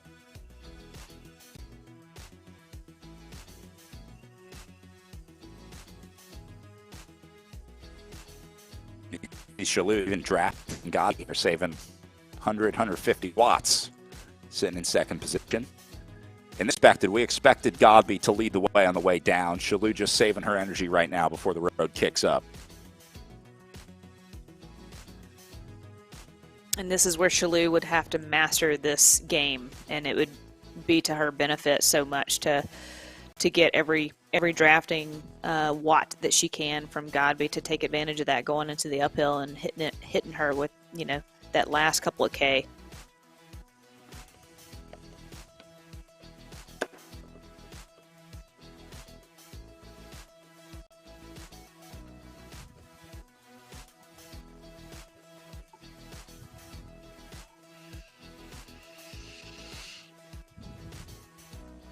I would love to see Julia Shalou in real life, see how her virtual power stacks up in these real-life courses. We'll have to team over Silver City this year. I don't think there's any direct flights from Hessen, Germany to Silver City, New Mexico. There's no direct flights anywhere from wherever to Silver City, New Mexico. That's the beauty. It's kind of hard to get to. Yeah, there's a nice little airline. I think it's called Advanced Air that flies from here to Albuquerque, Phoenix, and LA, I believe. And so it's kind of nice that you can use that. You know, they're small planes, like 4 6-seater planes, and it almost feels like you're flying in your own private jet when you take those flights. So, yeah. And like you can have all the snacks you want in their little fridges. That sounds awesome. Sounds like I'm taking a connection through LAX to fly in.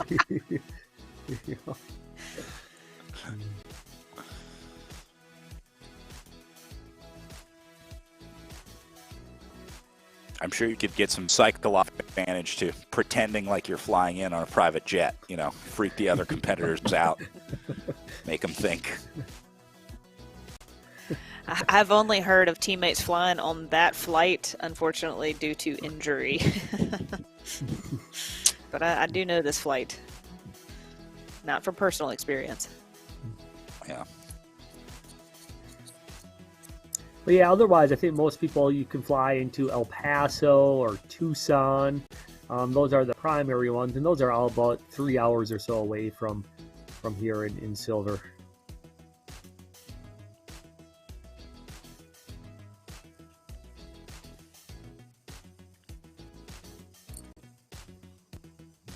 Under 7.5K to go up at the front. But we're really waiting for those white dots at the bottom of the screen to get to a little blue section of the descent and then the way up. A little further back, Mobs at 1.2K back, Ayala at 6K back, and then Nelson at 7.7K back. So it looks like those gaps holding steady back there.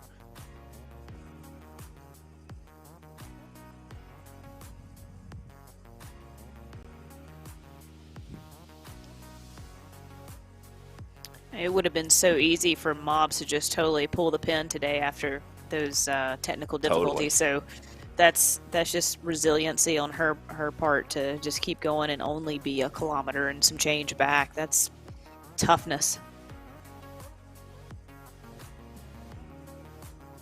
Shalou, Godby into the red zone here. Both going red on their power profiles. Because they're coming up to this little kicker, just a very short 5% gradient. And Shalou hit it on that just little riser. She did open up a little gap to Jackie Godby, you saw there. Again, just trying to do anything she can to soften up Godby and take advantage of her uphill power that she's got over Godby. It's amazing how much the course profile affects the racing here on RGT. I mean, we really are seeing like Shalou needs a very specific kind of climb at the end of the race to win. It needs to be long enough and steep enough that she can get rid of Jackie Godby. So it's kind of cool how these real life courses are affecting the racing so much.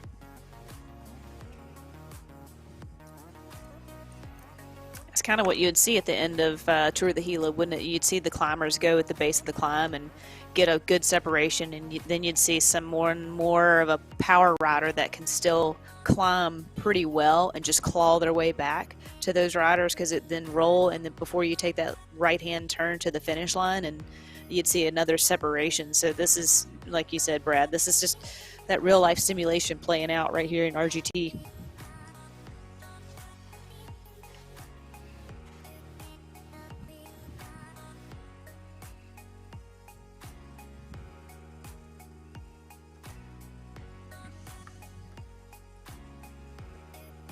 And then what tends to make this harder and you know, the real race is that all these sections, all these attacks, these chasing on, they're occurring at 7,000 feet or above. So your recovery is a little slower. It just makes it a little bit, just that much harder when you're trying to you know, chase back on or hold a gap when you're dealing with that little bit of altitude. Where does altitude really start setting in? I mean, like, how high above sea level do you have to go, Garrett, before it starts, like, for a sea level person like me, let's say coming from Pittsburgh, Pennsylvania, do you feel it at 3,000 feet, 4,000 feet? Like, where does it really start to affect the riding? I say some people might start to notice it around, you know, 4,000 to 5,000 feet is where you start to notice that. But then, you know, once you start getting 7,000 feet, there's, you know, it's a drastically greater detriment in performance. So, but all along the way, as you go up in elevation from sea level, all the way as you higher get up, performance declines just a little bit, but it's around that 4,000 to 5,000 foot mark where you start noticing it in your own performance, or you can actually feel it. I remember going out the first time to announce in Colorado, and back when we had the USA Pro Challenge, I got into Denver, and it was like, you know, 5,200 feet. This isn't so bad. I'm doing just fine. And then we went up past, like, Independence Pass. We go up to 8, 9, 10,000 feet, and all of a sudden my announcing gets shorter and shorter. I found myself out of breath towards the end of sentences that I could do in Denver, no problem, but there were runs that I wasn't able to do up in the higher elevation cities of Colorado. So I know I felt it as an announcer, but I can only imagine what it's like putting in the effort that these riders do. But yeah, even the elevation is enough to make an impact on your recovery. That's an interesting perspective coming from the announcer's perspective. I never knew that. Yeah. Yeah, you got to get those deep breaths, try and get all the oxygen you can into your lungs. But yeah, I found myself running out of air before the end of sentences that I should have been able to deliver. Got to train up. You got to do some. I got to get one of those altitude tents. So does that mean you're long-winded, Brad? Some would say that. Some. Zing! No, not Brad. I think Brad's. Yeah, no way. No, just giving you a hard time. We only work with the best, Garrett.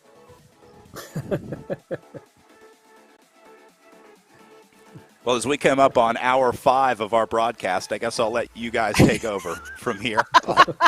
I'll take a break here since you're so tired of me. And we'll turn it over to Garrett and Lauren to take us through the finish of this one. No, I got to watch this finish because this last 3.4K going to be a good one. Small gap opening up here for Julia Scalu up on the front. You see she's using this climb to her advantage. This last uphill section, Scalu is opening up a little bit of time, but again, Godby just doesn't panic. She's just kind of waiting in the shadows, lets 15 meters open up, but no problem. You see Godby doesn't go into the red zone to close it down because she thinks that sustained power will be enough to get her up there.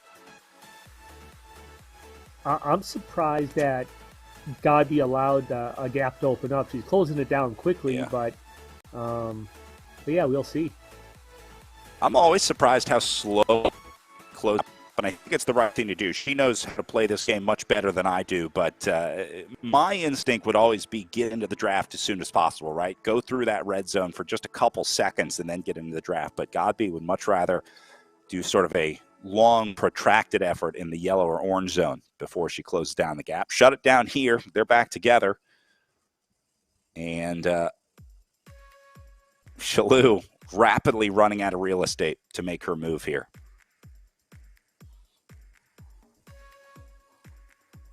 But you got to wonder if that's not a telltale sign that Shalou could take this to the line of every little riser, every little kicker. She's separating from Godby.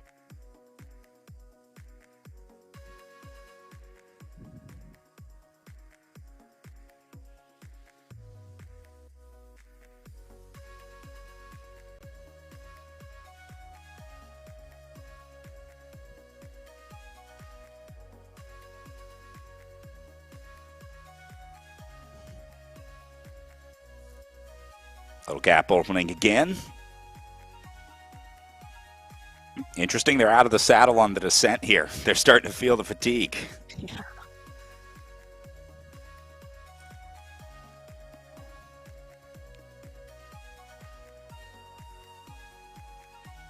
This is definitely Godby's race to lose right now. I think she's in the driver's seat in this situation. She's shown that her finishing kick is just a little better than Shalou's. But we've never seen it on this specific climb to the finish between and these we're two. seeing Shalou just get smarter and smarter every race for RGT. So, you know, again, maybe this is her day and her race to finally get that break over Godby.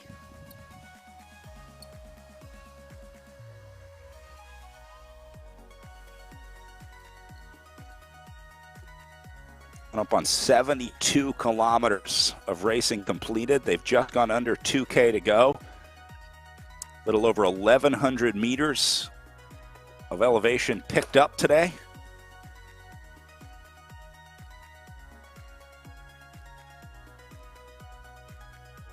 Plenty of riding, plenty of climbing.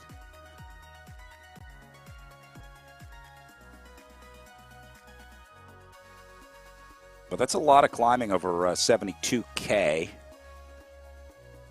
Picking up, what, 3,600 feet elevation gain, something like that. I'm not great with the time zones, but I have become very good with the miles to kilometer translation, because in America, so many times, you know, the crowd wants to know in miles, but a lot of times we're getting the TV graphics in kilometers. And so I've gotten very good at doing that conversion.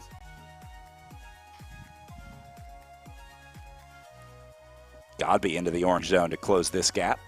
Shalou did it again. She dropped another attack, got another gap. But Godby's just too good at shutting it down.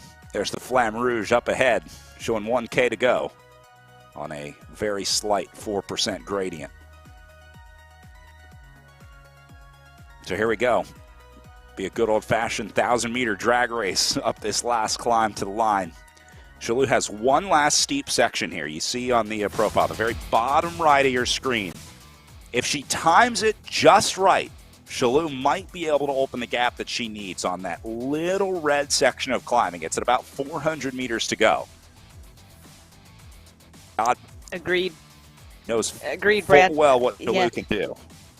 Yeah, I was just gonna say, like what we saw in the men's races, like Jaeger just kept coming back until that last little kicker, and then that was all she wrote for him. So, you know, Godby's probably gonna stick, and then you know Shalou's gonna pray like heck that that last 400 meters is her time.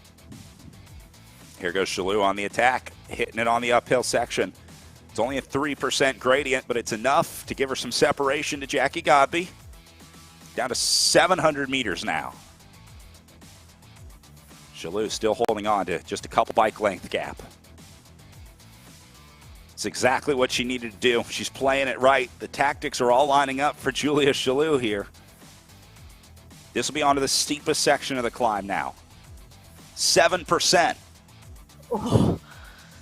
Godby fighting back on. This is where Shalou needs to go.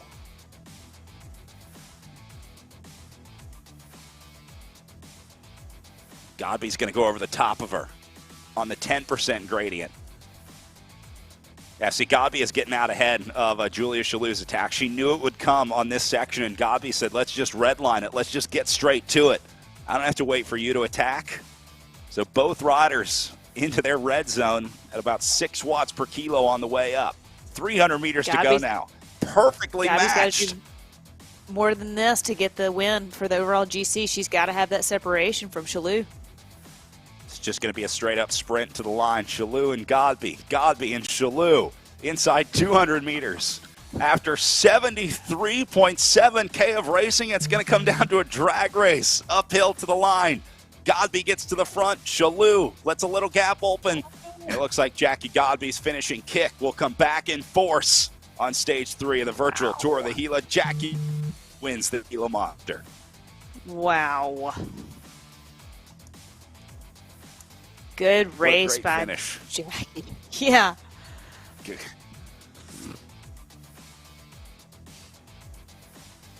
Godby and Chalou going head on the final climb. You couldn't have asked for a better way to finish this one up.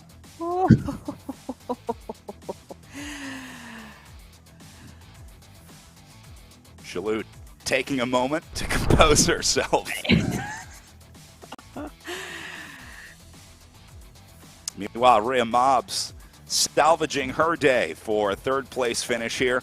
This was a great ride. Remember, she had those technicals earlier. The mental impact of that and being able to stay in it, keep fighting, get that workout in is huge for Mobbs, especially when you lose contact with riders in front of you. You don't have anyone to ride with. So bravo today for Mobbs. Way to recover from tough day like on the you bike. say, Brad. Got to wonder Just what to- if. to salvage today. Coming in 3rd, that's still a great result, on the podium after all of that and dropping out and not giving up last day of bike racing. So, yeah, kudos to Rhea.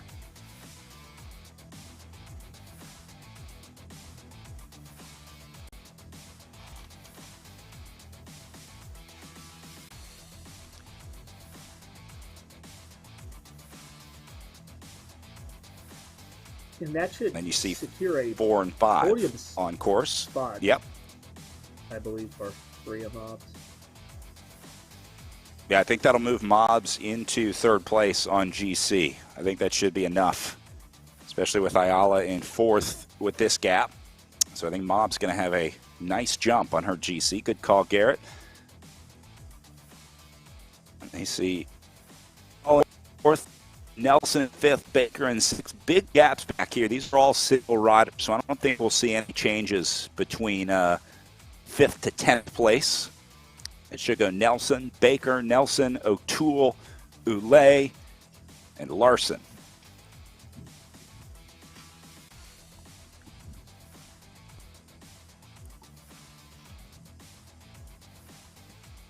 And remember, we're also watching the gap for Julia Chalau and Jackie Godby. Godby needed to beat Chalau by 9 seconds or more to take the GC back, and it sounds like it's going to be really, really close. They're reviewing the tape right now.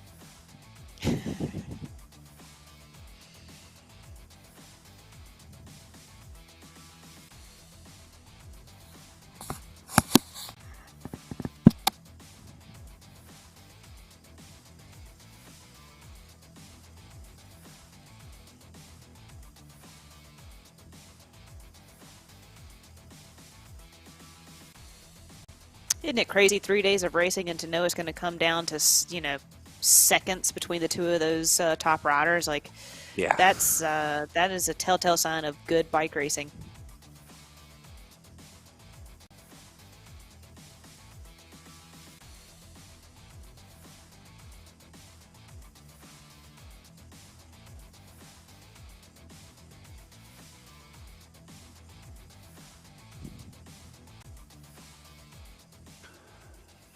All right, well, as we watch the rest of our top 10 riders making their way in, let's see if we can grab a word with Jackie Godby over in our Zoom room, our stage winner today. Emma has Jackie.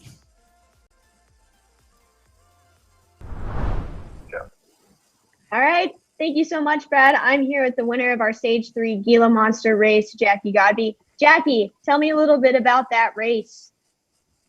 Wow. I'm just going to start off by saying that was a race. I think it had a little bit of everything. We had a really great group of people. I mean, we had 90% of the field through that first hill, which I think has been a really big change up. It was a lot of fun seeing those great pack dynamics, the turnover for the beginning half of the race. And then there was that fantastic downhill. I don't think we've had a downhill this long on our GT. So I think you saw a lot of the racers starting to get restless, mentally preparing for the back of the Gila Monster and that huge hill immediately after. We had another fantastic breakaway hill with amazing performances again by Julia, just putting incredible watts up the backside of that hill, breaking the rest of us just away. And I also really, really want to highlight Moggs today. Despite her technical failures on the hill, just put in insane efforts to get back and catch up. And oh my goodness, some of the powers she put out, again, I'm her competitor. I'm racing to beat her, but just massive amounts of respect for the efforts she put in up today. And talking a little bit more about that hilly section, you went behind about 200 meters. How did you keep composure in order to come back in the race?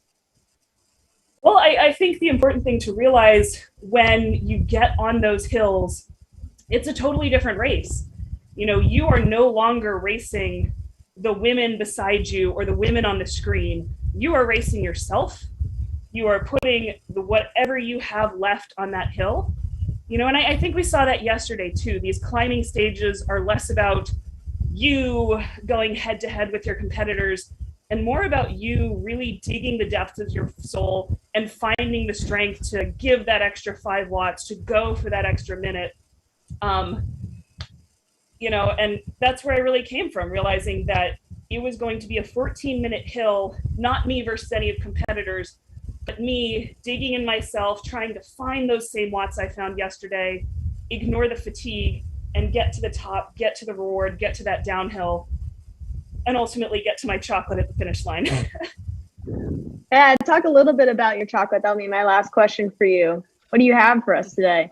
So today, we're back to an old classic. We've got Dove Promises from the Christmas discount rack. So they were 75% off. And I'm just personally very proud of that. It means more chocolate for me. Awesome. Amazing. Thank you so much, Jackie, and congratulations on the win. Brad, back to you. Thank you so much. Have a great day. I love it. 75% off. Can't beat that. Well, we are doing the math right now, and we have just confirmed that Julia Shalhoub will take the GC in the virtual tour of the Gila by less than 1 second. She will beat Jackie Godby in the overall. They had to go back and review, enhance, double enhance, but Julia Shalhoub is your GC winner in the virtual tour of the Gila. A huge win for her as Aaron Ayala on the way in right now. Let's see if we can grab a word with Julia in our Zoom room right now, our GC winner at the virtual tour of the Gila.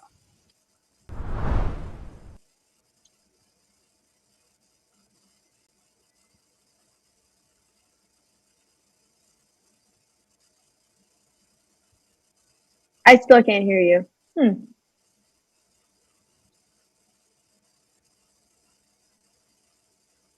I can't hear her in Zoom.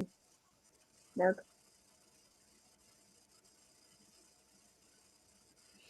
Trying to get Julia's audio up right now.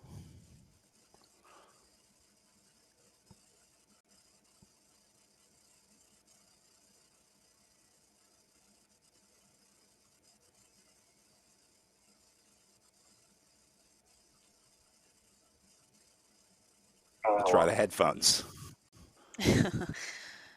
It's a bummer. You gotta think that. Can you hear me now? I can hear you, but you can't hear me or not? I can hear you now. Oh, perfect. Then perfect. All right. Sorry. Awesome. No worries about that. Technical difficulties happen all the time. Taking a little bit away from that and to talk about the race. Julia, how do you feel after that race? It was a really long race. I just try to create a gap at the hill. Respect to Jackie that she can catch me every time in the downhill. That was great.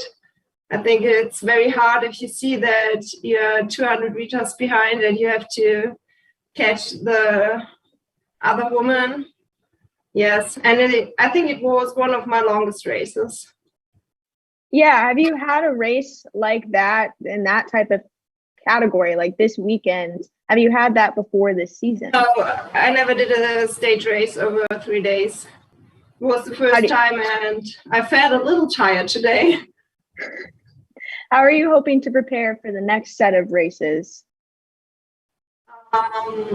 Yeah, just my normal training over the week. Some hit sessions, some other races. Right now, you're still first in the GC standings, but can you talk a little bit about your competition this season? Not just about Jackie, but also Mobs and other people in the races as well. Yeah, we'll also compete in the premium division of Swift. And now every Wednesday we have a race, GCA Cup.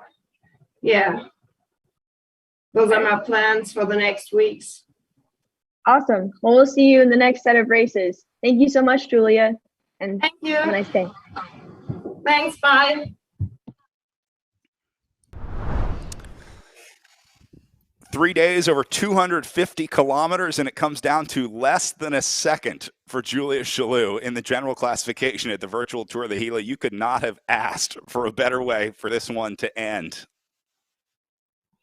Agreed, Brad. Like, that's just unheard of, and was so nice to see both of those athletes kind of give kudos to each other and to their competition, and to have that awareness and respect, and to kind of step away from, you know, what they're so focused on, and to see the bigger picture of the athletes coming in. So yeah, it's such a good result for Shalhoub today. And man, she's right in the heart of her season, isn't she? She's going to go Wednesday into racing, and next weekend going into racing as well. So she's just in the mix of it.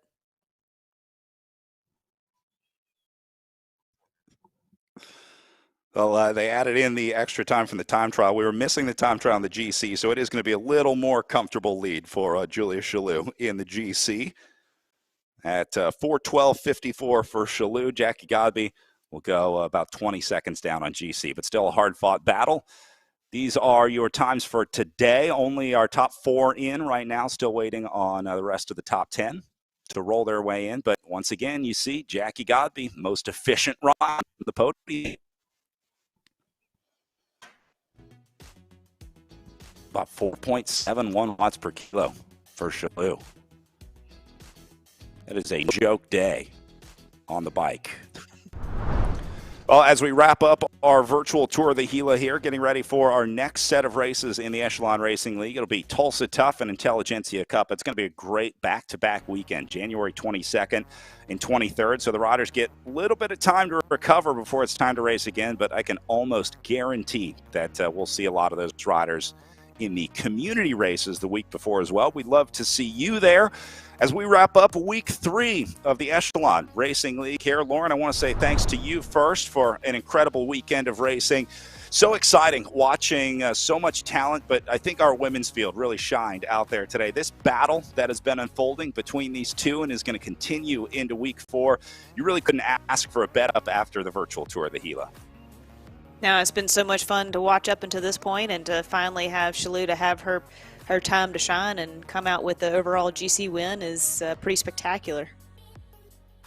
And Garrett, I have learned more about training, racing, and most importantly, Silver City and Grant County than I ever thought I would know in my life. So really looking forward to being back in person. I can't wait to hook up with you, maybe have some of that corn beer that we learned about last year, and enjoy some great racing at the Tour of the Gila. So, Garrett, thank you for being with us today. I hope you enjoyed your virtual racing experience again this year. Yeah, thank you. It was a great pleasure to be on board with you two. And one last thing before we go, I'd like to just mention is when you looked at the watts per kilogram, both the men and the female winners did not have the highest watts per kilogram. So it's about learning the platform as well. And I thought that was a very interesting thing to look at. Yep. And bring back Jack, our race director, for final congratulations. Jack, no, you are right back to work getting ready for the In Real Life Tour of the Gila. That is rapidly coming up on our schedule, but I want to congratulate you on another successful virtual Tour of the Gila here as well. Well, thank you. It's just so impressed by the weekend racing. The final day for both men was just to bring it all to line and deserving winners. We'll get the trophy bowls out. It's one to Germany. Well, congratulations to all of our winners across the entire weekend, and of course our GC winners this weekend. Can't wait to see them in person this April for the Tour of the Gila, as we'll head to Silver City in person. It's going to be so exciting. Congratulations again to Jackie Godby, our race winner today at 3.98 watts per kilo. A tough day on the bike, but Godby wins the final stage as Julius Chalou will take the overall in the virtual Tour of the Gila. Congratulations once again for Lauren Hall and Garrett Peltonen. My name is Brad Soner saying thanks for watching, and we'll see you in Silver City this April.